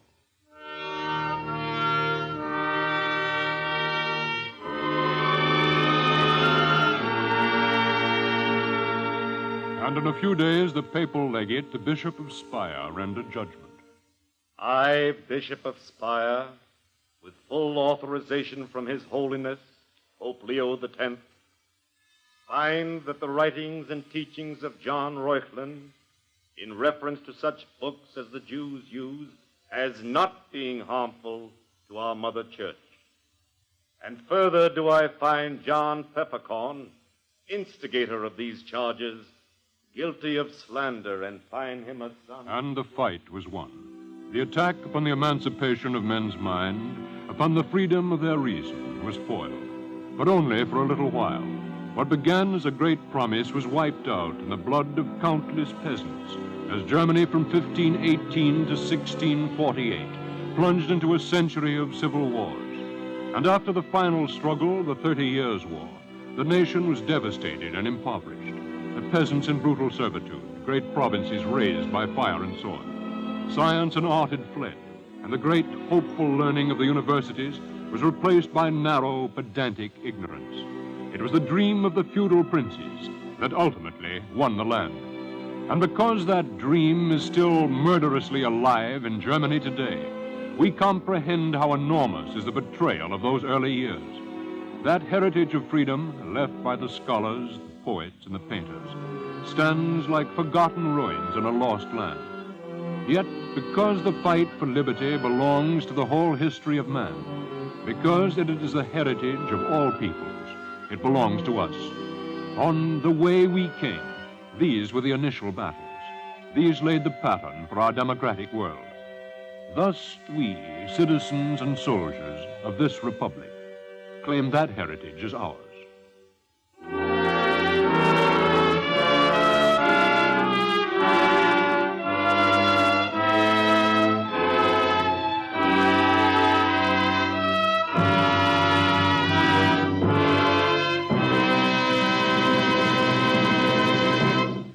The NBC University of the Air has brought you Chapter 6 of the new historical series, We Came This Way. Next week, We Came This Way will present a story of the Netherlands in the days of William the Silent. Tonight's script was written by Rayful Hayes and directed by Ira Avery. The original music is composed by Leo Kempinski and conducted by Milton Cadams. The members of the cast were Alexander Scooby, Joe DeSantis, Martin Wolfson, Don Morrison, Maurice Tarplin, John Martin, David Kerman, John Archer, and Gregory Morton. Your narrator was John W. Vandercook. This is the National Broadcasting Company.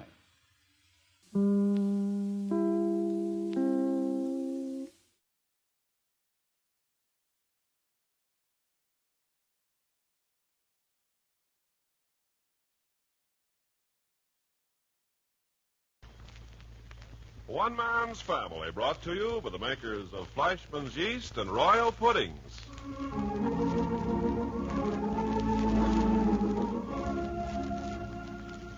One Man's Family begins its 16th year in radio today by rededicating itself to the American home and to the mothers and fathers of the younger generation and to their bewildering offspring.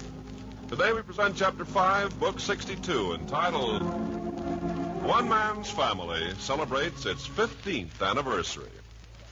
From 1932 to 1947. Goodness. That's right, Mom. From Herbert Hoover to Harry Truman. Uh-huh. From Flapper to Bobby Soxer. From WPA to OPA. Yes, Cliff, I was just going to say, from the Great Depression, when there was plenty of everything and no money to buy it, to plenty of money and nothing to buy. 1932 to 47. From the period of the great American isolation through our greatest war to our present conviction that we are part of the world community. 15 full years, 15 historical years, 15 dramatic years. The end of Prohibition, the Great Depression, the rise and fall of Hitler and Mussolini, the rise and fall of gang warfare in the United States. The rise and fall of women's skirts and their rise again. Yes, 15 years is a good long span. Why, just imagine it. There are young men and women walking the streets today who can't remember time when one man's family didn't exist. I can hardly remember myself. Yes, and through all these years, one man's family has had one central theme, one main purpose for being, the American home, the American family. The paramount thought being that so long as the American family survived, these United States would remain safe and secure. Oh, yes. Throughout the years, one man's family has meant many things to many people. There was, for instance, the wife who wrote that her husband's last deathbed request was to hear the Barbers, and afterwards closed his eyes and went to sleep. And the young man who was arrested in Chicago for purse snatching, only he said he didn't do it, that he was listening to one man's family at the time. And he told the judge the story of that week so completely that he was acquitted. And the convict in the South Carolina prison, who always heard the show because the Barbers were the kind of family he had always meant to have. But somehow the penitentiary got him. And then there was the father in the Middle West, who gave his children their choice of listening to one man's family on Sunday or attending church. And best of all, many an American soldier who had been brought up on the family, who became a most ardent audience away from home, not only because it gave him a taste of the home life that he was missing, but because he knew his own family at home also was listening. Yes, the show has meant many things to many people, but always, somehow, some way, it has been tied close to the home and the family, and the good which they bring out in all of us. Henry. Yes, as I was saying... Henry. Yes, what is it, Henry? Well, it's time for you to stop talking. Ken Carpenter has something to say. Huh? Ken Carpenter. Oh, by George. Now, yes. Well, as soon as you've heard Mr. Carpenter, you'll hear the principal portion of our 15th anniversary celebration. All right, Mr. Carpenter, move right along. No nonsense about it. On the American table, the breadbasket or plate is one of the busiest, most popular dishes. Sweet rolls, cinnamon buns, coffee rings for breakfast, Parker House rolls, and so on for the other meals. All nutritious, all nourishing, all delicious. If you bake at home, use Fleischmann's yeast to give your rolls lightness, even texture, and especially delicious flavor. It's the amazing little powerhouse that brings the dough to life, adds flavor to all the other ingredients. Yes, Fleischmann's yeast has been America's dependable standby for the past 4 generations. Great-grandmother used Fleischmann's, and her baking was famous. And ever since then, year in, year out, Fleischmann's yeast has been the leader. So today, Fleischmann's familiar label is the symbol for top baking results. Results you can always be proud of. Ask for Fleischmann's yeast if you bake at home.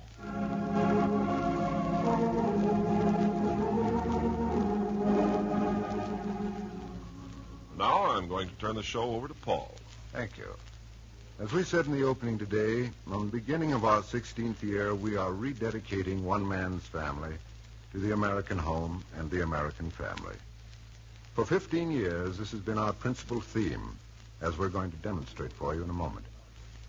But first, may I suggest that today, more than any time in your memory or mine, the need for the home and what the home stands for is most vital. That now, if ever, There is need for the moral strength, the unswerving integrity, the basic Christian ethics and tenets, which are the stuff the American home is made of. We hope to prove to you the urgent, crying need for a revitalized family life today. And now, to go far back into the pages of One Man's Family. This is what we said on April the 6th, 1934. Clifford, please. In these United States, we pride ourselves that all men are born free and equal, but there is no royal family set apart from the rest of us.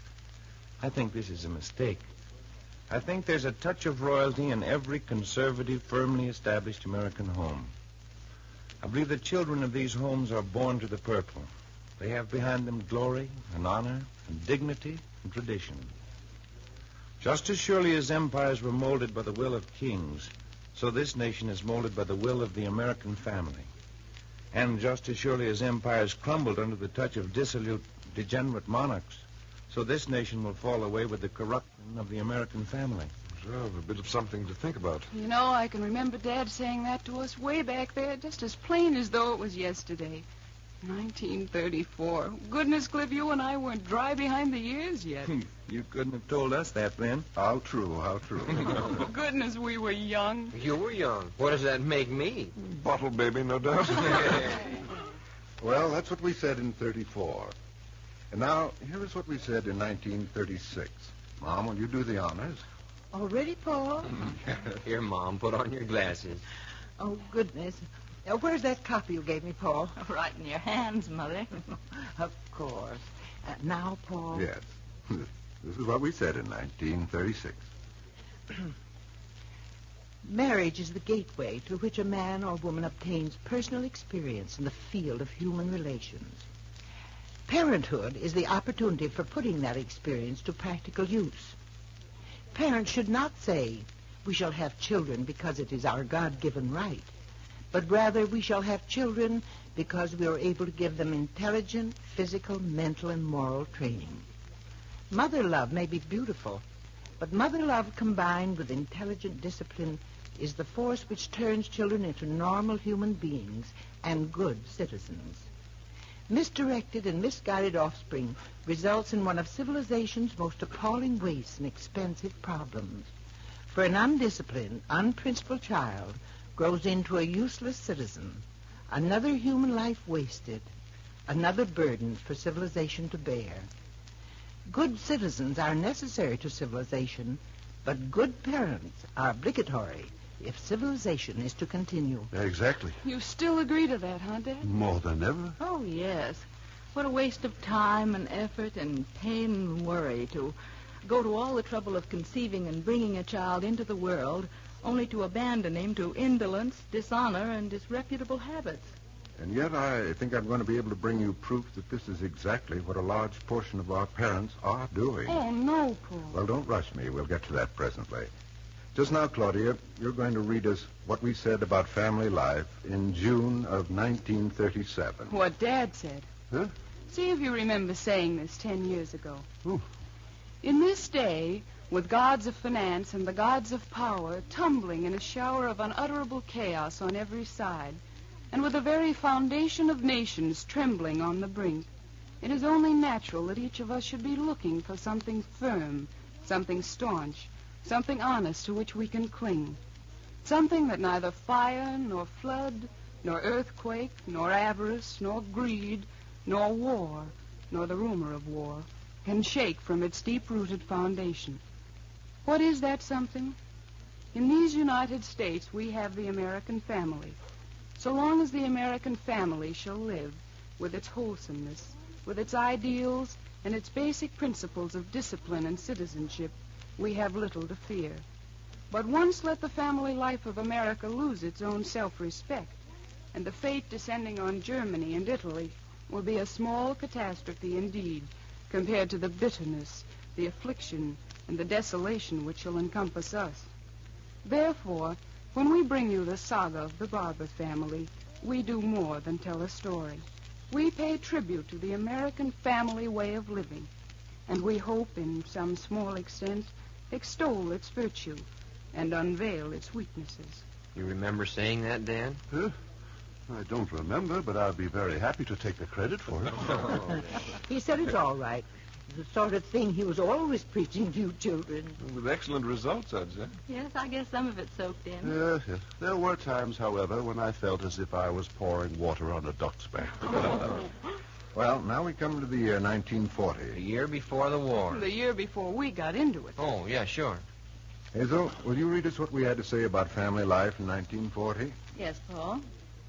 Mother Nature, who is an elemental old lady and interested only in fundamentals, requires of the human organism but three functions: to be born, to reproduce its kind, and to die. That is all any of us need to do to satisfy the laws of nature.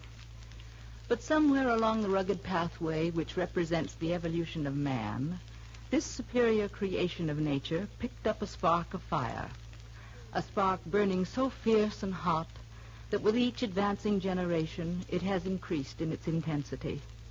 A spark so burning with promise, so glowing with hope, that it has driven the human race far beyond nature's elemental requirements of birth, reproduction, and death. It has made man stand straight and look toward heaven. It has made him think. It has stirred his imagination and given him glimpses of greatness and genius. It has made him consider his kind, cultivate humanity, understand the value of beauty and love and goodness. And greatest of all, it gave him the power of conceiving and creating the family home as we know it today, the greatest, the most important of all man's creations. That is, the home.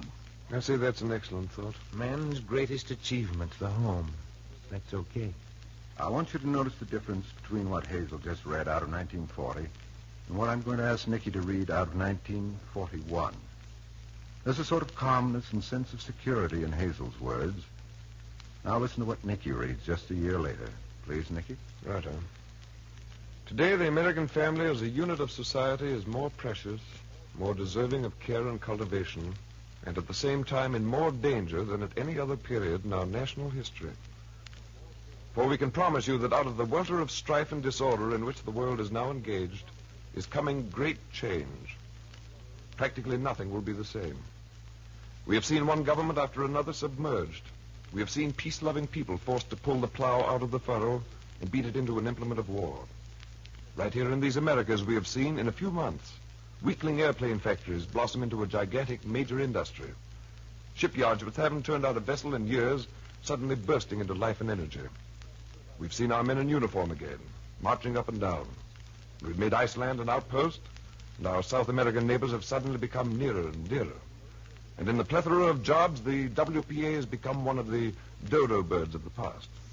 And wages have gone up, and prices have gone up, and everywhere there is change, change, change. The government is modified to meet these times. Our banking system is modified, and our tax laws are modified. And our institutions of learning are modifying their views.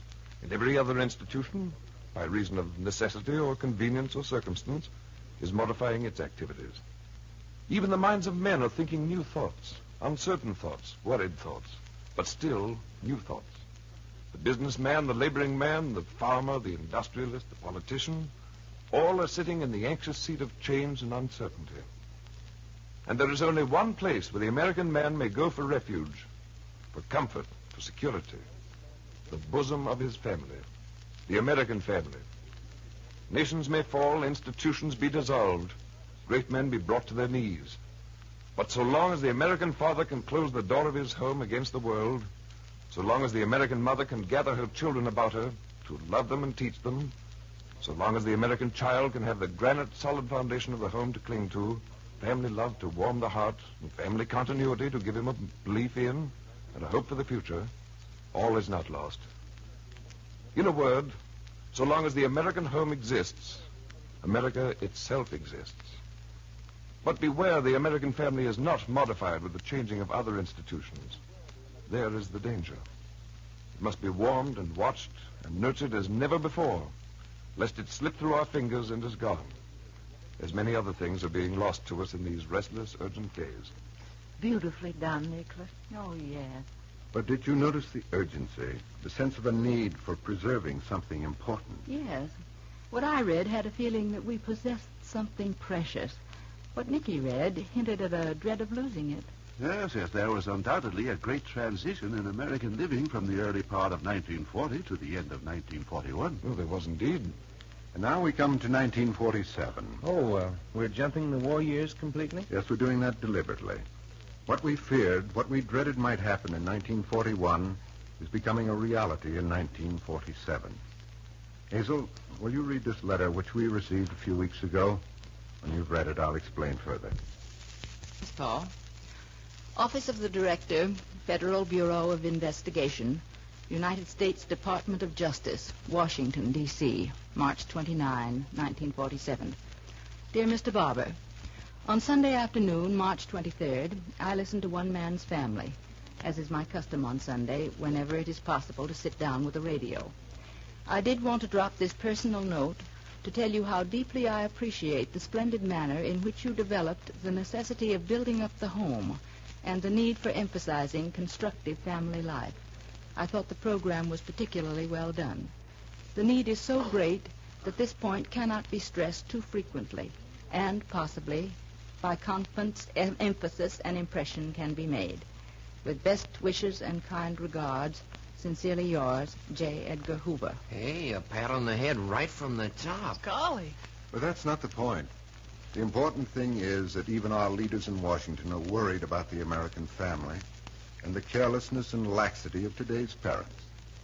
And just to emphasize Mr. Hoover's point and to demonstrate what One Man's Family is still emphasizing after 15 years, I want to repeat what was said by Jack and Dad on the show of March 23rd. Go ahead, Jack. Dad, you've had more than 50 years now of being a family man. Yes. What do you think of it? Huh? Would you devote yourself to a wife and home and family if you had it all to do over? What a question. You would? Certainly, with all my heart. You really honestly feel that the end achieved is worth all the years of trouble and effort it takes? I do. Well, there are a lot of people in the United States who don't think like that. Well, you mark my word, Jack. If American home and family life fall into disrepute, then the people of this nation are going to feel real tragedy. Because if we lose our ideals and our humanity and our godliness and our love of justice, which are the virtues taught in the home, if we lose all these, then we're a nation without a heart. We're a ship without a rudder.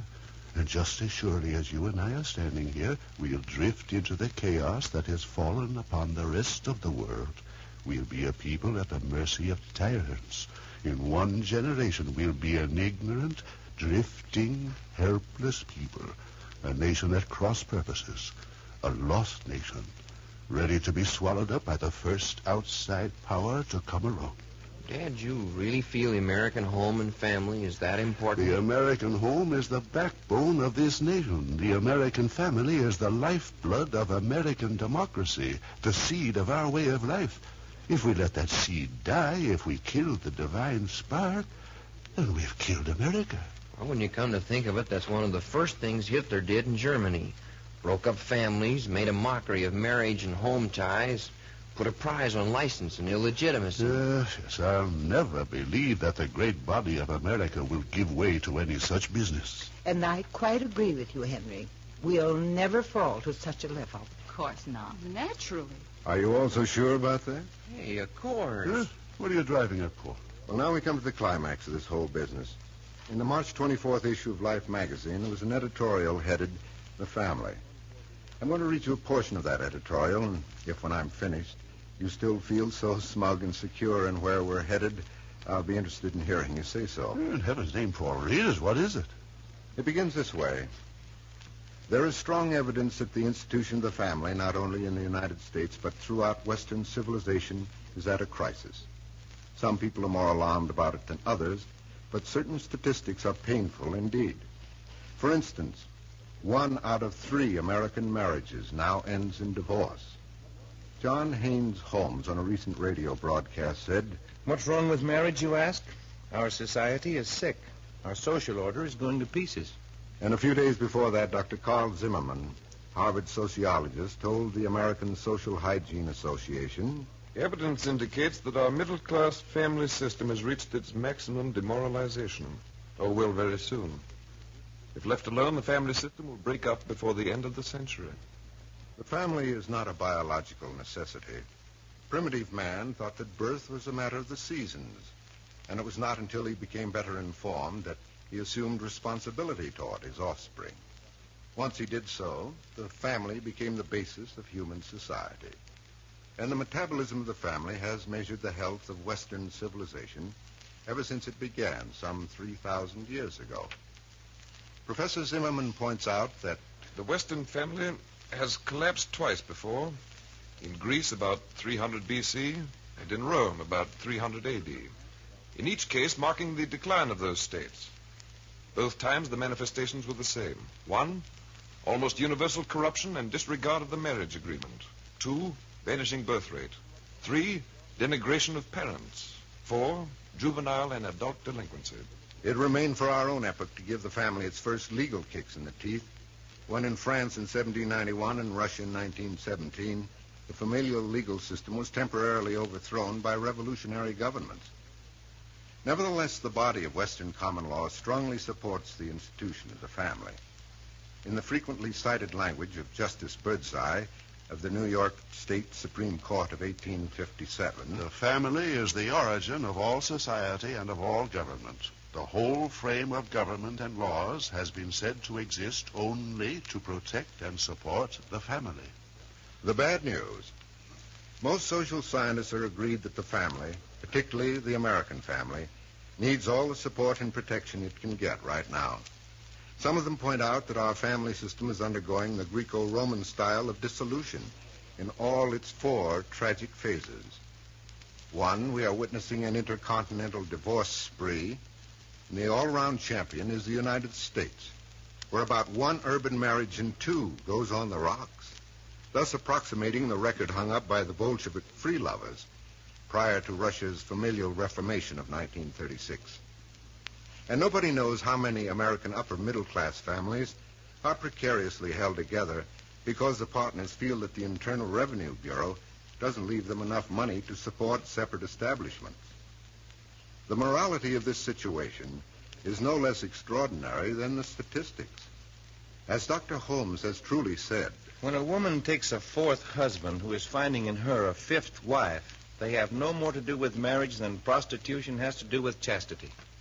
2, the sociologists draw another parallel between the classical and the current family crisis in the international sit-down strike against motherhood, which has been accelerating since the Industrial Revolution. Here again, the United States is well up front. 44% of our families have no children at all, and 22% have only 1. At this rate, the United States will begin losing population by 1980. 3, sociologists Austin L. Porterfield and H. Ellenson Sally find the old sex moral so broken among all ages and classes that it is becoming increasingly difficult to define sex delinquency, and perhaps meaningless to try to do so except in certain types of behavior involving cruelty and exploitation. 4, if parents are showing less respect for children, children in the classic mode are showing less for parents and everybody else. J. Edgar Hoover's number 1 job is protecting our atomic secrets. Number 2 is curbing juvenile crime. The recent batch of laws requiring premarital health inspection and cooling off periods prior to marriage licensing are nothing more than a recognition by the state of the decline of parental control. Why? As social scientists see it, the chief enemies of the Western family are the selfishness and brutality of our age. They see these qualities arising in part from our family degeneration and then returning to further the family's destruction. To some sociologists, incidentally, the wholesome family means a permanent pair of parents and at least 3 children. As an institution, of course, the family needs no defense. It is the traditional seat of humanitarianism in the human race, the center of all important informal child education and personality development. The wealth of nations does not consist in natural resources, but in the character of the people. No one can seriously deny that the family is the basic cell responsible for the production of those people and that character. Every remedy proposed for rescuing the family today was grasped at in one way or another by the Augustine Caesars in their attempt to restore the Roman family in the last 2 centuries of the empire. They may work now. They didn't work then. But if the sociologists offer us dubious hope, we can look elsewhere. The problem is moral as well as social. And what we have that the Greeks and Romans didn't have is a universal moral code, the most important of whose codicils is the definition of right and wrong, familial, no less than personal. The strongest foundation of Christian society and the Christian family is a Christian conscience and a Christian heart. Huh? Why, if that's all we've got left, then it's time we all got down on our knees and prayed. Observe, yes. Is it any wonder that we've made the home and the family our theme for 15 years? And we'd better continue to do so now and so long as we're able. We are dedicated and rededicated to its world without end. Amen.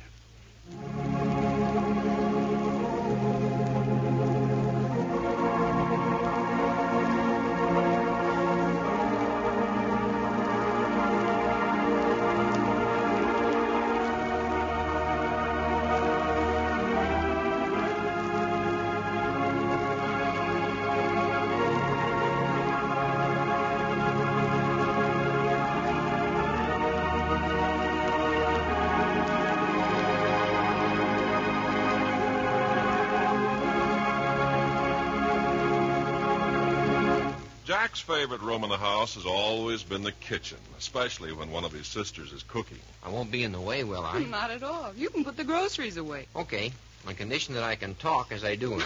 I'd like to see anybody stop you. Fleischmann's yeast goes in the refrigerator. Wonderful stuff, Fleischmann's yeast.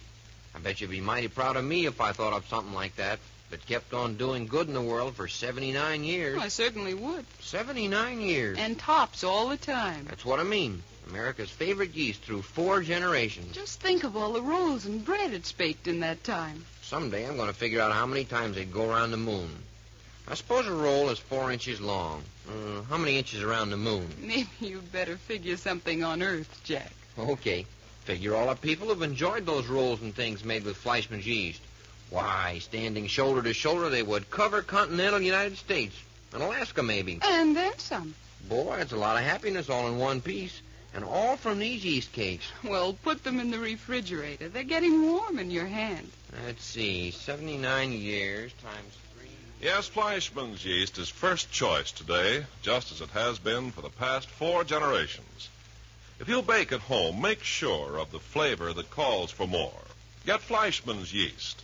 It's the amazing little powerhouse that brings the dough to life. It raises the dough, makes it light and airy, gives you even texture and delicious flavor.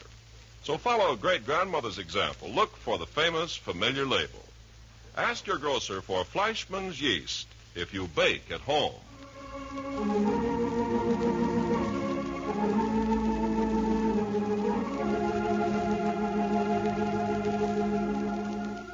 You've just heard Chapter 5, Book 62 of One Man's Family, written and produced under the direction of Carlton E. Morse for the makers of Fleischmann's yeast and Royal Puddings. Chapter 6, entitled This Business of Nicolette Moore, will come to you next week at this same hour.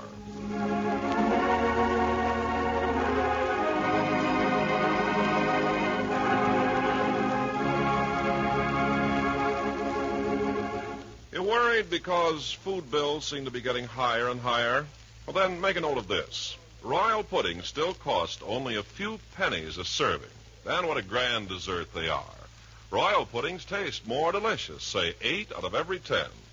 Yes, when 1,052 Royal users told why they switched to Royal from other popular brands, Royal puddings taste more delicious, said 8 out of every 10. You'll surely agree when you try Royal butterscotch pudding. You'll marvel that a dessert so rich and flavorful, so downright delicious, actually costs only a few pennies a serving. Royal puddings are so easy to make, too. Take no sugar.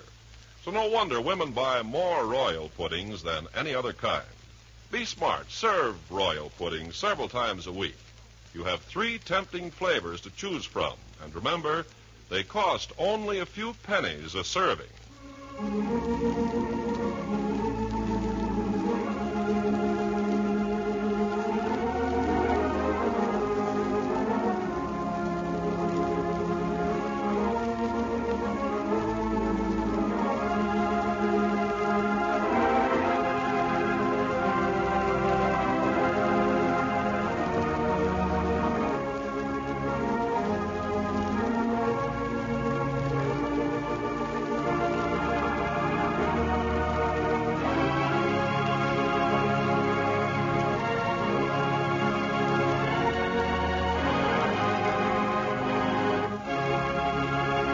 One Man's Family comes to you from California.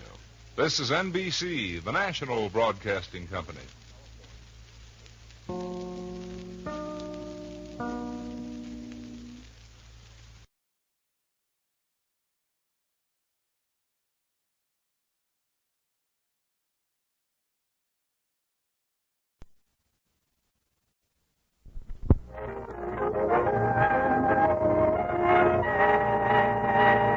United States Steel Outfit tonight stars Richard Widmark as Winston Smith and features Alan Hewitt as O'Brien and Marion Seldes as Julia, with Kenneth Banghart reporting the world of 1984. And here to introduce our broadcast, Ken Banghart. Good evening, everyone. Perhaps you're wondering why a newsman is appearing in the Theater Guild on the Air dramatization. It's because George Orwell's great novel, 1984, deals with the most terrifying subject in the news today. The threat to all free men of communism or totalitarian domination in any form. In fiction, Orwell creates for us a picture of what life might be should the totalitarian forces succeed with their plan to become the Earth's masters. It is fiction that projects into a kind of prophetic reporting of the future. It is our blessing that we can see it so, and thus alert ourselves. We now raise the curtain on 1984, adapted by S. Mark Smith, directed by Homer Pickett.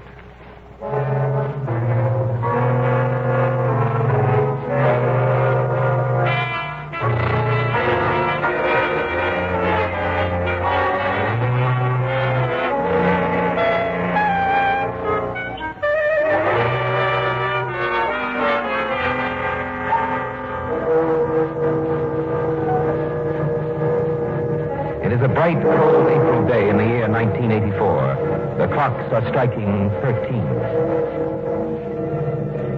The new way of telling the time of day is the least of the changes in the world of 1984. Following a period of war and revolution in the 1960s, the world has been divided into 3 super dictatorships: Oceania, Eurasia, and East Asia. And all 3 have the same objectives: to conquer the rest of the world and to remake human existence according to their theories and formulas. Our story is laid in Oceania, whose dictator is called Big Brother. Oceania is made up of the old territories of the United States, Great Britain, the former British Commonwealth, and South America. Our scene is a hidden room in London.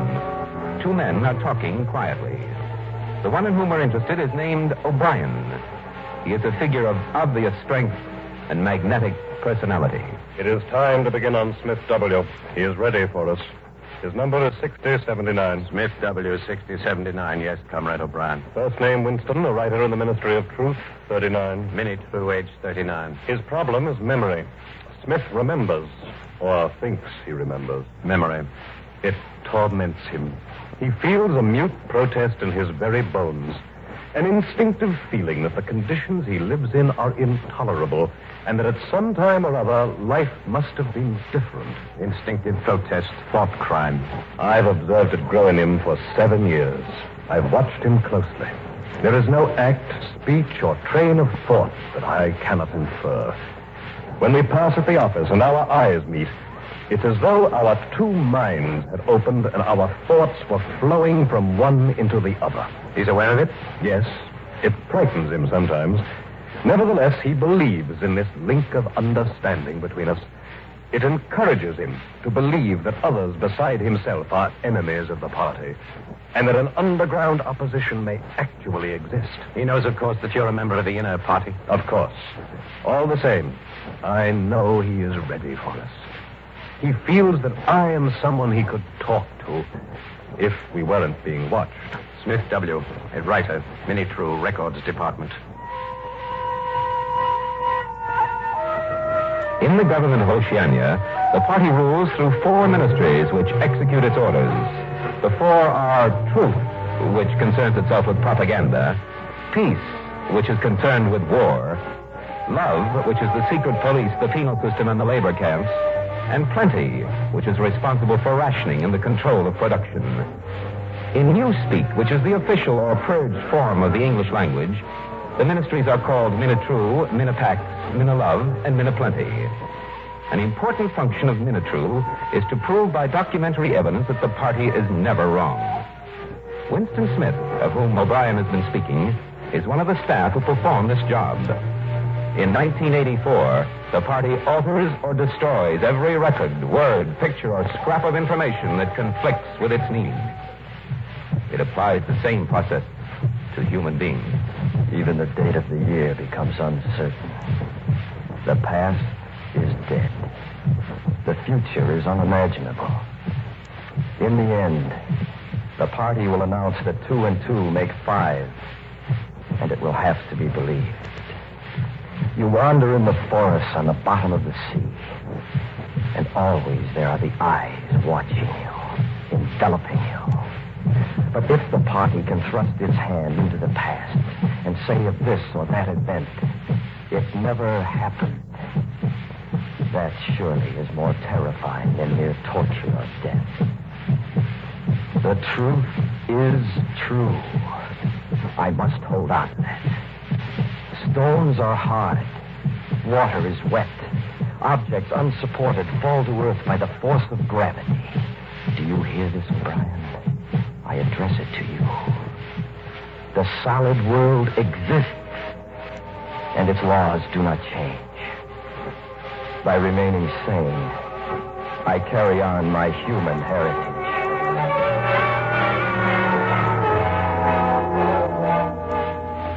This Smith, was he married, Comrade O'Brien? He was 9-10 years ago. After 15 months, they applied for a separation. The usual reason, Comrade O'Brien? Yes, there were no children. Lately, he has noticed a girl at the ministry. He doesn't know her name, and they don't work in the same section. Yet she keeps turning up around him for no reason. He feels that in some way she's dangerous to him. He even thinks she may be an agent of the 4th Police. But she's young, pretty, dark-haired.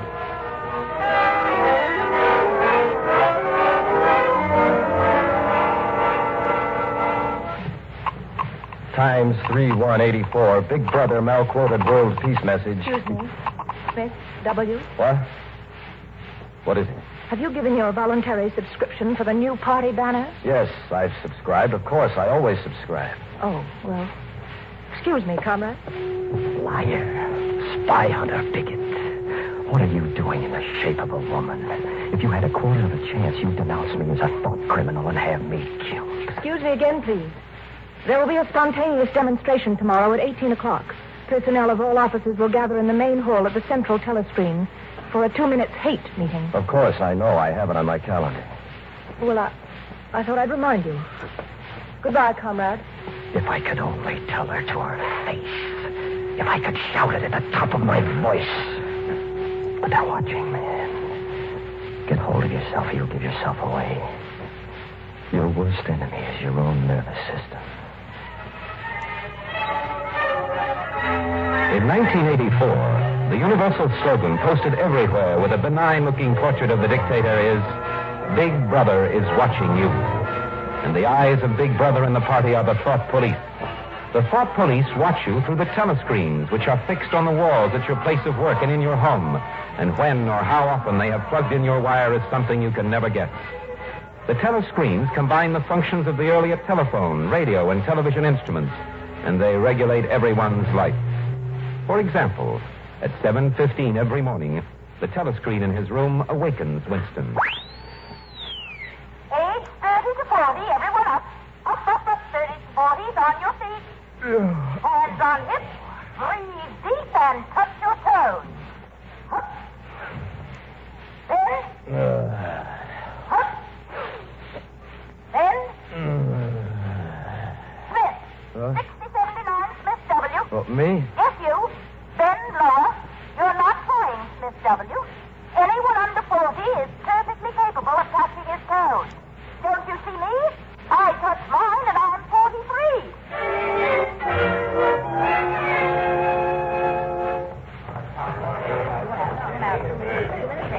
Now Winston is joining the staff at Minitrue for the 2 minutes hate that afternoon. A colleague, Comrade Ampleforth, is in charge. Comrades, attention! Attention! First, the telescreen shows them a flash of the war at sea against Eurasia. An enemy troopship is blown up. We've blown up the gangster degenerates. Machine gun lifeboats! Don't let them get away! Attention! You have just seen the foreign enemy. But who is the enemy at home? Who is the traitor hiding among us, guiding his spies and saboteurs, poisoners and stranglers? What? The telescreen fades in the features of the alleged leader of a mysterious underground conspiracy against the party. Goldstein! Goldstein! Wait! From the eternal menace of Eurasia abroad and Goldstein at home, deliver us, protect us, enfold us in your light. Show us your face. Big brother. Big brother. My savior! Attention, please. 2 minutes up. Here is an announcement from the Ministry of Plenty.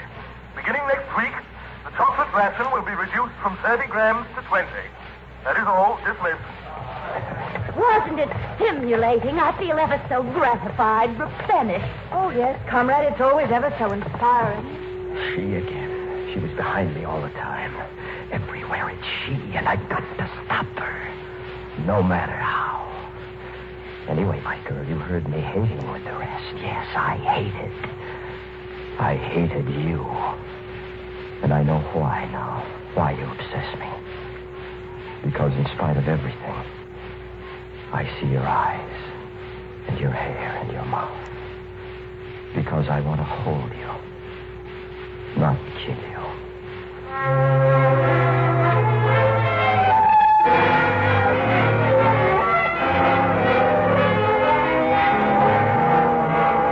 To escape from the interminable, restless monologue that runs through his mind, Winston has wandered off on an evening walk, losing himself down unknown streets in the labyrinth of London. These are the slums where the proles live. The word comes from proletarian. In 1984, proles are about 85% of the population. Coming out of his reverie, Winston is reminded that he has no business in the slum. A dim, old shop attracts his attention as an inconspicuous place to get his bearings. Anyone here? Oh. Good evening, sir. Did you want to look around? Well, I didn't Not want much any. to offer you, I'm afraid. Just selling off a few odds and ends. Winston has wandered into a pocket of the past. An old antique shop somehow preserved in this corner of the slum. He is curiously stirred by the few relics on the shelves. For instance, this diary. Open it. There's been no paper made like that for 50 years, I dare say. Oh, and I've some prints of old London in a room upstairs. That's another item that's disappeared nowadays.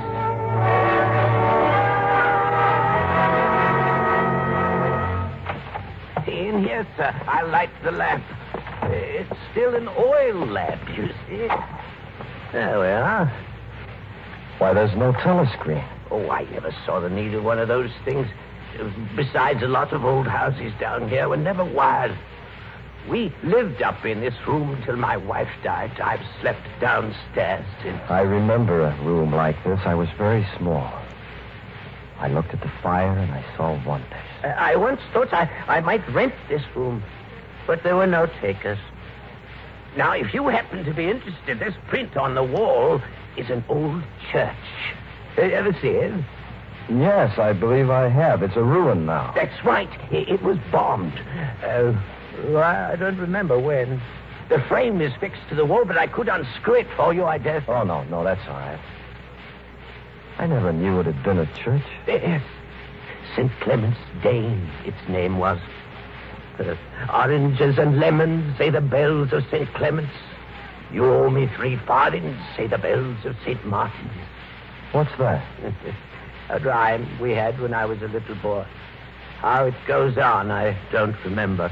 But it ended up, here comes a candle to light you to bed. Here comes a chopper to chop off your head. Oh.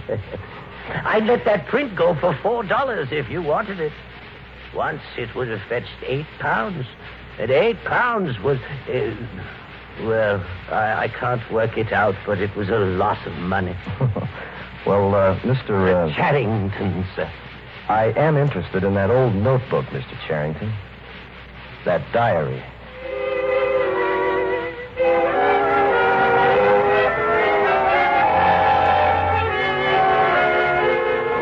April 17, 1984.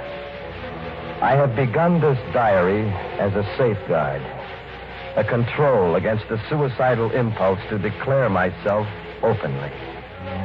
I'm writing it in a corner of my room, out of the range of the telescreen. But what I write here, and whether I go on with this, will make no difference. I have committed the essential crime by thinking of a diary. Thought crime is death. Before death, there is a routine of confession. Then they shoot you. Nevertheless, exactly because I recognize myself as a dead man, it becomes important now to stay alive as long as possible. Down with Big Brother. There I've written it. Down with Big Brother.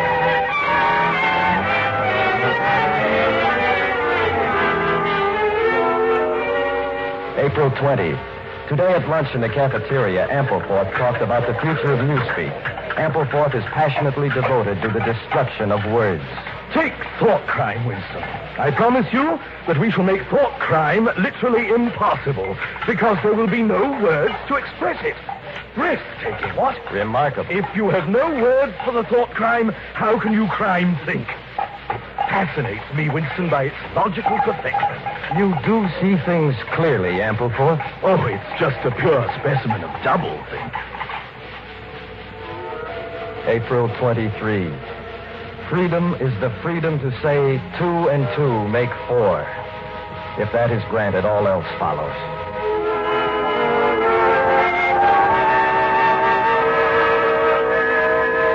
April 24. Last night in a dream, everything was light. The slanting rays of the evening sun fell on a brook in a field beyond a wood. I felt a great freedom. I asked, where am I? This is the golden country. The dark-haired girl at the office came across the field, and her arms opened wide to me in a gesture of infinite grace and splendor. I ran to meet her, when suddenly the light vanished. A wall of darkness arose, and I was in my old nightmare of the unendurable thing that waits for me behind that wall.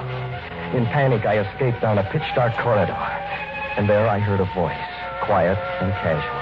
I am with you. I know precisely what you are feeling. But don't worry. We shall meet again.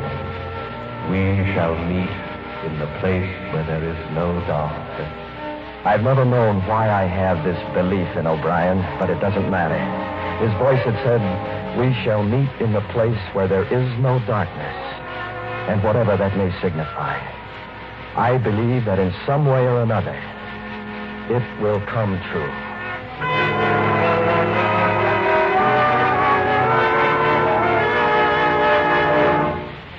Ampleforth. Yes, Winston? Will you watch my message tube on your screen? I'm going down the hall a moment to check a map. Right. I'll leave you plugged in. Thanks.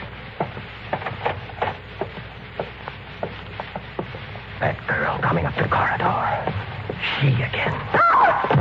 Watch out.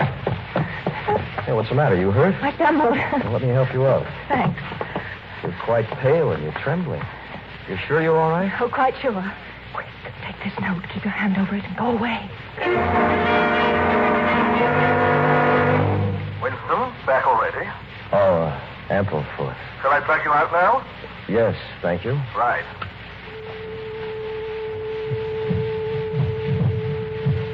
I mustn't look yet. I must shuffle a note among the papers on the desk.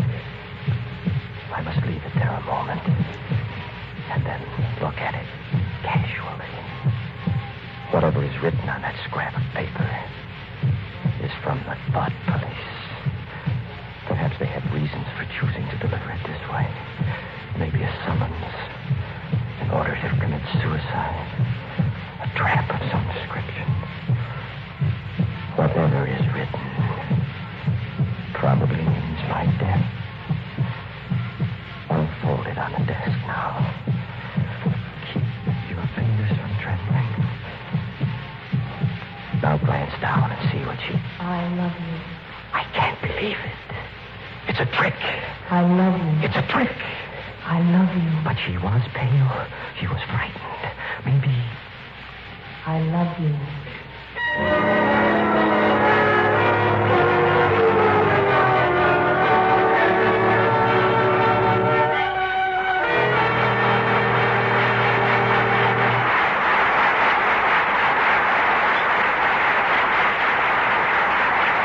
You are listening to 1984 from the novel by George Orwell, produced by the Theater Guild on the Air, presented by the United States Steel Corporation. Presented by the United States Steel Corporation.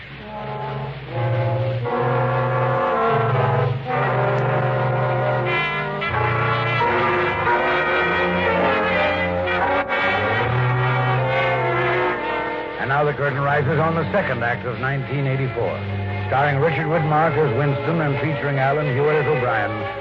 Marion Seldes as the girl, with Kenneth Banghart narrating.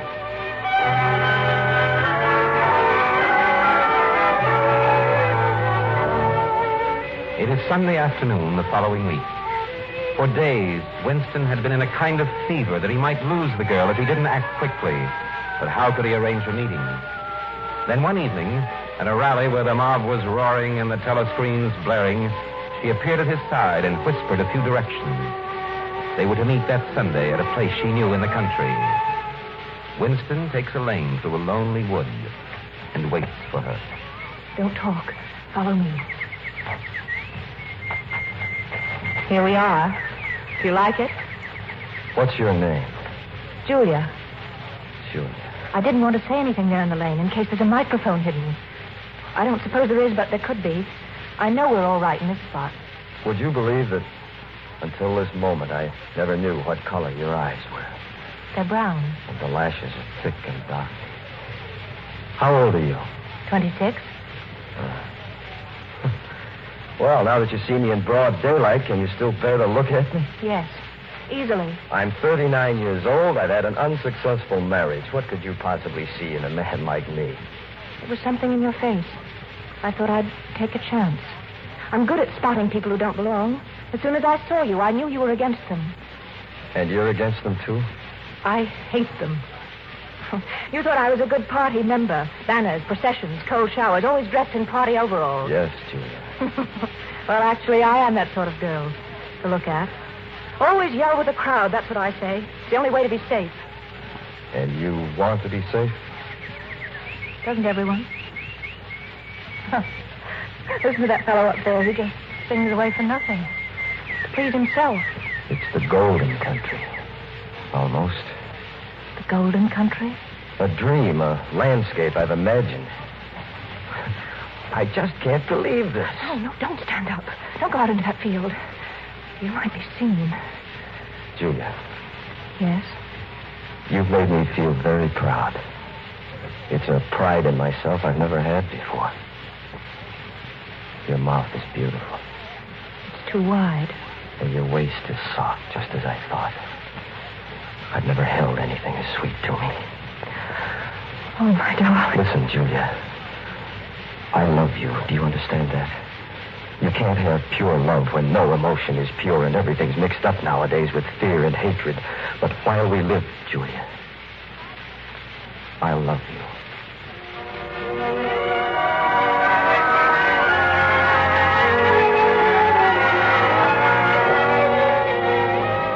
May 20. I've rented old Charrington's upstairs room. It's lunacy, perhaps, and at best we can only go there once in a while. But the temptation of having a hiding place that was truly our own was too much for me. This door goes down to the alley and the backyard, Mr. Smith. You'll have your own entrance, you see. I dare say everyone wants a little privacy now and then.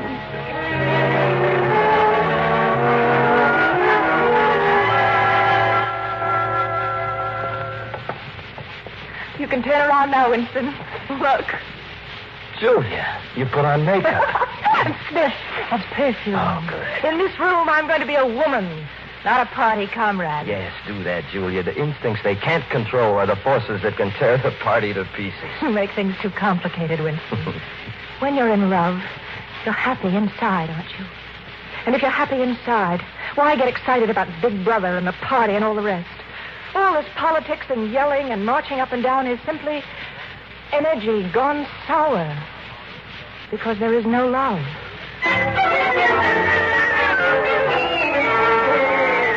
June 1. It has happened at last. The expected message has come. The underground conspiracy does exist. And I have reached the outer edge of it. All my life, it seems to me, I've known it would confront me just so. Smith. Oh, good afternoon, Comrade O'Brien. Smith, I notice you take a scholarly interest in Newspeak. Well, it's just in the course of the work. I have an early edition of a Newspeak dictionary that would interest you, I should think. You might pick it up at my flat sometime. At your flat? It's the old 4th edition. Very rare, you remember. Here, I'll give you my address.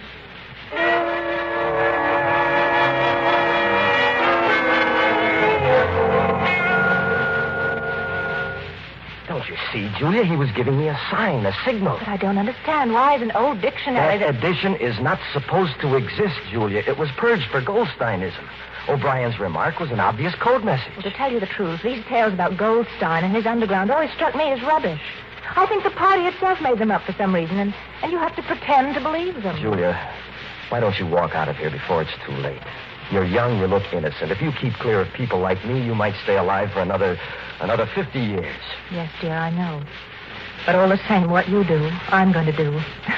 Don't be too downhearted. I'm rather good at staying alive. You know, if they catch me and if I confess, they'll shoot you. And if I refuse to confess, they'll shoot you just the same. They can make you say anything. They torture you. Still, suppose you do say what they want. They can't make you believe it. With all their cleverness, they can't get inside you. No. If they could make me stop loving you, that would be the real betrayal.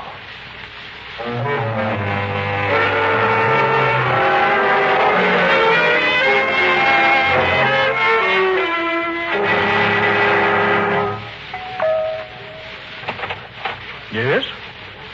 My name is Smith. I was invited here. This young lady's with me. Come in. Excuse me. God, that's Winston Drapes. They have everything. We've done it, Julia. In here, please. I'm a vast strategic maneuver. You are now witnessing a battle of our front. Yes, sir. Directly in...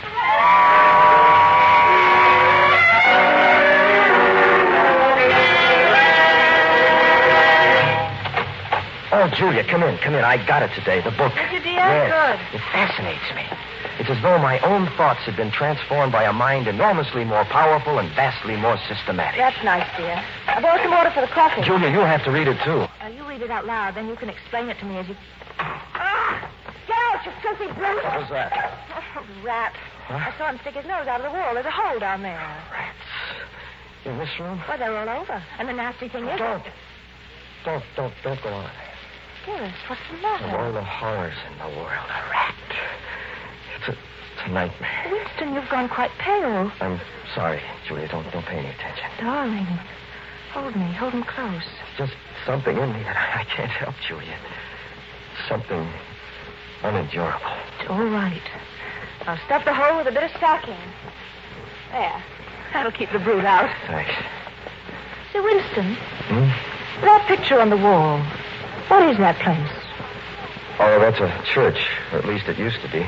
St. Clement's Day. Oranges and lemons, say the bells of St. Clement's. You owe me 3 farthings, say the bells of St. Martin. Where did you hear that? From my grandfather. He used to say it to me when I was a little girl. Someday I'll have to take that picture down and give it a good cleaning. We'll go on with the book. I'll fix the coffee.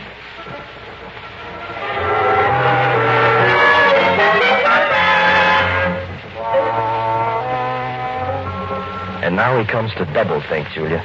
Oh, this part is absolutely... Julia. Yes, my love. Just looking into the fireplace. Go on, dear. You read so well. Yes. Applied to a party member, doublethink means a loyal willingness to believe that black is white when party discipline demands this. But it further means the ability to know that black is white and to forget that one has ever believed the contrary. Yes, that's exactly right, Julia. He makes me understand how. But what I don't understand is why.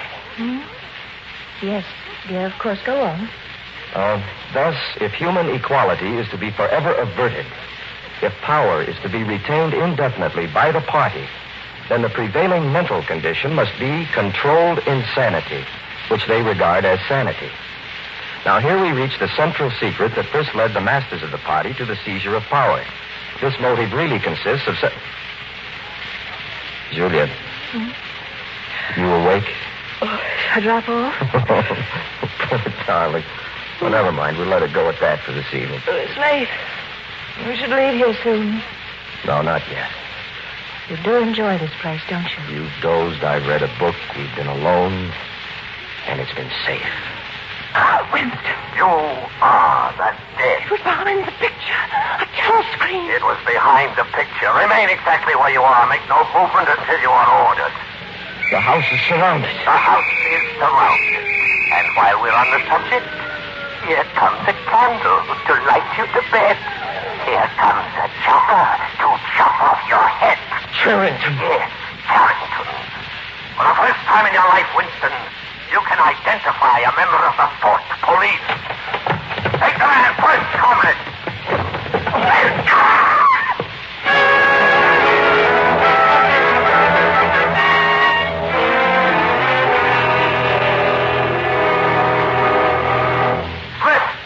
Smith, W69.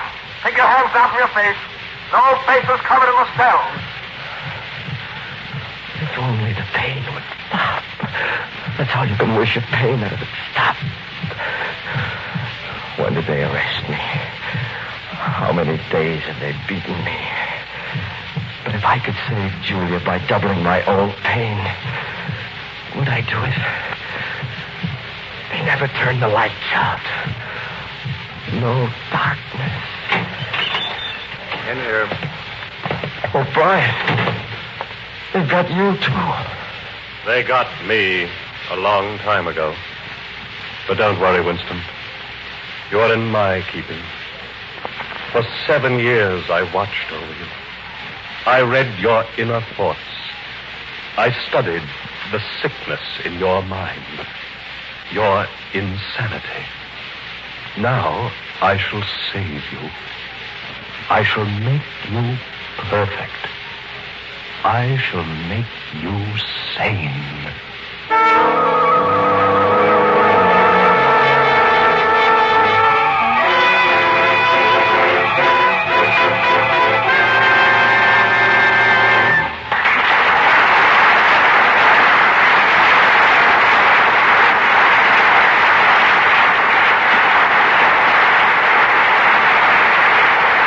You are listening to 1984, produced by the Theater Guild on the Air, presented by the United States Steel Corporation. You are listening to the Theater Guild on the Air, presented by the United States Steel Corporation. We pause now for station identification. You're in tune to Orlando, WORZ, AM and FM.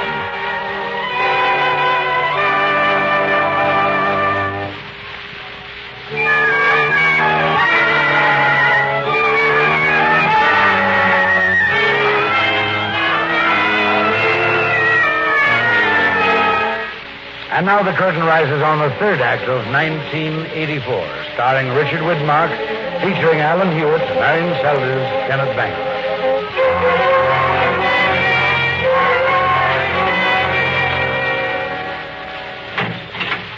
In here, Appleforth. We'll wait in here. Appleforth. Ah, Smith, you too.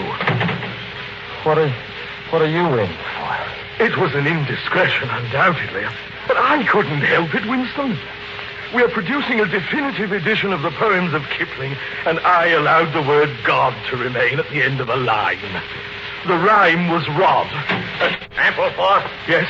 You will come with me. Room 101. Room 101? Come along quietly. No, not room 101, I beg you. God, get this man out. No, not me. Take Smith. He's the one that's against the party.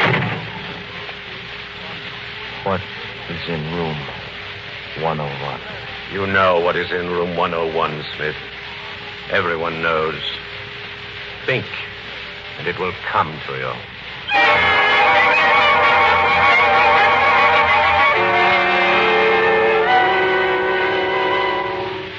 Winston. Wake up, Winston. Huh?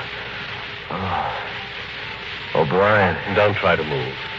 You are strapped down. We've taken you from your cell.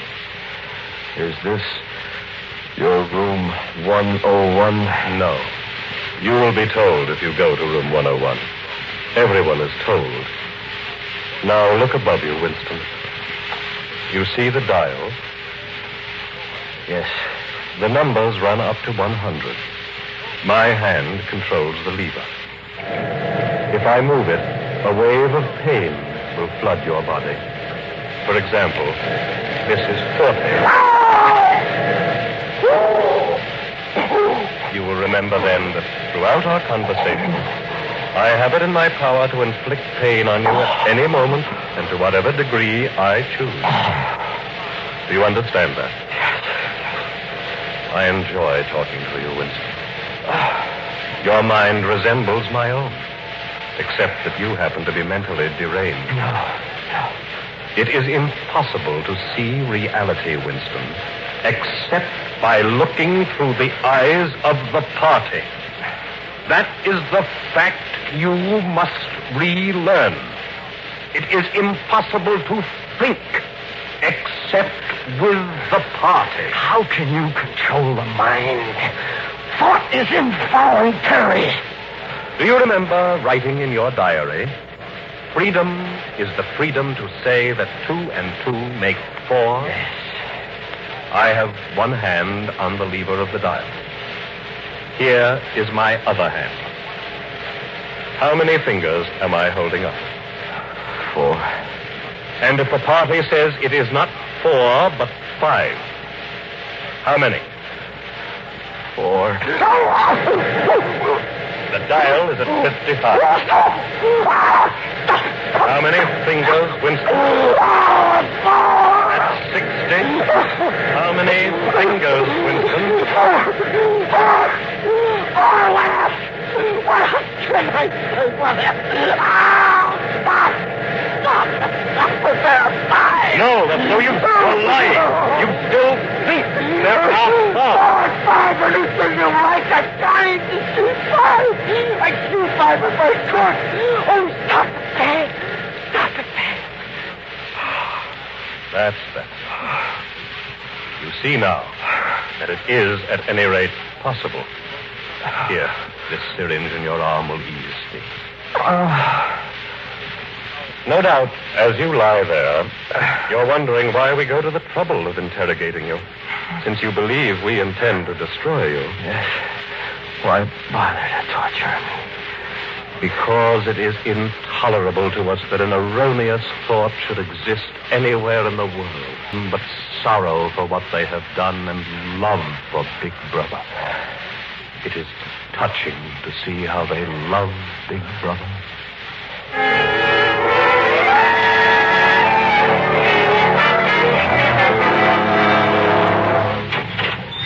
Ah, Winston, been sitting up? Yes. Good. You tried to walk? Yes. You're getting better. Well, before we resume today, you can, if you choose, ask me a few questions. Any question you like, it will be all right. What have you done with Julia? She betrayed you, Winston. Unreservedly. You would hardly recognize her if you saw her now. All her rebelliousness, her deceit, her folly, burned out. You tortured her. Next question. Does Big Brother exist? Of course he exists. The party exists. Big Brother is the embodiment of the party. Does he exist in the same way that I exist? You do not exist. I was born and I shall die. I have my own identity, my own, no other. I exist. No importance. Now, the next stage in your reintegration is the stage of understanding. Do you remember Goldstein's book? You said it told you how, but it didn't tell you why. You've read the book? I wrote it. That is to say, I collaborated in writing it. No book is produced individually. But to return to this question of how and why. You have been learning how the party maintains itself in power. Now tell me, what is our motive? Why should we want power? Go on, speak. You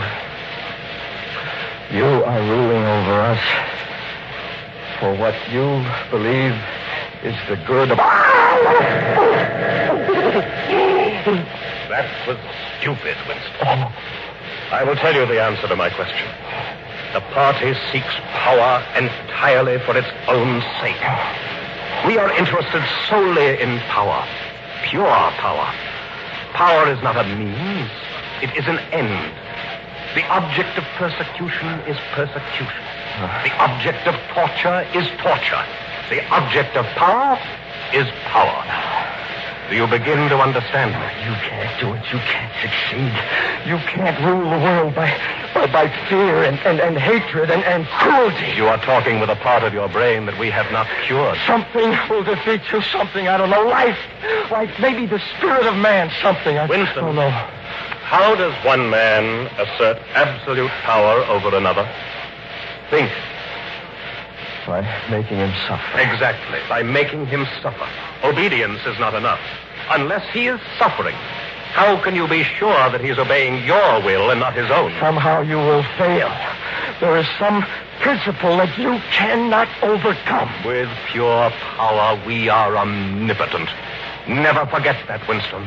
Always and forever, we know the intoxication of power constantly increasing. Always and forever, the thrill of victory, the thrill of trampling over a victim who is helpless.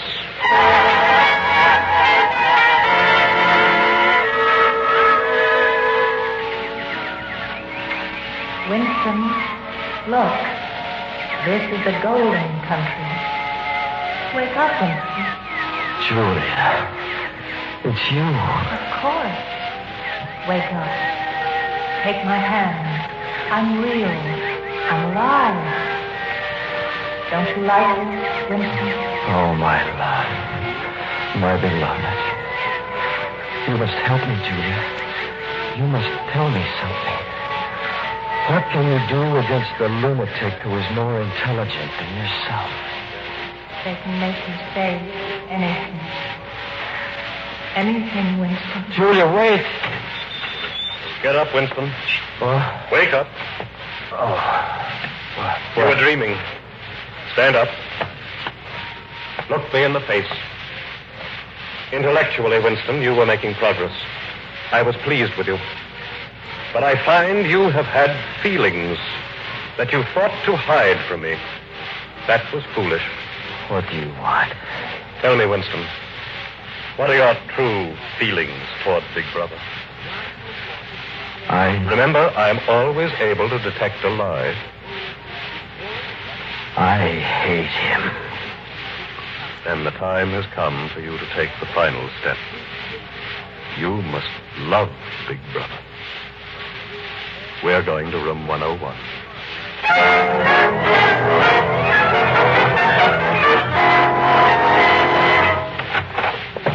him up right in the chair. Strap him. Winston, you asked once what was in room 101. Everyone knows the answer. The thing that is in room 101 is the worst thing in the world. The worst thing in the world varies from individual to individual. There are cases where it is quite some trivial thing. But for everyone, there is something unendurable, a pressure that you cannot withstand even if you wanted to. Bring in the cage. The cage. Do you remember your nightmares, Winston? The wall of darkness and the thing that could not be faced. It was rats that were on the other side of that wall. No, you can't do that. You couldn't do that. In your case, the worst thing in the world happens to be rats. Oh, Brian, please. I'll do anything. Just tell me what it is you want me to do. Come, Winston. In your heart, you know. Okay, if you won't tell me what it is. There is one person to whom you can transfer your punishment, but you must do it of your own free will. Set down the cage. Set it down.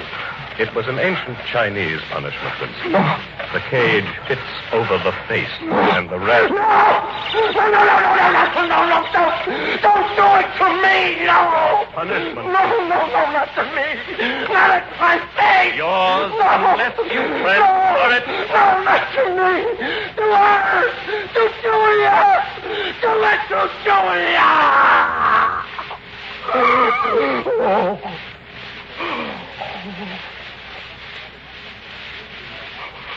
All right.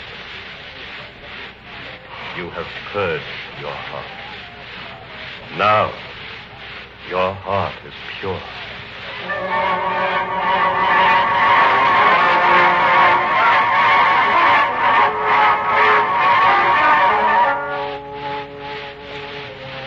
We have our last glimpse of Winston in 1984 as he sits in an empty cafe in mid-afternoon. Since his release from prison, Winston has a job of sorts at the ministry, but no one pays much attention to him. He idles, drifts. He drinks a lot of the synthetic gin of Oceania, and he waits. Waits. Right now, he is waiting with some concern for the war news on the telescreen. Suppose the Eurasians break through in Africa. Suppose they take the Congo Basin. Oceania itself may be threatened. We're in a crisis. Suddenly, the broadcast. Victory! In a vast strategic maneuver personally planned by Big Brother, we have routed the Eurasians on the Congo. He saved us. It was he alone. Our colossus. Our eternal shelter. Thank you, Big Brother. Thank you.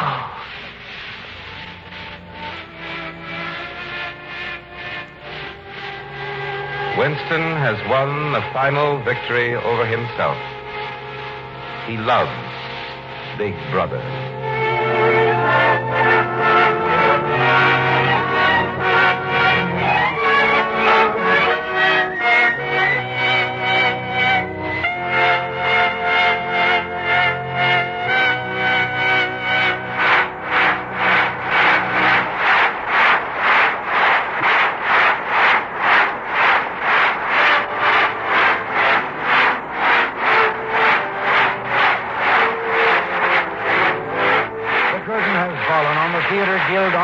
Production of 1984 from the novel by George Orwell, sponsored by the United States Steel Corporation. We express our thanks to our star, Richard Widmark, as Winston, and to Alan Hewitt, featured as O'Brien, and to Marion Seldes as Julia, and to Kenneth Banghart, who was our narrator. Our thanks also to the other members of our cast, as Charrington, Stutz Cotsworth, as Ampleford, Ronald Long, as the woman comrade, Florence Robinson, as the telescreen voice, Robert Reddick. Next week on the United States Steel Hour, Quiet Wedding, a comedy starring Diana Lynn, John Dahl, and Jesse Royce Landis. And remember that the trademark of United States Steel, USS, on any steel product is your guide to quality steel. The Theater Guild on the Air is under the supervision of Lawrence Langner and Teresa Helburn, with our Minor Marshall executive producer. S. Mark Smith is editor. Music was composed and conducted by Hara Levy. Mr. Richard Widmark may soon be seen in the 20th Century Fox production, Pick Up on South Street, co-starring Gene Peters. Your announcer is Norman Brokenshire. The United States Steel Corporation hopes that you'll be with us next Sunday at the same time.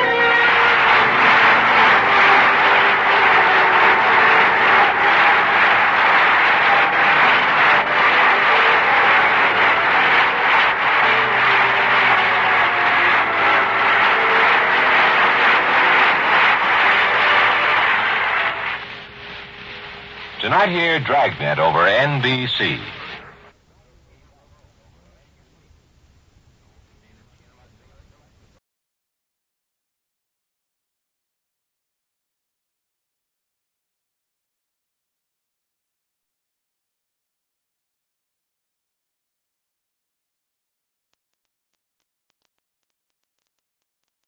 The Columbia Broadcasting System presents The Free Company.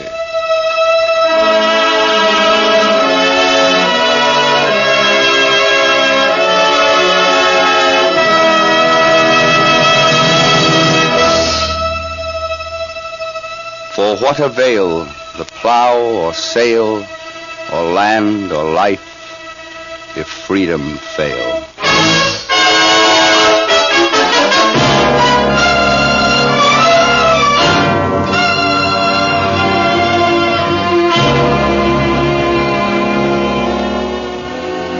Ladies and gentlemen, today CBS is proud to contribute its facilities to a new and important development in radio history, the Free Company. The Free Company is a voluntary group of distinguished American playwrights, writers, actors, and radio workers who have joined their talents to bring you this series with no compensation other than the knowledge that it may serve America. With James Boyd as national chairman, Robert E. Sherwood, chairman of the Writers' Committee, and Burgess Meredith, chairman of the Actors Division, the Free Company will present original radio plays written by its members, Maxwell Anderson, Sherwood Anderson, Stephen Vincent Benet, James Boyd, George M. Cohan, Mark Conley, Noel Green, Erway, Archibald MacLeish, Orson Welles, Elmer Rice, William Saroyan, and Robert E. Sherwood, 9 of them Pulitzer Prize winners. The plays will feature America's most distinguished screen and stage stars in the leading roles. And now, Burgess Meredith for the Free Company. This is Burgess Meredith speaking from Hollywood. The purpose of the Free Company is to present in terms as eloquent as its members can command the meaning of freedom, and to serve as a free expression of their faith in American democracy and in the basic civil rights which make it possible. Some of these plays utilize for their dramatic themes particular sections of the Bill of Rights. Others, like today's drama, will be more general in scope. For our first play in this series, Pulitzer Prize playwright William Saroyan has written The People with Light Coming Out of Them. In the cast will be John Garfield, Nancy Kelly, Eduardo Cianelli, Edmund Gwenn, William Tracy, Tim Holt, and Clinton Rosamond. The brilliant work of these artists in motion pictures is known to all of you.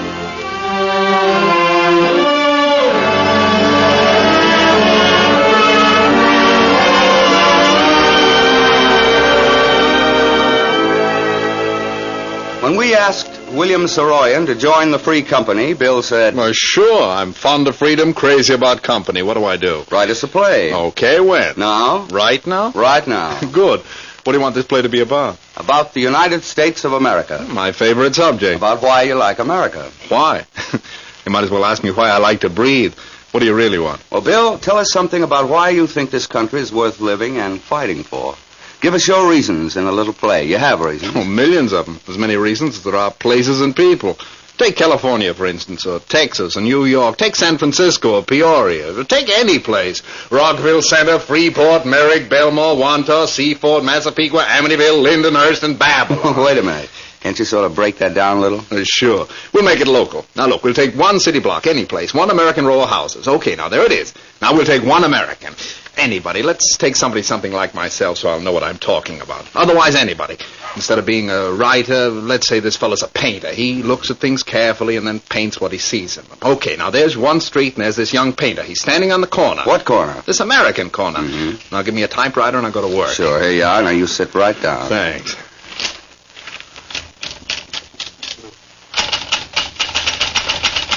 come on, old Walt Whitman. Tell us about America. Tell us about where we live, about home and the family. And Mark Twain, you tell us about it. And old Dan Boone. And 130 million people. You tell us about it.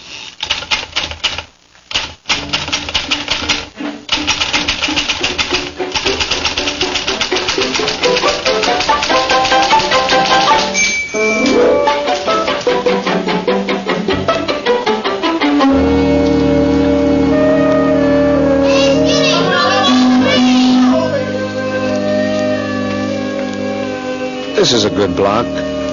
I'll tell you who lives in this block. Well, in the flat below me is the old husband and the wife and their granddaughter. The old man's retired. He used to be a railroad worker.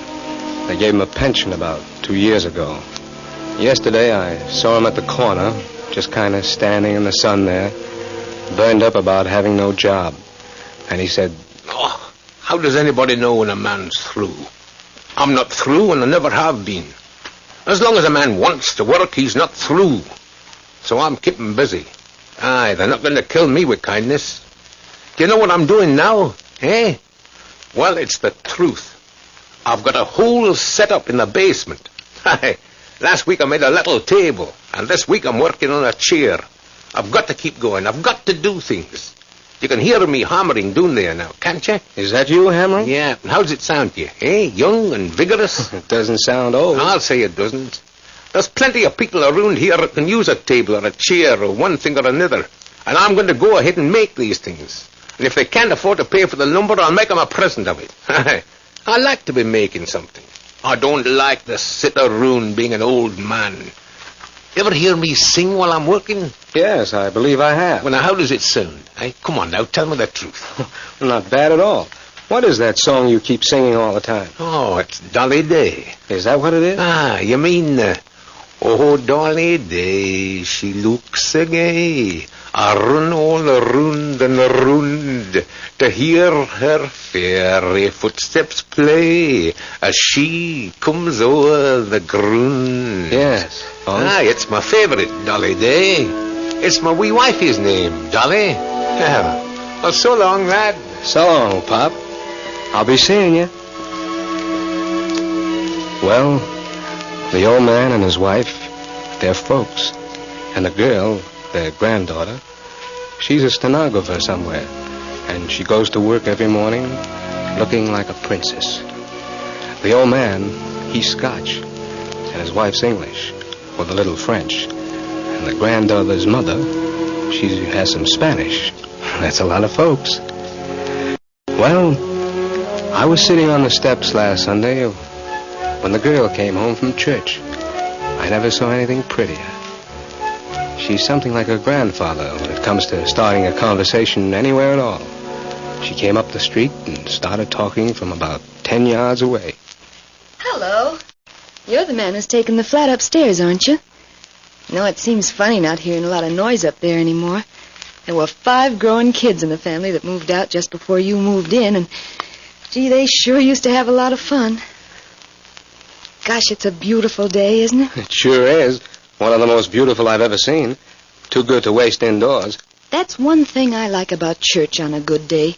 When it's all over, you go out humming the last song they sang, and you step into beautiful sunshine and walk home feeling glad and hungry and happy about everything. I've got to do that. I've got to go to a church next Sunday myself. What kind of sermon was it? Oh, it was a little sad and made me feel angry about the war and the way people are behaving, but, well, we got to know about wars and what they mean to people and what they do. So the last song we sang was Rock of Ages. Rock of Ages. I haven't heard that song in years. Oh, it's a beautiful song. Rock of Ages, cleft for me.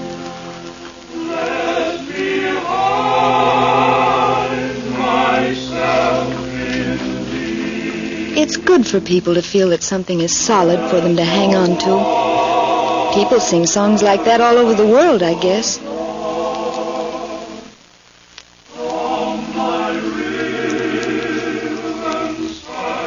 do.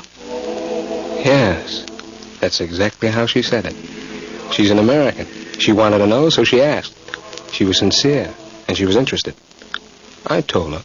I'm a painter. Oh, a house painter?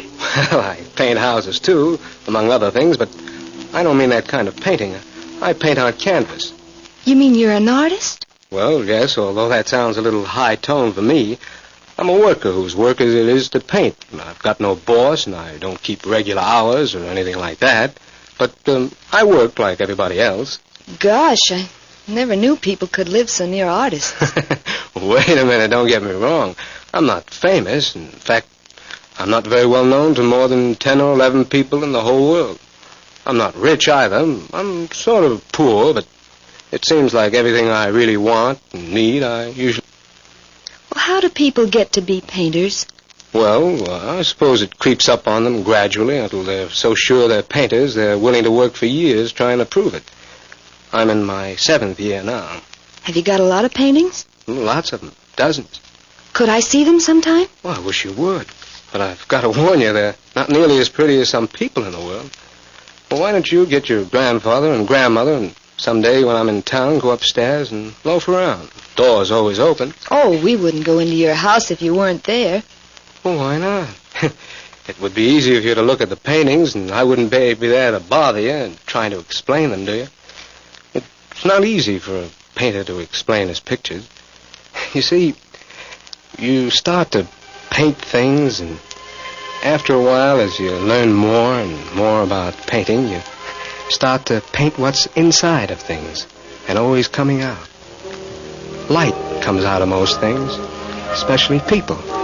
And it sometimes comes out of houses and streets and rooms and windows and all sorts of things that everybody sees every day.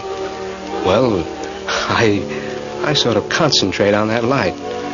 I'm interested in it, even when there's no sun shining.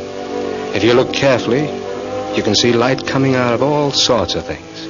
But it's not easy to explain. Gosh, you sound like a preacher. Only it sounds real, not like a sermon. Everybody's a preacher, yes, but simply a question what a man preaches. Well, what do you preach?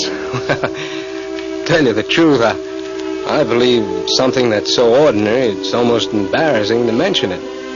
In fact, somebody sophisticated might laugh at me. I believe there's more good in things than anybody ever bothers to see. So I keep looking for it all the time. And when I find it, I try to keep it in a painting so other people can see it too. After they see it in a painting, well, they see it everywhere else too. That's what painting's for. Say, can we really go up and look at the paintings? Well, I'm going to take a walk to town in about an hour. Why don't you all go up after you've had dinner? I won't be back until evening. Are you sure you won't mind? Mind? I want you to see my pictures. That's why I paint them. All right, then. We'll go up. And thanks. Okay. Well, she walked off, and I went up to my room.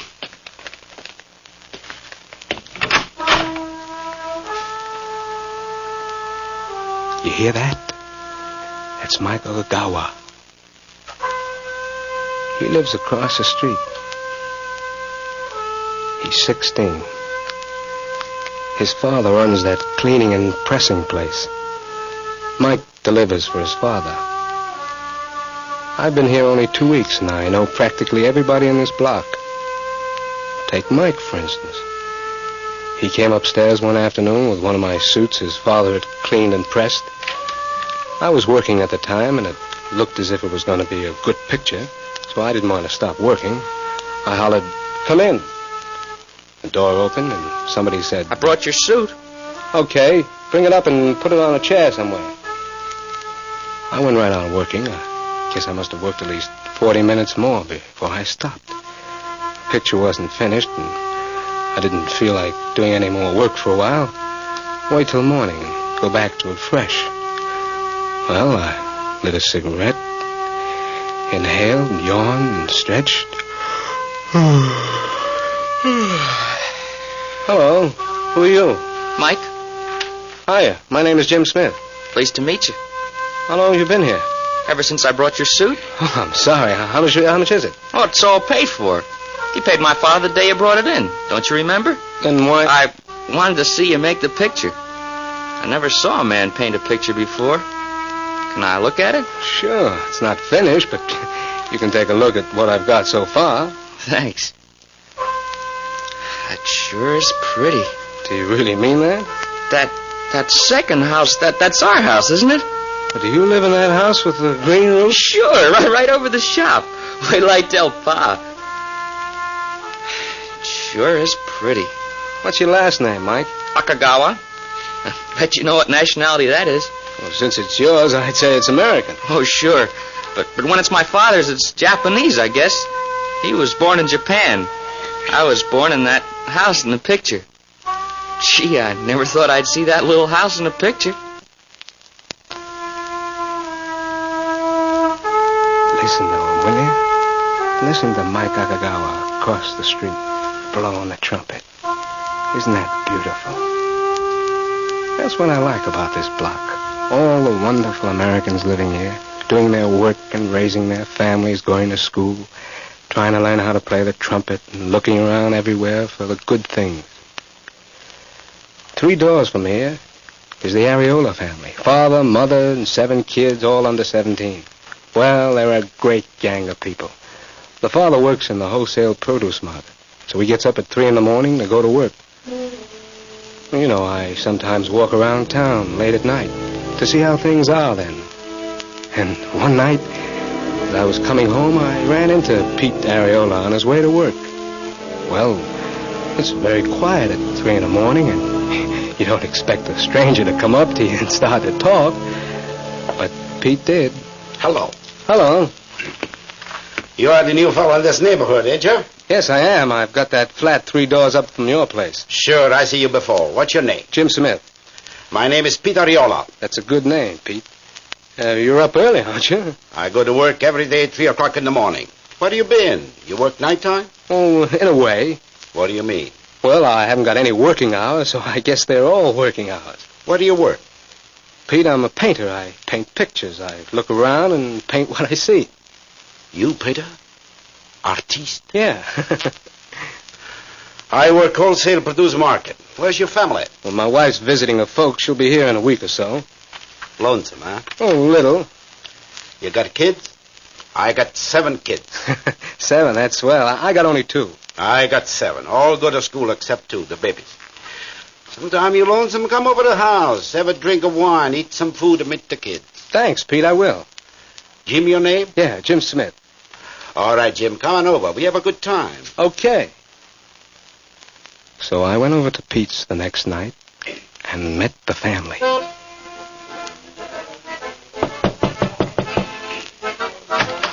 Hello, Jim Smith. Come in. You have supper with us. Hey, Angela, come and get some wine for our new neighbor. This is Jim Smith. Angela, my wife. How you doing, Mrs. Areola? Hello, young fella. These are my kids. Hey, kids, wait 1 minute. Meet the new neighbor, Jim Smith. And now, let's see. We start with the babies. This is Nicky. Hi, Nick. Hey, Angela, look. The neighbor pick up Nicky. Nicky, you like this fella? Sure you like him, but that's so fine. This little girl is Nora, my little flower. This fella's Pat. Hey, Pat, how do you feel? Okay, Pa. Hello, Mr. Smith. Hello, Pat. This lady, oh, she's a lady. Look, those high-heel shoes. She's Rosa. Gonna to be opera singer. I'm gonna be a school teacher. All right, Rosa, a school teacher and opera singer, too. Papa wants everybody to be an opera singer. Next, the big fellas. Joe, 14. Hi. Tom, 15 and a half. Hello. And the oldest boy is Dominic, 16 and a half. Hi. There's another one on the way. All right, everybody, this fella, our new neighbor, Jim Smith. All right, Jim, drink this wine. Now, come on, kids, let's give a song. Oh, solo me, everybody together. Dominic, give me 1 chord enough and make it a good one.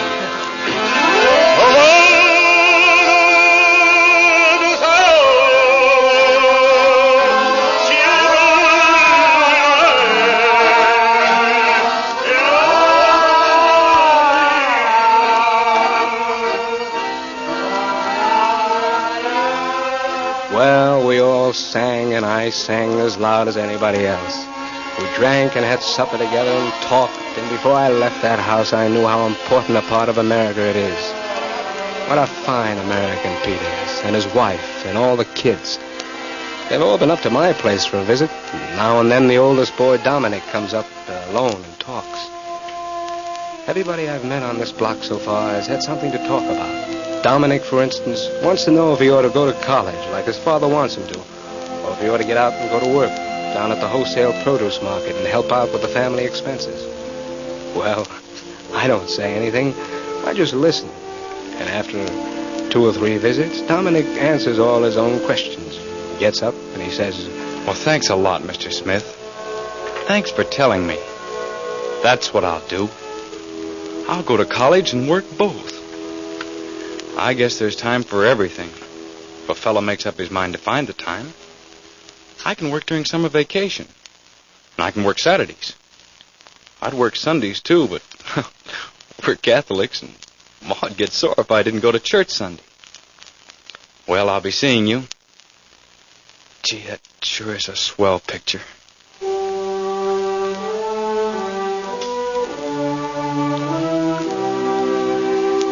There's a fellow who's got a furnished room in the house at the corner.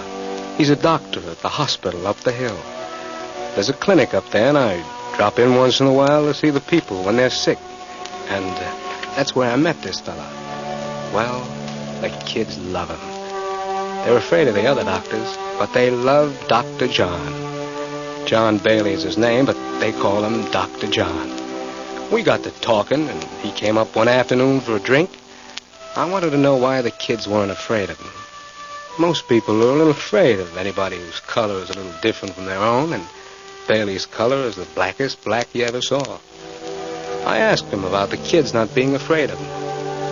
Well, maybe it's because kids are people at their best. A kid with a pain, all he wants is to have the pain taken out of him. I don't go to work on a kid until I get him to know him.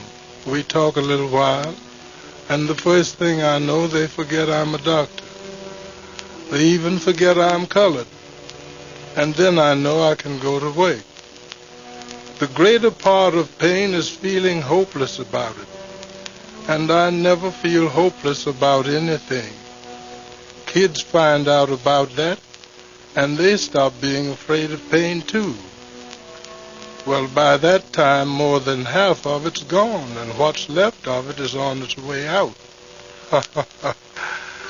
I laugh a good deal, too, because laughter's just about as strong as sunlight as a healing force. Where there's laughter, there's never fear. It helps the kids. Well, how does it happen that you do laugh, though? Well, I didn't used to.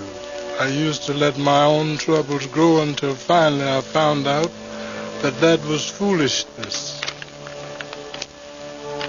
The living are healthy. Life is healthy. I know that from my way.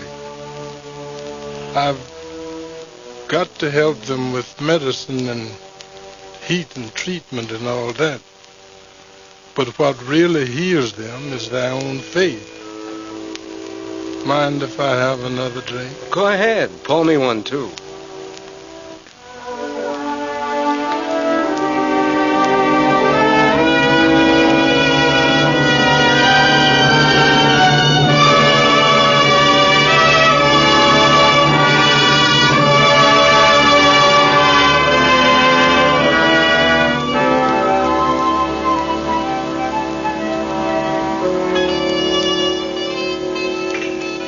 All the people in this block are like that, like Bailey and Pete and Mike Okagawa, and the old man and his granddaughter. But this block's no different from any other block in any other town in America. People are like that all over the place. And when you've got people with light coming out of them, like it comes out of these people, and you've got light coming out of their houses and the streets they live in and the towns where these streets are, and the whole land where these towns are, you hear them coming to life in the morning. The alarm clock's ringing, the faucet's running, and everybody getting up to start another day. You know, they're a happy people. because they belong to a happy nation. They're a free people, and they're glad to be alive. I've done a lot of looking around all over this country because that's my work. And everywhere I've gone, from the biggest city to the smallest town, I've seen people with light in them. Human people. People who are young and friendly and kind. Oh, I know, I've seen bad people too, all kinds of them. But I looked a long time, and it's gotten so I can see them right through people who look as if they're bad. But they're not bad. They're having trouble. They're up against something. Things have gone wrong. They've lost faith. They need more things than they've got. They're out fighting because they don't know what else to do about the trouble. But even these people are good people. Something's pressing against their spirits, hurting them. Everything isn't perfect in any block, in any town or city in this country. But in this country, it's always trying to improve. It's always working at the job. The same as a painter's got to work at a picture he's painting. Look out this window down at the street. It's not a fancy street. The houses aren't much. People in them aren't people you read about in newspapers and magazines. But down there is America. That street and those houses and the people living in them. There is the strength of this nation and the hope of the world. Look at the light shining out of those humble houses. That light is the light of a happy nation, a free and growing people, a human people, a people without fear, a people who love instead of hate, whose casual everyday humanity is stronger than any other power in the world. This is a good block. I like it here because the best in people from all over the world is growing here into the first real nation of the world, the American nation, the nation of human people.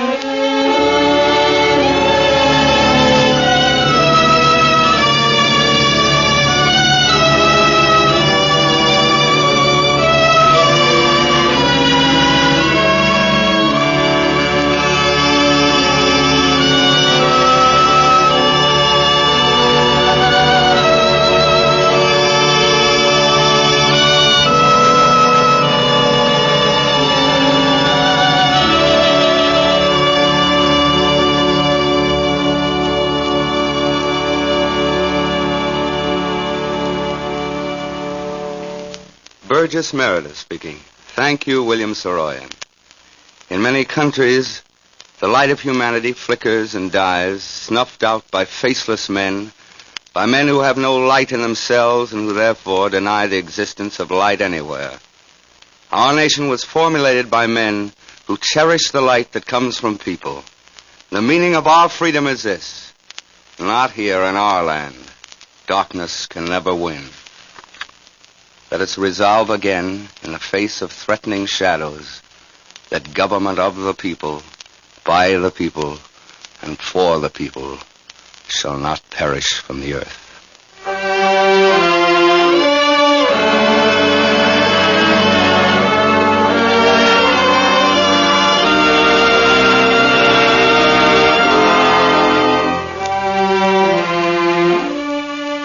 John Garfield, whom you will see soon in Warner Brothers as Seawolf, Nancy Kelly will be remembered for her work in Jesse James, Eduardo Cianelli, who played the unforgettable Trock in RKO's Winter Set, Edmund Gwend, whose performance as the murderer in Foreign Correspondent received high acclaim, William Tracy, who played the delightful fresh kid in MGM's A Little Shop Around the Corner, and was now appearing in Daryl Zanuck's Tobacco Road, Tim Holt, who is starring in RKO's The Fargo Kid, and Clinton Rosamond, who is appearing in MGM's forthcoming Blossoms in the Dust, have joined the Free Company in presenting the first in a series of broadcasts, William Saroyan's original radio play, The People with Light Coming Out of Them. Leith Stevens composed and conducted an original music score, Charles Vanda produced.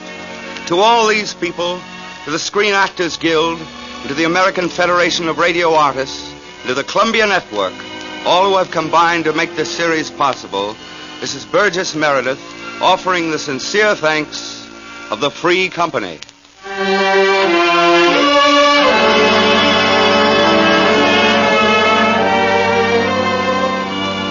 All those who enjoyed Mr. Soroyan's play, The People with Light Coming Out of Them, will be glad to know that a complete copy of the broadcast in printed form has been made available for distribution to all our listeners. For 10 cents, the actual cost of printing and mailing, you will receive your own copy by writing to the Free Company in care of the station to which you are now listening. Copies of subsequent broadcasts during this entire series of productions by the Free Company will also be made available each week.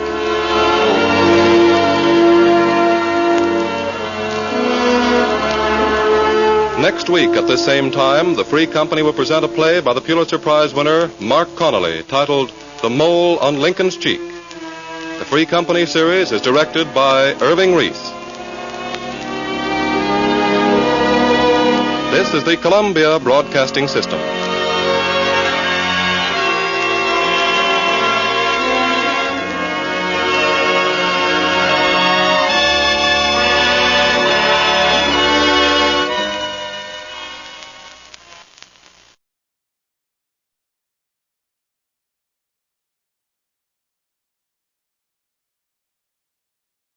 Between Americans, starring Orson Welles.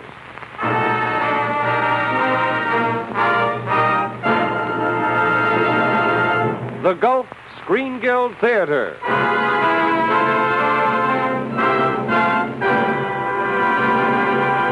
The Gulf Oil Companies and your good Gulf dealer are proud to present a dramatic picture of this, our America. Here is your host, Roger Pryor, to tell you about it.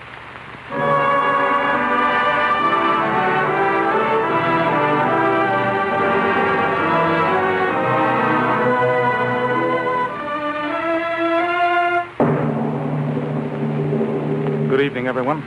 We welcome you tonight to one of the most timely programs ever heard on the Gulf Screen Guild Theater. Our production of Norman Corwin's script, Between Americans, starring Orson Welles. Broadcast at any time, we believe this program would make every American's heart beat a little faster. Make him hold his head just a little higher. But since the tragic and foreboding news that came today, this program, Between Americans, now becomes an American odyssey. In just a moment, our story will begin. But first, here's Bud Heaston. Right. And here's an easy way to change from a pessimist into an optimist. If you're wondering now how long you may have to keep your present car, and wondering, too, if it will last, if it will stay in good condition, just look on the bright side of the picture. Remember, when you give the wearing parts of your car good protection, that helps it stay young and act young a long, long time. So give your automobile the modern method of lubrication, Gulflex registered lubrication. Here's why. First, expert Gulflex operator works from a master chart of your model car, thus protects each wearing point in the chassis and body. Second, the Gulflex man uses not just 1 or 2 greases, but 6 special lubricants, especially developed by lubrication authorities. And third, here's proof of how good these lubricants are. In recent tests by Gulf engineers, Gulflex chassis lubricant, for instance, stayed in the shackles 30% better and lubricated nearly 100% longer than the average of competitive products tested. So get Gulflex registered lubrication, a much better than usual grease job at no extra cost. Remember, too, that your good Gulf dealer is also ready with splendid motor oils and gasolines, such as Gulf No-Nox gasoline, the extra value gasoline that has been especially designed to stop harmful pounding and hammering inside your engine. Make it a habit to stop regularly at your neighborhood good Gulf dealers, your headquarters for making your car last longer. And now, Oscar Bradley's music introduces Orson Welles, who will talk Between Americans.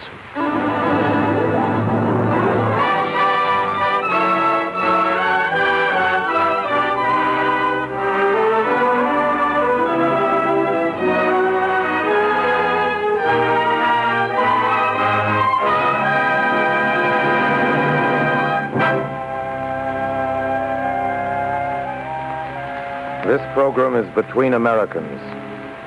That's where the title comes in. We hope you like it, but you don't have to. At any rate, nobody's going to make you stick around and listen to it. That's one of the advantages of being an American. Now, tonight we're doing something quite foreign to the type of thing usually presented by the Gulf Screen Guild Theater. Instead of telling a story about 5 or 6 people, we're telling a story about 100 million. This happens to include you, listener, whatever your name may be. As a matter of fact, names don't bother real Americans very much. Not when we've got states named after French kings and English queens are lifted right out of the Latin language like Montana, or out of the Spanish like Nevada, and towns. You know, if you were to hold a convention of all the people who live in foreign-sounding American towns, we could fill quite a sizable stadium. Among the delegates registering on the first day would be... Me, I'm the delegate from London, Minnesota. I'm in from Dublin, New Hampshire. Flew in this morning from Cairo, Illinois. Huh? Whose turn, me? I'm from Canton, Connecticut. I'm from Paris, Texas. I came all the way from Shanghai, West Virginia. Warsaw, Georgia. I'm the delegate representing Moscow, Kentucky. My town is Toronto, Kansas. As for me, Lisbon, Maine. Delegate from Madrid, Alabama reporting. I'm from Stockholm, South Dakota. Drove down this afternoon from Bombay, New York. Hitchhiked here from Baghdad, Florida. All right, delegates, now that you've registered, you may all be seated. Now, that's all the preliminaries there's going to be tonight. We're through with the introductions, the overture, and the official registration. So now we can get down to the text, which is, roughly speaking, this. Today, particularly, people are thinking about their country pretty hard. Some of them for the first time in their lives. People are wondering where we're headed. Men are being called on to get ready to defend America. A lot of them are thinking in terms of what is there to defend? Well, now, America means a lot of things to a lot of people. Most of them are solid patriots, only they don't know it. They don't have to wear a red and white and blue button in their lapels to prove it. They don't have to agree with or even listen to people like this. My fellow citizens, in this great state of flood and plethora, we can fix it down, squirtle your taxes. Our great country is gribbly bolted on and can wackle tablewicks, and your land and I will Harrington forever! We got a good hunch most people prefer the quiet kind of speaker, like the fellow who got up on a platform in a Pennsylvania town one day and said, "The world will little note nor long remember what we say here." That was the Gettysburg Address he was referring to. As a matter of fact, he didn't get such good reviews the next morning. Take, for example, the write-up he got in the Harrisburg Patriot. We pass over the silly remarks of the president. For the credit of the nation, we are willing that they shall no more be repeated and thought of. If you think that's bad, listen to what the Chicago Times had to say. The cheek of every American must tingle with shame as he reads the silly, flat, and dishwatery utterances of the man who has to be pointed out to intelligent foreigners as the President of the United States. Of course, the rival paper in Chicago took the opposite point of view. Rival papers often do. The remarks of President Lincoln will live among the annals of man. That paper gave it 4 stars, and they were right. The Gettysburg Address did survive.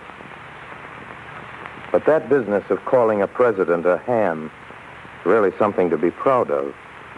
I mean, the right to print a piece saying a president makes us sound like dishwater. Nobody dragged the editors off to jail, even if they were wrong. That's important. Comes under the heading of free press. As soon as anybody starts gagging the press, any press, watch out. Americans don't like that. And by the way, we got a nerve to be calling ourselves Americans all the time when we're really only United Staters. We're a little selfish about that. It's America down there in Chile, too. All the way down the spine of the Andes.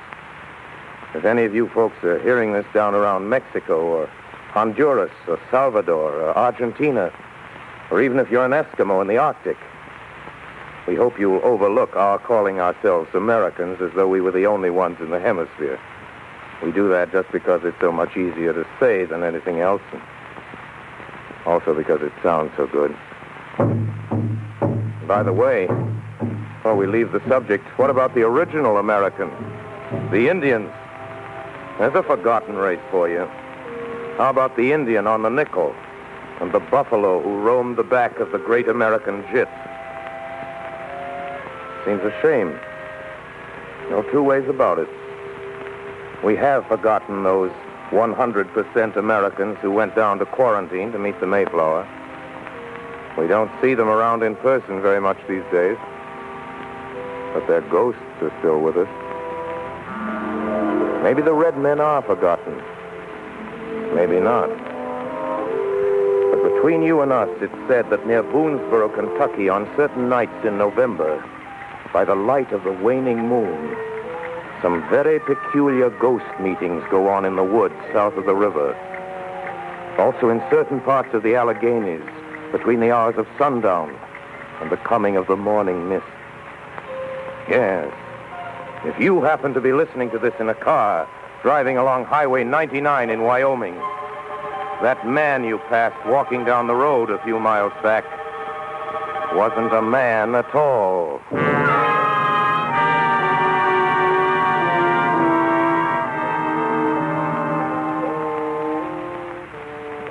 Seriously, they were brave people.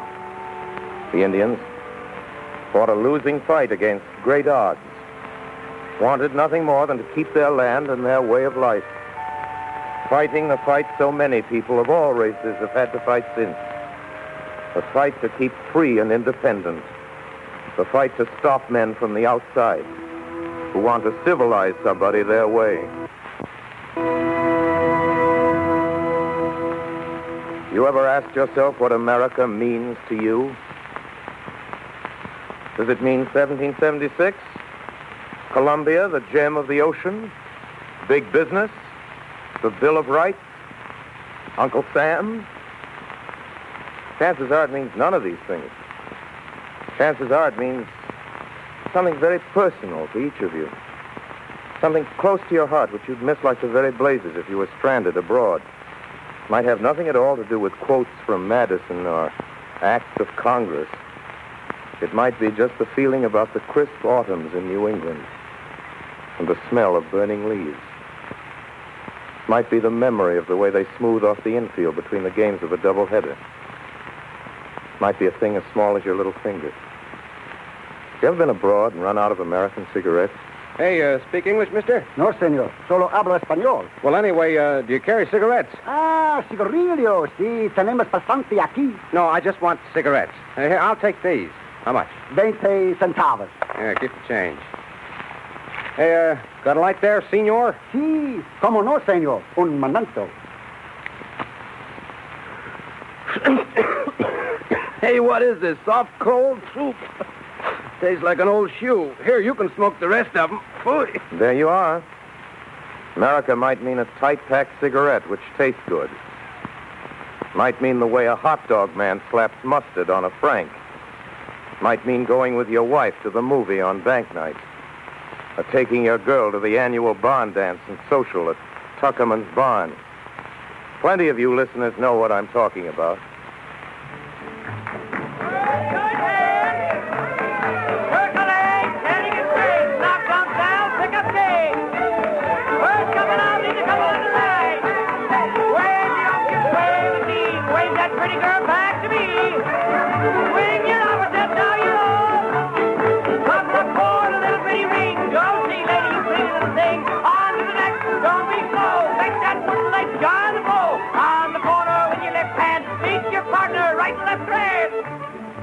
You hear people speak of home defense? This is the home to be defended. The square dance down the Glen a piece, and old man Tuckerman's barn. This is the America of all the couples dancing there tonight. That's what the nation means to Butch and Fred and Jenny and Elvira. And this is America to all the boys and girls from Malvern County and their folks at home waiting for them. What do you suppose America means to that auto repair man in the grease-caked dungarees who works in the garage in the corner of Willow and Elm Street? It means, quite likely, crawling under the 1936 Buick and dragging an electric light bulb on a long extension after him. Hey, Joe, hand me that wrench. What wrench? The wrench at your feet. I got to finish this apprentice job. Why don't he sell that jalopy and get a new boat? Hey, you want to talk us out of business? As long as he keeps his car, we get a repair job once in a while. Yeah, guess you're right. Sure. That's America to Pete and Joe. Piston job, transmission job, valve job, jack it up, change the tire. New fan belt, check the pump. On Saturday night, take the girl down to Joyland Dance Park. Means repairs to those boys and cans of oil. and carburetor mixtures. And to Jack Prentice, who owns the Buick that Pete is fixing and who lives down on the beach near the Coast Guard station, America means the sound and the sight and the smell of high tide under the full moon, with occasionally the melancholy note of the bellboy drifting up when the wind's blowing in from the ship channel. It means the age-old sound of the sea. The same sound folks are hearing this very minute up around Penobscot Bay and Winthrop Beach and Chincoteague Inlet down by Calabogue Sound and on Boca Chica and then clean over to the other coast by Guadalupe and Carmel. Yes. Wind and wave and sand and rock and riptide and undertow. That's America to Jack Prentice and the hundreds of thousands of folks settled on the coastlines between Eastport and Key West, Point Isabel and Birch Bay. America is all things to all her people. Prairie to Nebraskans, coal to Scranton miners, cameras and raw celluloid to the picture boys in Hollywood, the stink of crude oil to the men who work the wells, relief checks to the unemployed, a mic and a stopwatch to a radio production man, a BMT Express to Brooklyn office workers. Sure, that's the way it goes. Or isn't it? What does this country mean to you? It might mean anything. Anything at all. It might mean a course in highfalutin poetry at Harvard. Today, gentlemen, we will consider the influence of Whitman on the development of poetry in America. And by 1870, after 12 years of incessant attack against squeamish over-refinements, Whitman really began to create an active distaste for literary affectation. Or else it might be an argument between two baseball fans as to which is the better team, the Yankees or the Red Sox. Yeah, but look! The Yanks are a bunch of old men and cripples. Yeah. They won't last. I tell you, they won't last. Well, it gets good and hot around the middle of July. Yeah. Wait till doubleheaders begin piling up. What are you talking? Listen, DeMayor's just having the best season he ever had. He's an old man, huh? Keller hitting a dozen homers. I'd like to be a cripple like that. New home run record for the club. Won't last, huh? Who's the Red Sox got as good as DeMayor's? Name one guy. Name one. Who? Ted Williams. Oh, good hitter. No getting away from that. What you say? Better than DeMayor? Pitching. Wait a minute. Do you say? Or it could be a poker game in Charlie Ferreter's law office upstairs over the 5 and 10 cent store on a rainy afternoon. Or a meeting of the Kiwanis Club in the Mansion House on Thursday. Or the news store. Or a great symphony concert sent out over everybody there, playing the music of all the world's great composers, regardless of their race or nationality. For instance, something by a great German Jew named Mendelssohn. Something you couldn't play in certain countries on the other side.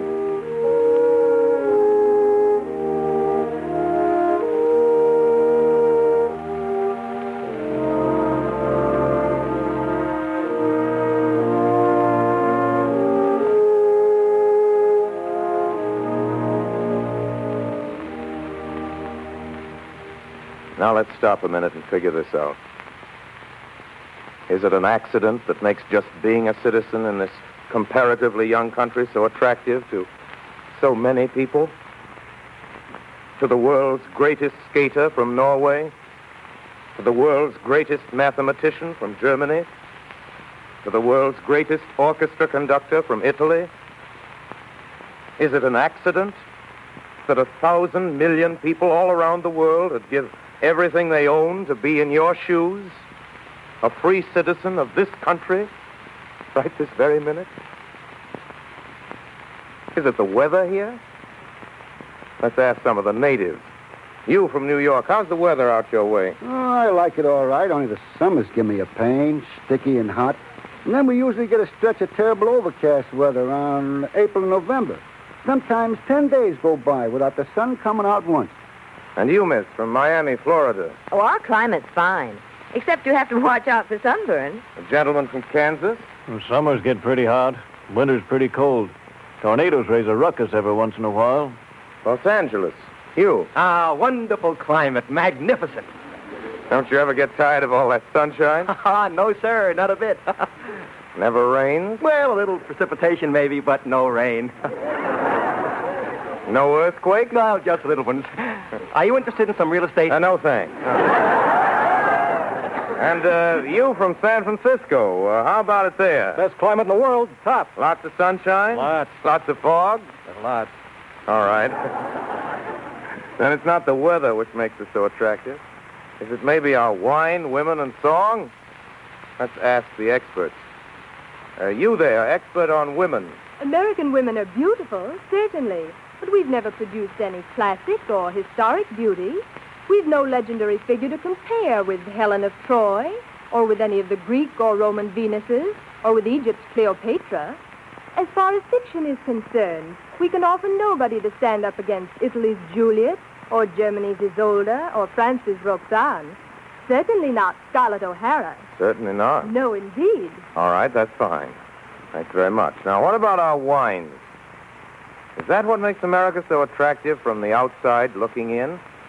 How about it, wine expert? American wines are excellent, but then, of course, meaning no offense, have you ever heard of French champagne, Burgundy, Liebfraumilch? All right, thank you. Thank you. Can it be our song? Maestro. America can well be proud of its composers and of its wealth of folk music. But the fact of the matter is that we have yet to produce a single world-great symphony, whereas Finland has produced 7, Germany and Austria, 100, the Russians about 12, the French 2 or 3, England 2 or 3, Bohemia... Not song, then. Neither wine, women, nor song. So what is it, then?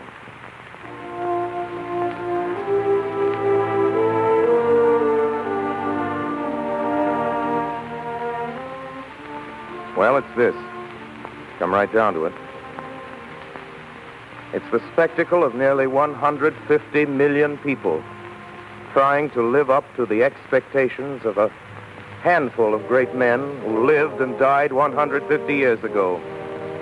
Men who were so fed up with the kind of government they'd been getting, they sat down and wrote a new constitution for themselves and their children. A democratic constitution that's been added to, but never been topped before or since.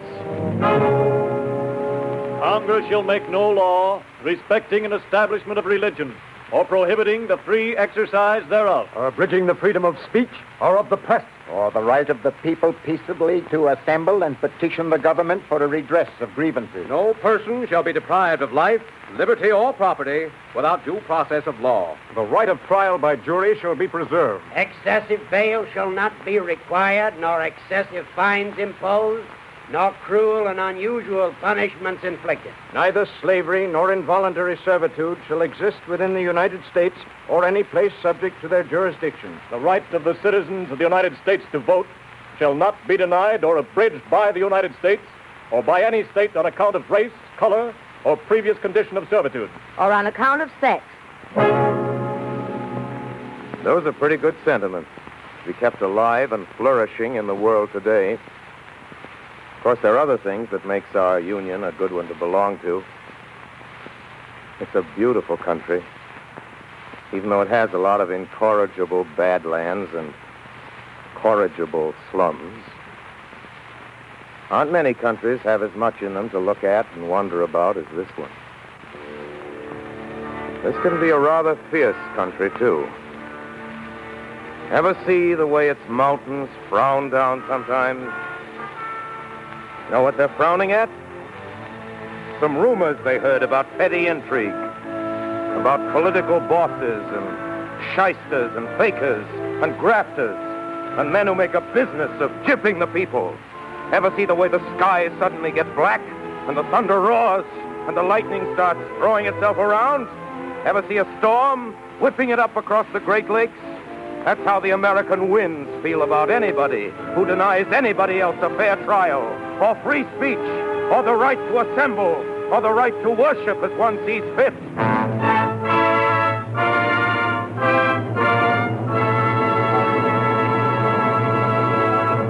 Well, then, in the final analysis, there can be no analysis. Many great thinkers and poets have attempted it, but the country's too big for any one man.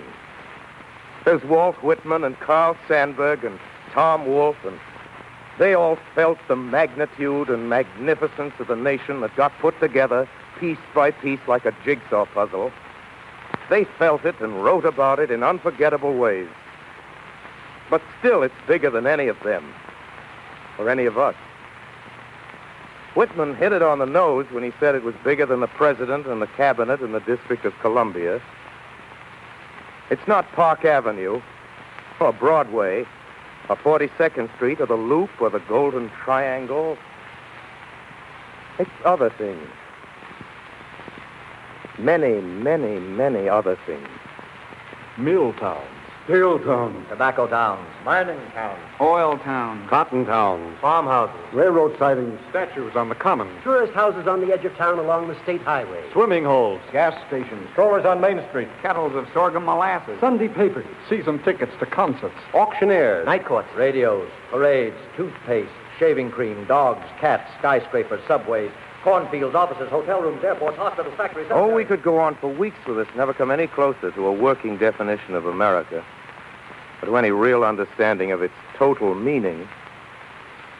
Look, how can you add up all the red and yellow neon signs, the smell of all the eggs and bacon frying in the morning, the bargain specials, the lessons learned, the cows let in from pasture, the mileage clocked up on automobile speedometers, the rainfall and the snowfall, and the wind drift?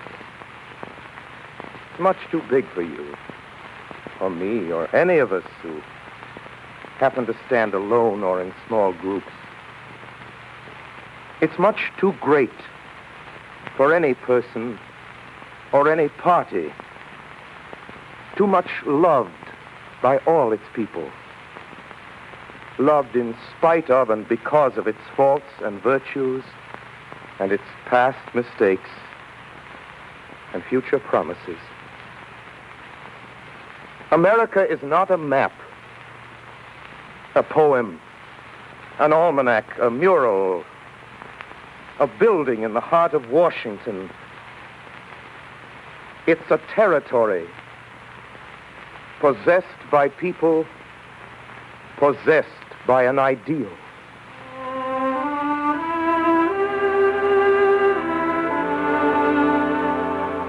Well, that's all, listeners.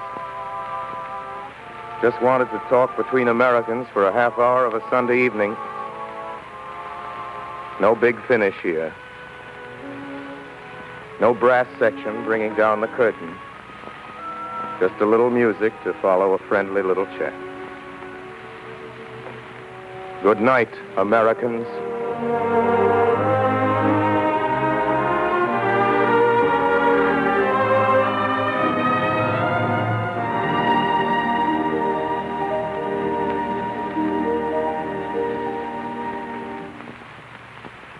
You've just heard Orson Welles talking between Americans.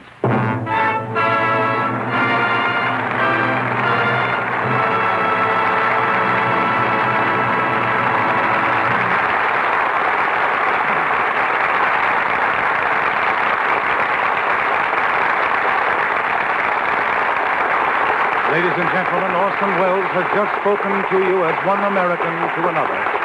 And incidentally, do you remember when Orson mentioned the hundreds of thousands of Americans working in those oil towns and gas stations? Well, those Americans make up a great industry that's a vital part of America, the oil industry. There are about 400,000 gasoline dealers helping traffic flow along the highways, making possible business trips, visits to your friends, the stores and movies, pleasant rides in the country. That's only part of the oil industry's contribution to making the American way of life the grand thing it is.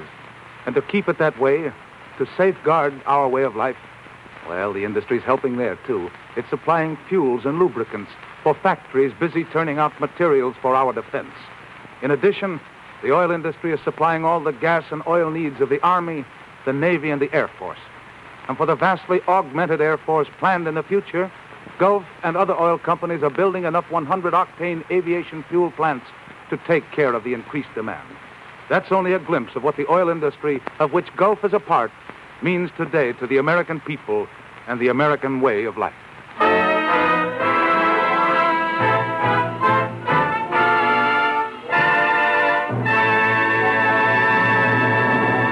Well, next week, we really have a show that'll put you into a great humor. The RKO hit My Life with Caroline, starring those top favorites, William Powell and Ann Sothern, with George Barbier.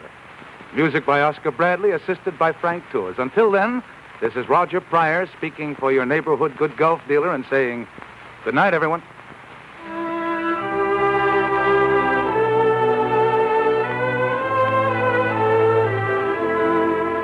Orson Welles appeared tonight through the courtesy of Lady Esther and is currently making the magnificent Ambersons at RKO.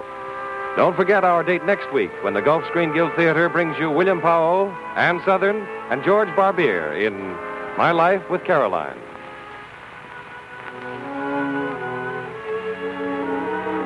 Bud Heaston speaking. This is the Columbia Broadcasting System.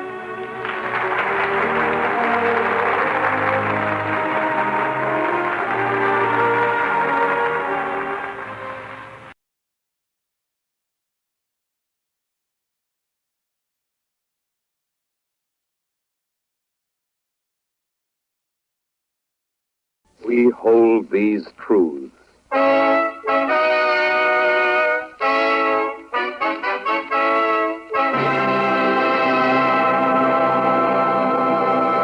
This is a program about the making of a promise and the keeping of a promise.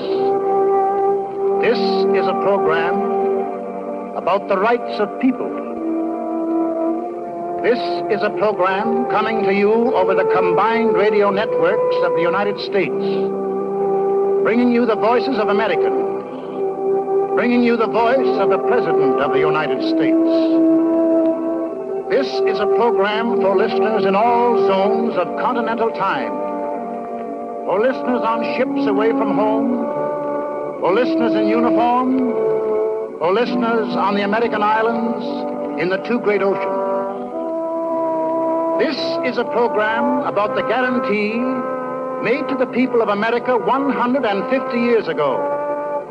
A guarantee that has been kept through peace and war and peace and war. A guarantee we call the Bill of Rights.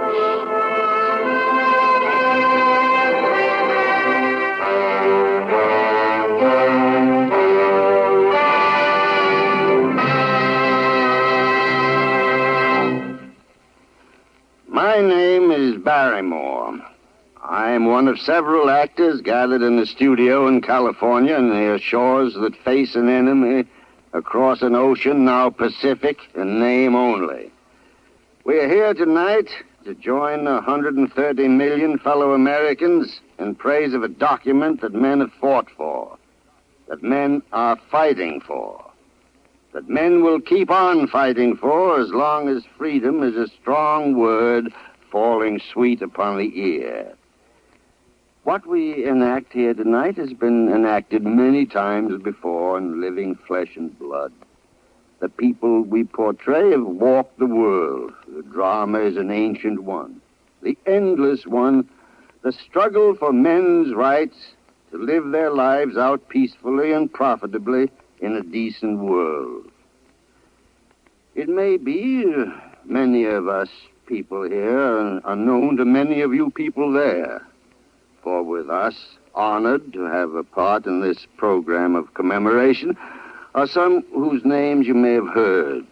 Such names as Edward Arnold, Walter Brennan, Bob Burns, Norman Corwin, Bernard Herrmann, Walter Houston, Marjorie Main, Edward G. Robinson, Corporal James Stewart, loaned to us for this occasion by the Army Air Corps, Rudy Valley, and Orson Welles. In New York City, waiting to join us is Dr. Leopold Stokowski in the Symphony Orchestra. In Washington, the highest name in the land, the President of the United States, Commander-in-Chief of the Army and the Navy, Mr. Roosevelt. But this is not a night of names, of personalities. Our names or any names are meaningless unless your names are added, unless you join us. You, for whom the sacred rights were written, and to whom their keeping is entrusted. You, the guardians of what has been bequeathed to you by millions like yourselves, and by the toil of centuries as dark and menacing as this we live in. You, the people of the Federated States.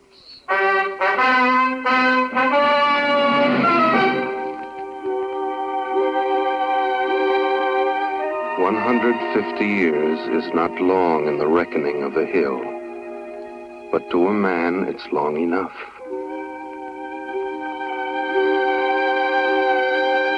"150 years is a weekend to the redwood tree, but to a man it's 2 full lifetimes. 150 years is a twinkle to a star, but to a man it's time enough to teach 6 generations what the meaning is of liberty, how to use it, when to fight for it." Have you ever been to Washington, your capital? Been there lately?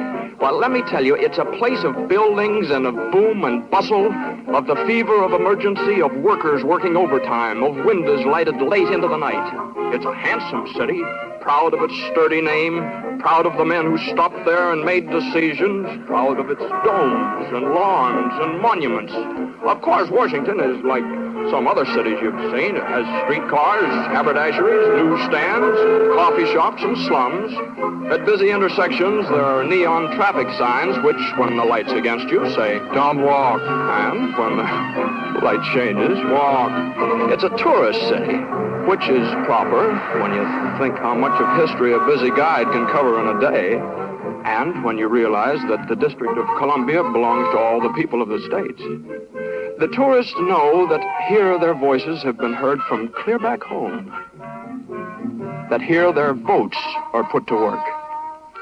The tourists go to see the sights they've seen in 1,000 pictures of, sights so famous and familiar that they're thrilled to find they look, well, they look just like they thought they'd look. Washington Monument, for example, or the Lincoln Memorial, where the seated and relaxed Abe Lincoln sits between 2 mighty murals of plain words, his own words.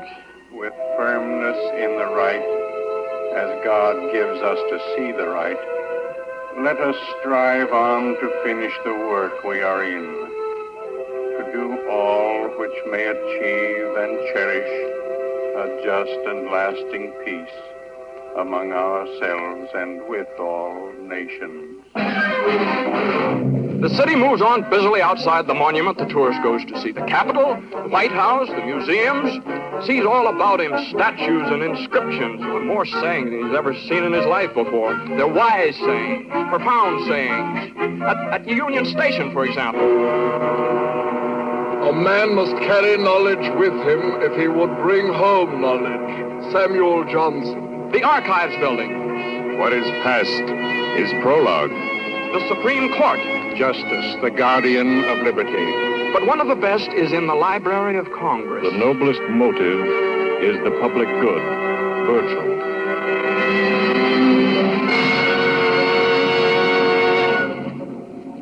The tourist thinks that over. The noblest motive is the public good. And with this in mind, he climbs the marble stairs inside the library to come at length upon a case containing a handwritten document.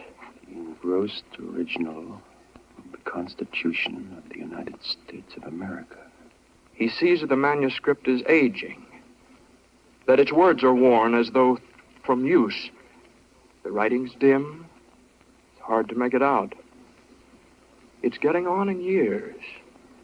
We, the people of the United States, in order to form a more perfect union, establish justice, ensure domestic tranquility, provide for the common defense, promote the general welfare, and secure the blessings of liberty to ourselves and our posterity, do ordain and establish this Constitution for the United States of America. Article 1, Section 1. All legislative... The words are dim, but not the meaning of the words. The pens that put this down are dust, but not the marks they made. There was a time when this was shining parchment, when the text was easier to read, when the ink was not yet dry. Suppose that we, stopped here in modern Washington before this shrine, were to return, go back a little north by east in time and space to one bright afternoon in Philadelphia. That fine fall day when deputies from 12 free states subscribed their names to a new blueprint of a new society. And of the independence of the United States the 12th, in witness whereof we have hereunto subscribed our names, George Washington, President, and Deputy from Virginia. Now, gentlemen, we are ready for your signatures by geographical progression north to south. The deputies from New Hampshire will please sign first. John Langdon. John Langdon. Nicholas Gilman. Nicholas Gilman. The delegates from Massachusetts. Good-looking men, these. They're mostly lawyers. 2 or 3 of them surgeons. Rufus King. The gentleman from Connecticut, please. William Samuel. Broome, there. Broome of Delaware. He did surveying for a while. Roger Sherman. And now our representative of Sherman, New York. who just signed. He was a shoemaker before he studied law. The gentleman from New Jersey. That's Washington calling the delegation. David Brearley. David Brearley. The gentleman from... The man behind Ben Franklin is Alexander Hamilton. Ben's getting old now, 81. Hey, he slept off and on throughout the whole convention, but when it was important to be awake, he was awake all right, and active. Pinckney. Charles Coatsworth Pinckney. The gentleman... There have been men assembled in a room before, William... but never to a greater purpose. Now, gentlemen, the others. Well... Abraham Baldwin.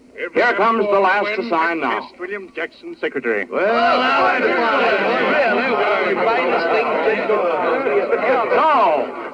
the Constitution has been drafted, signed, and presently will be submitted to the states for their approval.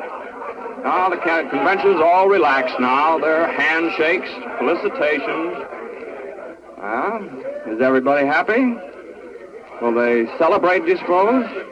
Will Rufus King go home to Boston and be welcomed by a welcoming committee from the city? Will appreciative Virginians hoist James Madison on their shoulders and parade him through the streets, shouting, "Father of the Constitution"? Will a thumping band march up and down the town making a noise like this?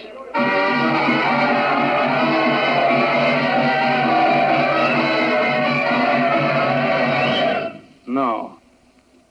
There will be no band. And I say to you, ladies and gentlemen, the heart of every man and woman, nay, of every child in each and every one of our 13 states, from the rock-bound shores of Maryland to the golden sands of Georgia, should fill and swell with pride on reading the noble and glorious Constitution which our wise and prudent and far-sighted representatives in solemn assembly have framed and admitted to our glorious states for their approval. And I say to you... No. There will be no speeches. There will be no celebration.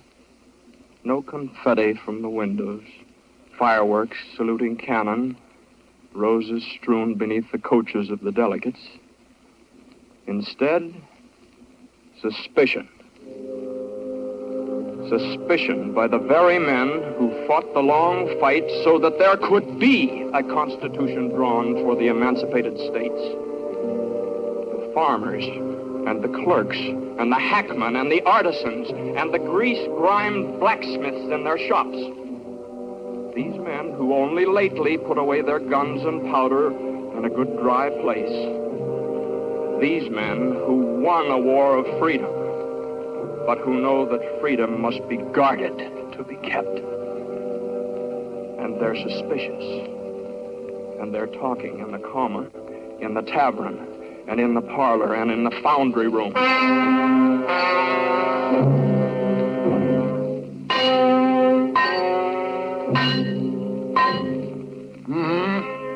All right, what else does it say? Well, that covers it. That's the whole thing. Constitution. I don't like it. Why? Come here with me. Come over at the door. See that spire? Yes? That's a church I go to. Well, what about it? I like it. I'm a God-fearing man. I want to keep on going there. Well?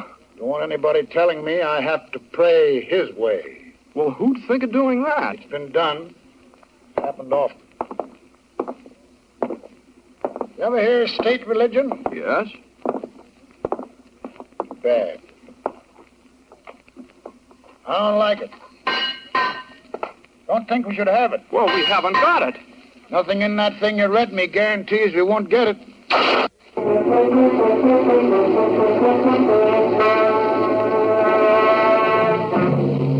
Say, this here Constitution gives us order and authority, huh? Yeah?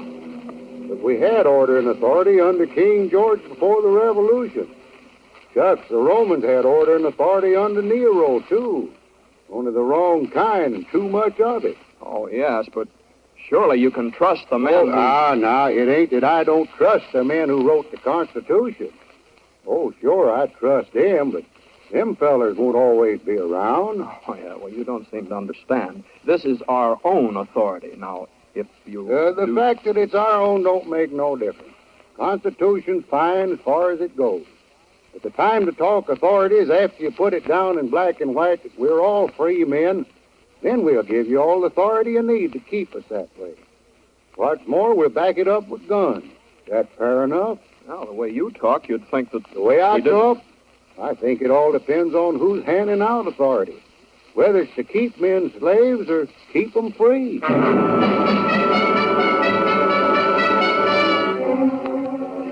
Didn't think it was necessary. The English thought it was necessary 100 years ago.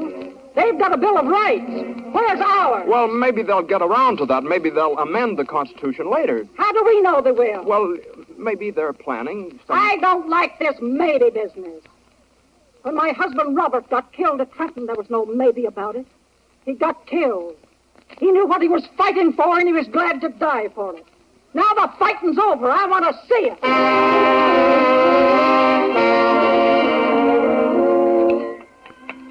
I don't know, Jerry. Sometimes I wonder whether you use your head for anything else than to keep your ears apart. I got my opinion, and I stick to it. The Constitution looks good to me. I don't think it needs no adding to. Hand me that brick there. It's a foundation, that's what it is. Sure, it's a foundation. That's just what I'm talking about. But do you build a foundation and then go away and not build a house? Do you clear the woods and then let the ground go barren? Ah, Pipple. Ah, the way you argue. Pipple, eh? Is that all you can say? Hand me that brick there. What's the hurry? Give them time. It's not an easy job to get a new country running right. That's just the point. It's a lot easier to get it running wrong. Rights, man. Can't you get that through your head? Why shouldn't rights be written into the Constitution just as much as rules on how to meet and when to vote and how much a senator should get paid? Not they alone. Not only little men like they, whose names escape us, whose names will never be recalled. The men who left their bloody footprints in the snows of Pennsylvania and buried their comrades in a clearing back of a clump of evergreens. The little men who took it, gave it, stuck for the duration, saw it through. Not they alone are doubters, wondering and grumbling, no. There are big names, too. Names now bandied on the tongue, but later to be lustrous, later to be sainted. Tom Jefferson, George Mason, Jimmy Madison, Pat Henry. Now, take Jefferson, for instance. You know what he says? Bill of Rights is what the people are entitled to against any government on earth. I'll take Pat Henry. I cannot give my oath to support this Constitution without a Bill of Rights. I'll take Mason, a wealthy planter of Virginia who'd rather plant a seed of liberty than 20,000 acres of tobacco. Government to be lasting must be founded in the confidence and affections of the people. Without a Bill of Rights, this government will end either in monarchy or a tyrannical aristocracy. This Constitution has been formed without the knowledge of the people, and it is not proper to say to them, take this or nothing. Well, then, the Constitution is in peril.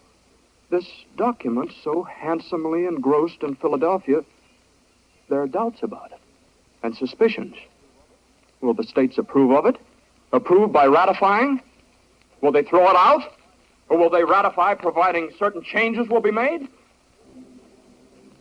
The writing's fresh, still fresh upon the parchment. The text is clean, the ink is bold, the meaning clear. Only the worth of the Constitution is uncertain. All the points, the articles, the regulations are well put, but will they be well taken? The states decide. Not one man, two men, three men, but the states united. They decide. What says South Carolina? We ratify but offer 4 amendments. What says Massachusetts, where she stands? We ratify but offer 9 amendments. New Hampshire, you. We ratify but propose 12 amendments. Rhode Island. We ratify but 21 amendments, please. North Carolina. 26 amendments and the Declaration of Men's Rights. Virginia. We ratify, but we're suggesting 29 amendments and a Bill of Rights. New York. 33 amendments in full basis ready, and we ratify.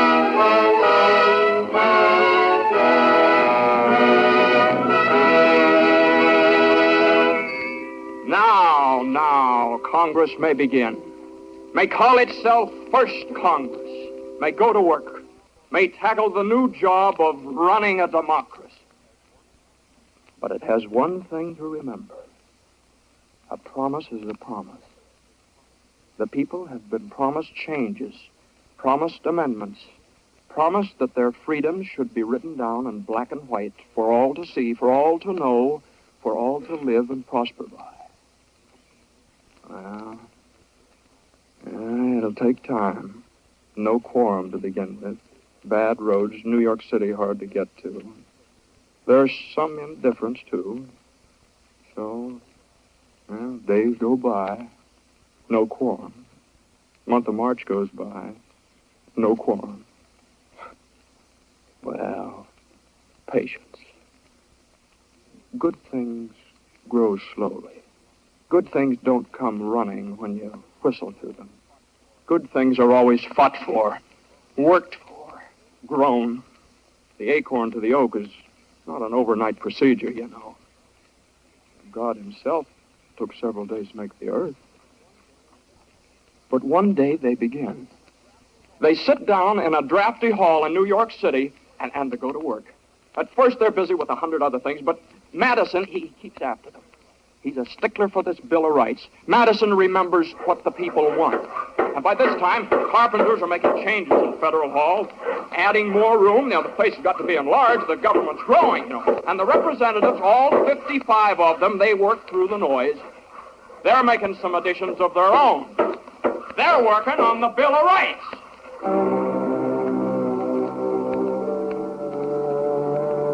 Do you think 55 representatives of the American people sat in a hall in New York City, in a drafty hall, and made up articles of freedom? Do you think the congressmen from 13 states made up those freedoms out of their own heads, debated there, deliberated there, without assistance, all by themselves, from their own experience? Oh, no. They had much help. From many nameless and unknown, from dust in quiet places, from broken bones deep in the earth, deep in forgotten earth, mixed with the empty clay, from bleeding mouths, burnt flesh, cropped ears, from numberless and nameless agonies. The delegates from dungeons, they were there. I said that men were born equal. That is all I said. The delegates from ashes, at the bottoms of the stakes, they were there. The king did not approve. The gallows delegates, whose corpses lifted gently in the breeze, they too. The exiled wanderers, the Christians killed for being Christians, Jews for being Jews, the Quakers hanged in Boston town, They made a quorum also. Present. We are present. The murdered men, the lopped off hands, the shattered limbs, the red welts where the whiplash bit into the back. Must you know what they said? Must you know how they argued? Must you be told the evidence? The silent testimony of the raised? Must it be told verbatim? Listen then! That was an argument for an amendment. That was a speech in favor of an article of freedom. That praised the passage of a Bill of Rights. How much of all this must be told to be believed? Must it be drawn on diagrams? X marks the spot where decency was last observed. The dotted line shows how the victim staggered. The arrow points to blood. The headsman, he was there in Federal Hall. The man who turned the ratchets on the rack. He sat in the assembly too. Nero was there. Caligula, King Philip, Torquemada, Cotton Mather, all the tyrants and the martyrs who had gone before. Sat quietly, unseen among the representatives. Read from their memoirs, expert testimonies, found their ways into the records and between the lines. All the long and bloody history of fanaticism, murder in the name of God, torture in the name of love, crucifixion in the name of safety to the crown. My God, my God. He too sat in the Congress. The mild man with the scars in his hands and feet where the sight went through. He was a consultant in the business at hand. Had he not died because the rulers of a realm denied free speech? Was he not nailed up on a cross between two thieves because his preachments were considered treason? He, the Son of God, was he not executed over an issue of the rights of man? Make no mistake about it. He was there.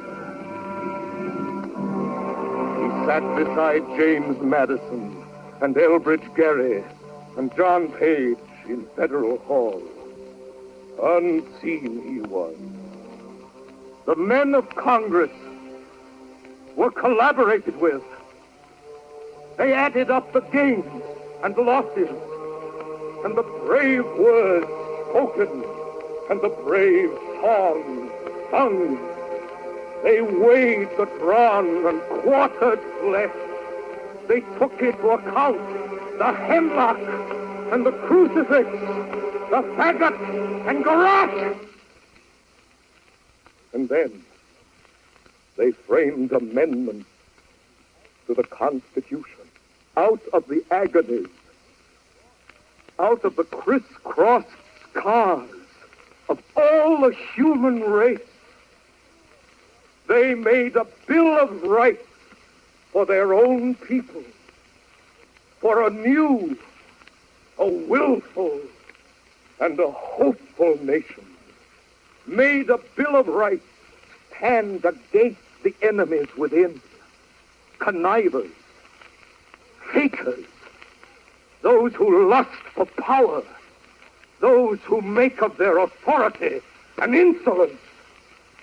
The Congress of the 13 states, instructed by the people of the 13 states, threw up a bulwark, wrote a hope, and made a sign for their posterity against the bigots, the fanatics, bullies, lynchers, race haters, the cruel men, the spiteful men, the sneaking men, the pessimists, the men who give up fights that have been just begun. The Congress wrote a 10-part epic of amendments.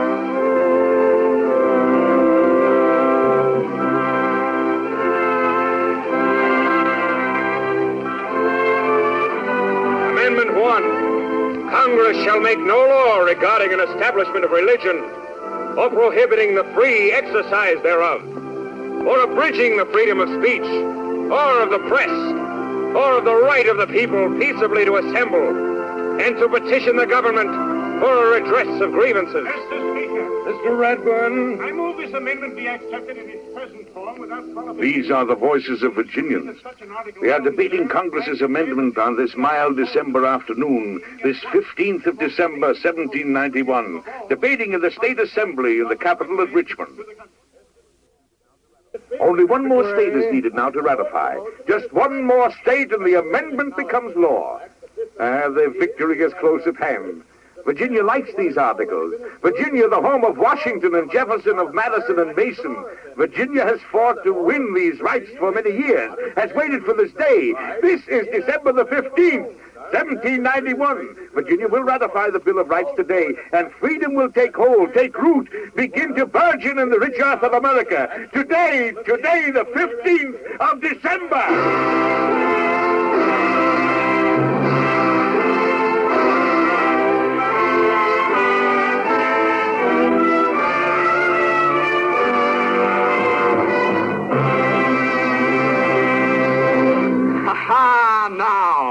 Now the people of the states breathe easier.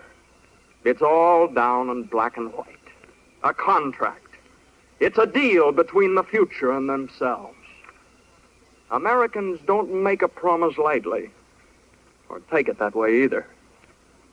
A promise made by honest men to other honest men is like a hand clasp and a vow. Meant to be understood. Meant to be remembered. Oh, look about the country now. Suspicion thaws like frost beneath the frank diplomacy of spring.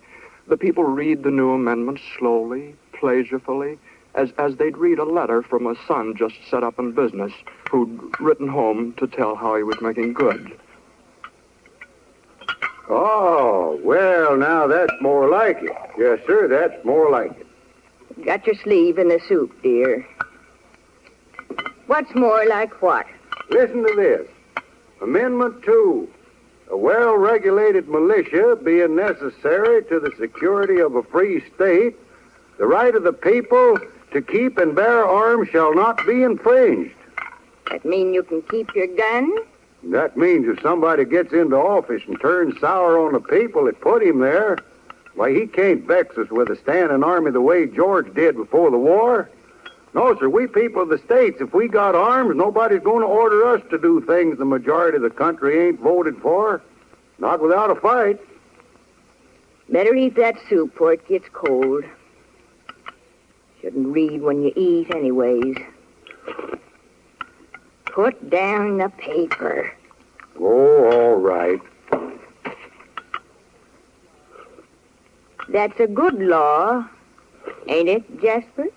Yep.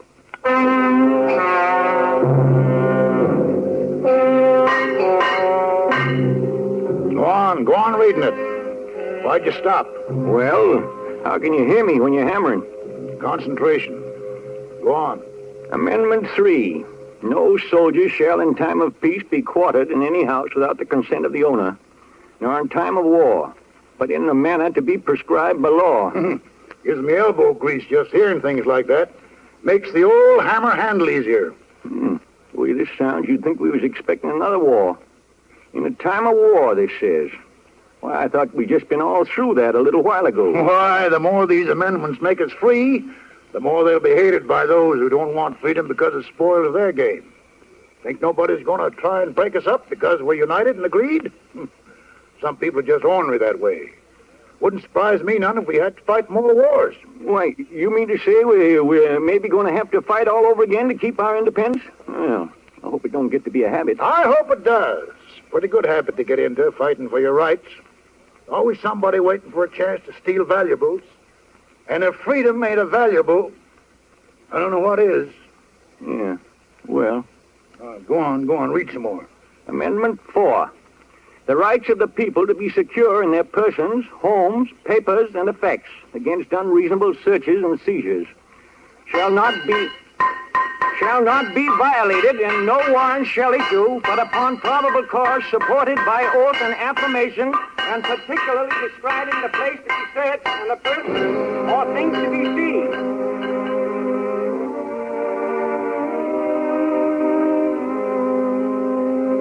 I brought you these, Robert. I grew them myself inside the house. Don't smell much, but they're awful pretty. Everything's going on about the same at the house. Except I'm a year older since I was here last. Guess you don't have to worry anymore, Robert. Guess you can rest in peace now. Looks like it's going to be all right. They didn't trick you, Robert. Looks all right. The voices of Americans in Maryland, in Pennsylvania, Connecticut, the Carolinas, Georgia. Up and down the little seaboard nation, the voices of Americans together now. Together in a new way, in a strange new way, a way men had never lived together in before. Proud men, unsuspicious, trusting men. They're fighting over, and they're living just begun. They're building, and they're working, and they're singing, just now getting started. Here strangers from 1,000 shores, compelled by tyranny to roam, shall find amid abundant stores a nobler and a happier home. Rejoice, Columbia's sons, rejoice. To tyrants never bend the knee, but join with heart and soul and voice for Jefferson and liberty. Here art shall live. Does the song make good its promise? Does this folk tune hold the truth? Shall strangers from 1,000 shores be compelled by tyrannies to roam? Shall they find here, amidst abundant stores, a nobler and happier home? 150 years from this beginning, how much of what is said and of what is sung and what is written down shall still be good? This parchment of the Bill of Rights, with the word resolved so plainly written on it, how long will it endure? Is it a passport to a greater day? Will future generations read it, sanction it, and pass on it? Will children's children live by it, work by it, and profit by it? Look it over. Look it over. It is new. The parchment shines. The text is easy reading. The words are not yet worn with trial and experience. The writing's fresh, the meaning's clear. The parchment gleams in the December sunlight like a burnished shield upraised against oppression. Amendment 5. No person shall be held to answer for a capital or otherwise infamous crime unless on a presentment or indictment of a grand jury. Nor shall any person be subject for the same offense to be twice put in jeopardy of life and limb. Nor shall he be compelled in any criminal case to be a witness against himself, nor be deprived of life, liberty, or property without due process of law. Nor shall private property be taken for public use without... Let's go ahead 150 years from now. Let's rush headlong, unstopping down the corridors of time. Let's go ahead to 1941. writing dims. The parchment cracks and curls up at the edges. The splotch of time is on it. And now it's in a case in Washington, D.C. It's in a case behind a pane of special glass protecting it from the light. You see that tourist bending over it there? He's trying hard to make out the writing. He's tracing the rights of persons accused of crime. Amendment 6. In all criminal prosecutions, the accused shall enjoy the right to a speedy and public trial by an impartial jury of the state and district wherein the crime shall have been committed, which district shall have been previously ascertained by law, and to be informed of the nature and cause of the accusation, to be confronted with the witnesses against him, to have compulsory process for obtaining witnesses in his favor, and to have the assistance of counsel for his defense. Where does this tourist come from? Oh, maybe from a place undreamed of when the Bill of Rights was born. A land as far away from Federal Hall as Europe. Well, California. What lies tonight between that place and here? 4 dozen states without a yard of fenced-in border. 130 million people. People working, people resting up to work some more. People working in a mighty unison to prosecute a war. All right, now let's move along. Let's move among them. Let's hear them living lives and thinking thoughts and giving off opinions. Let's see now what they have to say 150 winters after Richmond. Let's see what happens to the Bill of Rights through their 33 administrations, 77 Congresses, and a half a dozen wars. Has anybody anything to say about the status of men's rights December 15th, 1941? I have something to say, if you don't mind. I'm in jail tonight, but I'm joining in your celebration and cheering as hard as anybody else. Uh-huh. Well, if you don't mind my asking, Well, trumped-up charge. The old routine in the city. And I'm getting out on bail tomorrow, and when I'm finally tried, it'll be by a jury and in public. And none of this Gestapo stuff. Not that they wouldn't try it if they could, but that little 450-word matter you're celebrating tonight stops them short of that. Yeah, well, what did they chuck you in the clink for? I mean, what the charge? Making a speech for the Fusion Party against the mayor. First, we hired a hall, but they took away our permit. Said the building was unsafe under an old fire ordinance. So then we went down to Garrison Square, where no permit is required to speak in public. And within 10 minutes, we were on our way to the police station on charges of blocking traffic, disturbing the peace, and inciting to riot. Oh, it's a fine thing. Yes, but listen, we'll beat him. He's scared of us. He's scared the people will find out the truth. And with good reason, because when they do, he's finished. That's why he doesn't want us to be heard. Uh-huh. It's only the crooks and the frightened little big shots who need to shut up their opponents. That may work all right in some other countries, but not here. Yeah, well, how are you going to beat him? Well, there's such things as rights on our side. And not even the mayor's machine is powerful enough to stop us. We'll fight that fight on every front. Carry it to the highest courts if necessary. And we'll win! Is this the talk of servile men? Of tamed and gutless and obedient men? Is this the kind of talk you hear from slaves and witless followers? No, not quite. Not exactly. This is what they meant in Federal Hall and what they voted for 150 years ago today in Richmond. Those 10 amendments are not dusty statutes loafing in retirement. They're a pep talk to the fighters and a fortress to the undefended. They double bar the front door of the home against culprits and searching parties. Stand the drinks for everybody toasting freedom. And of all things, they are not a set of legal clauses, dry and dusty. Although that's Amendment 7, that makes us wonder. Amendment 7. In suits at common law where the value in controversy shall exceed $20, the right of trial shall be preserved, and no fact tried by a jury shall be otherwise re-examined in any court of the United States than according to the rules of the common law. Well, except for that, not like a lawyer's brief at all. but mostly like a kind of a freestyle ode to liberty. 10 verses long. Amendment 8. Excessive bail shall not be required, nor excessive fines imposed, nor cruel and unusual punishments inflicted. That's treason in most of your sentiment like that today. Amendment 9. The enumeration in the Constitution of certain rights shall not be construed to deny or disparage others retained by the people. Do you notice how many times it says the people? Well, now, can it be because it means the people? Yeah, it can. Amendment 10.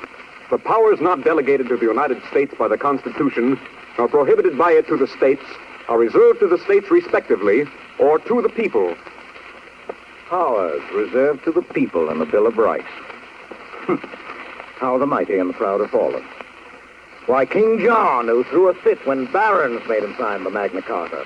Barons, mind you, were heedless of the common people. John, the tough old monarch.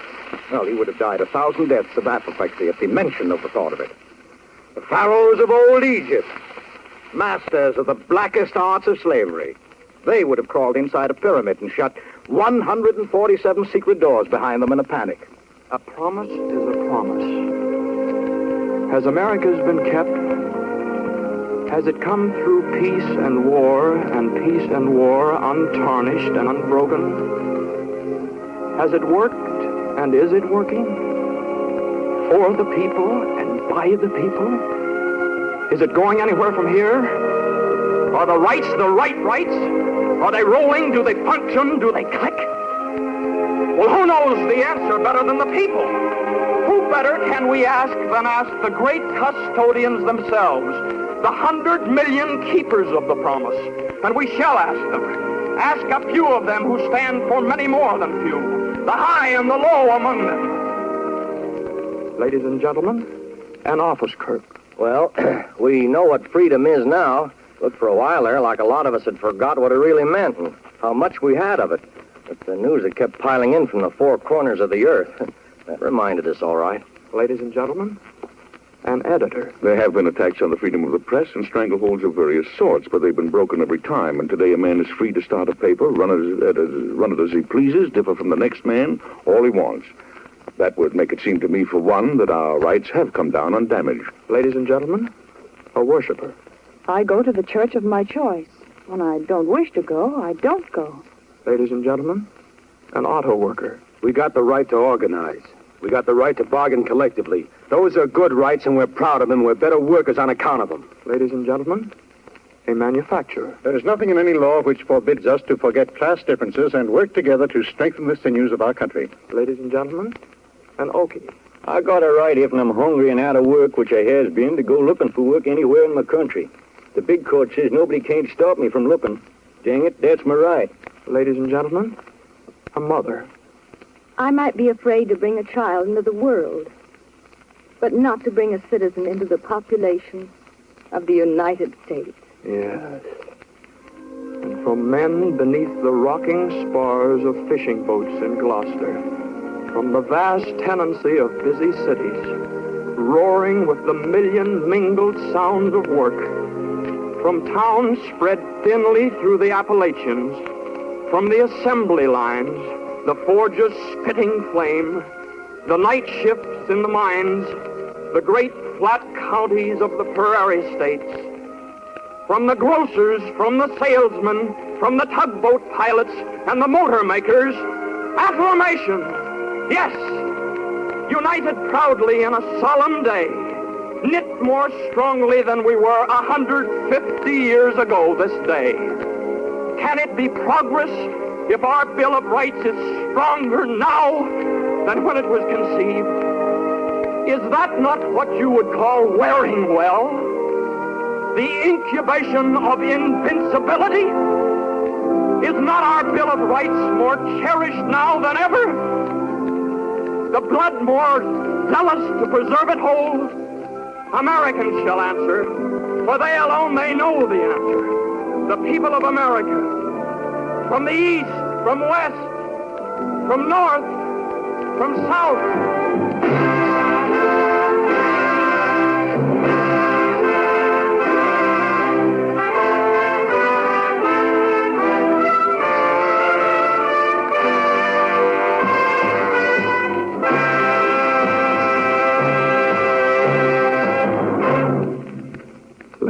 gentlemen, the President of the people of the United States.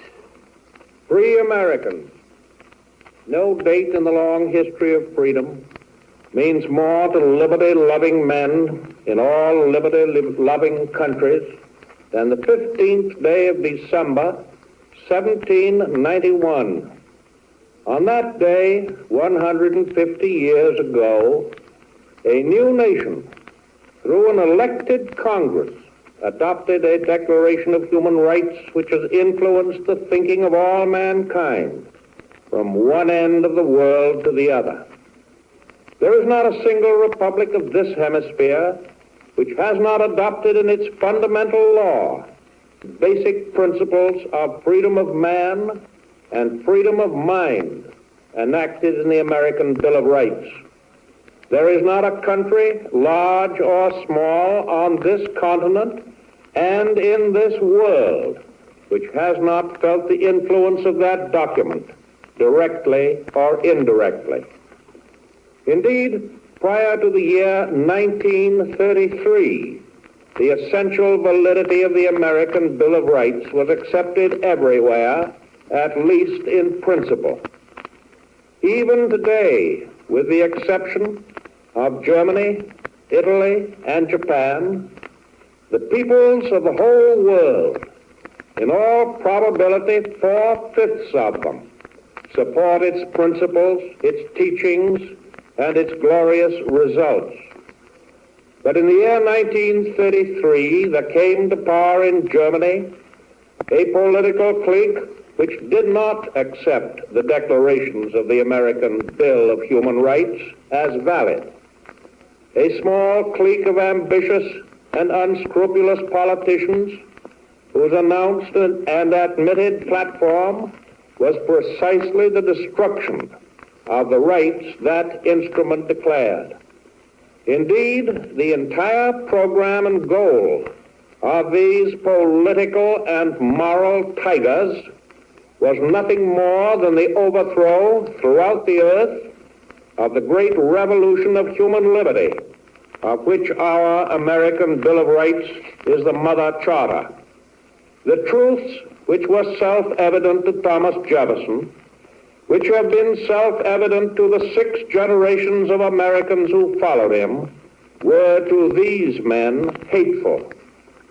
The rights to life, liberty, and the pursuit of happiness, which seemed to the founders of the Republic, and which seemed to us inalienable, were to Hitler and his fellows empty words, which they proposed to cancel forever.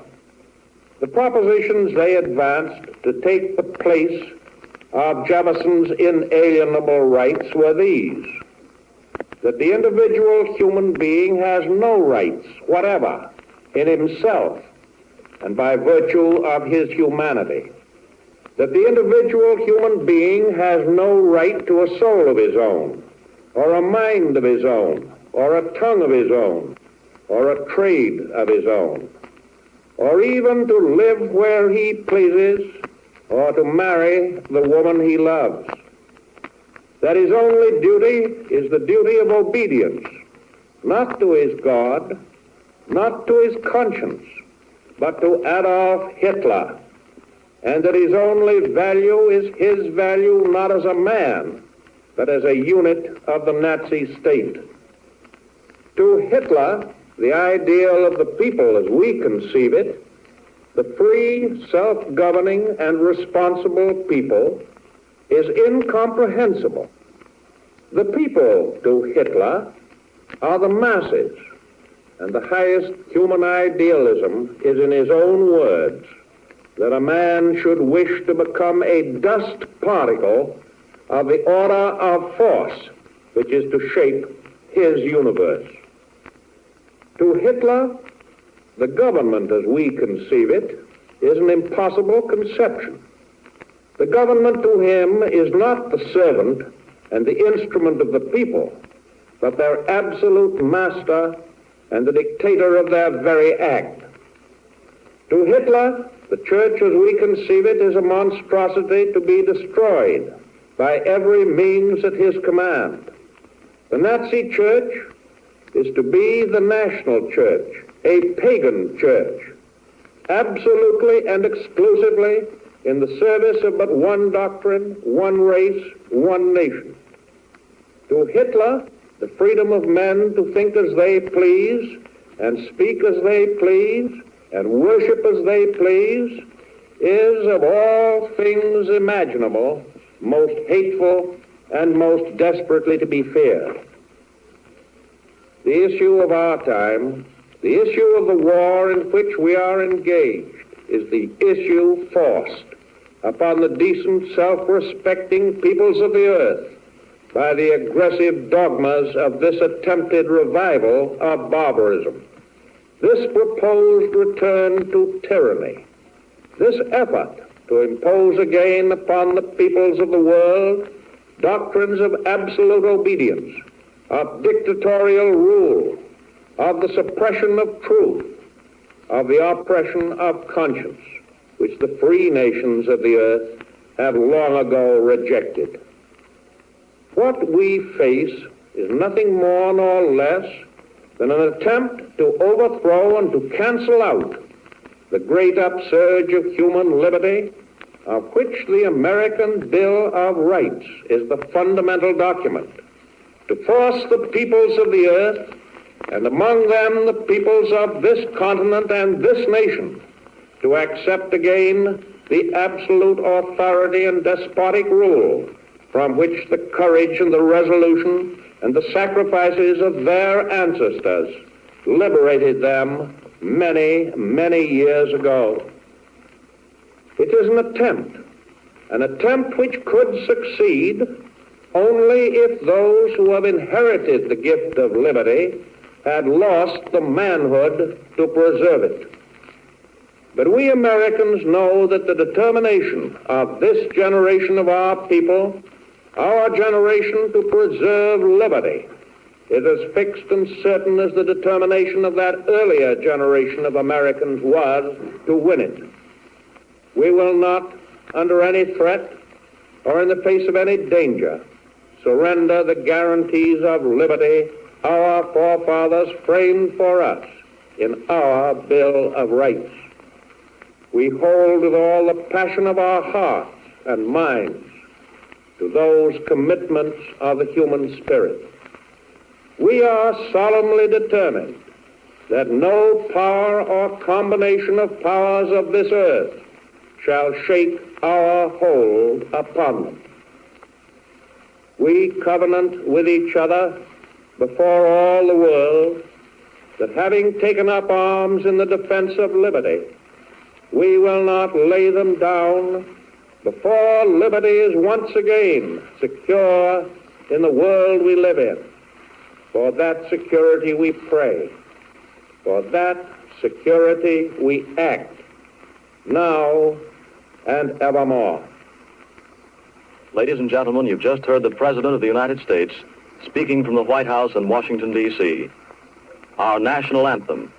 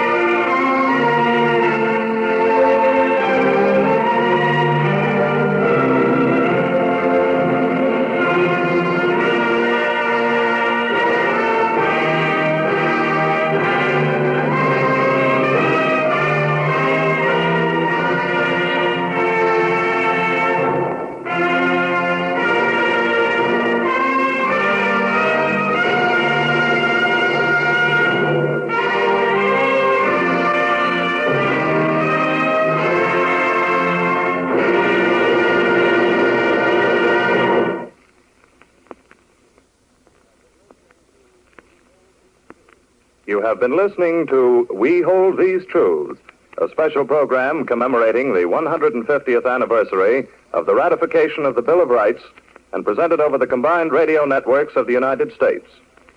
President Franklin Delano Roosevelt spoke from the White House in Washington, D.C. The Hollywood portion of the program, written and directed by Norman Corwin, starred Edward Arnold, Walter Brennan, Bob Burns, Walter Houston, Marjorie Main, Edward G. Robinson, Corporal James Stewart, Rudy Valley, and Orson Welles. The original music score was composed and conducted by Bernard Herrmann. The national anthem was performed by the NBC Symphony Orchestra, conducted by Dr. Leopold Stokowski, and came to you from New York.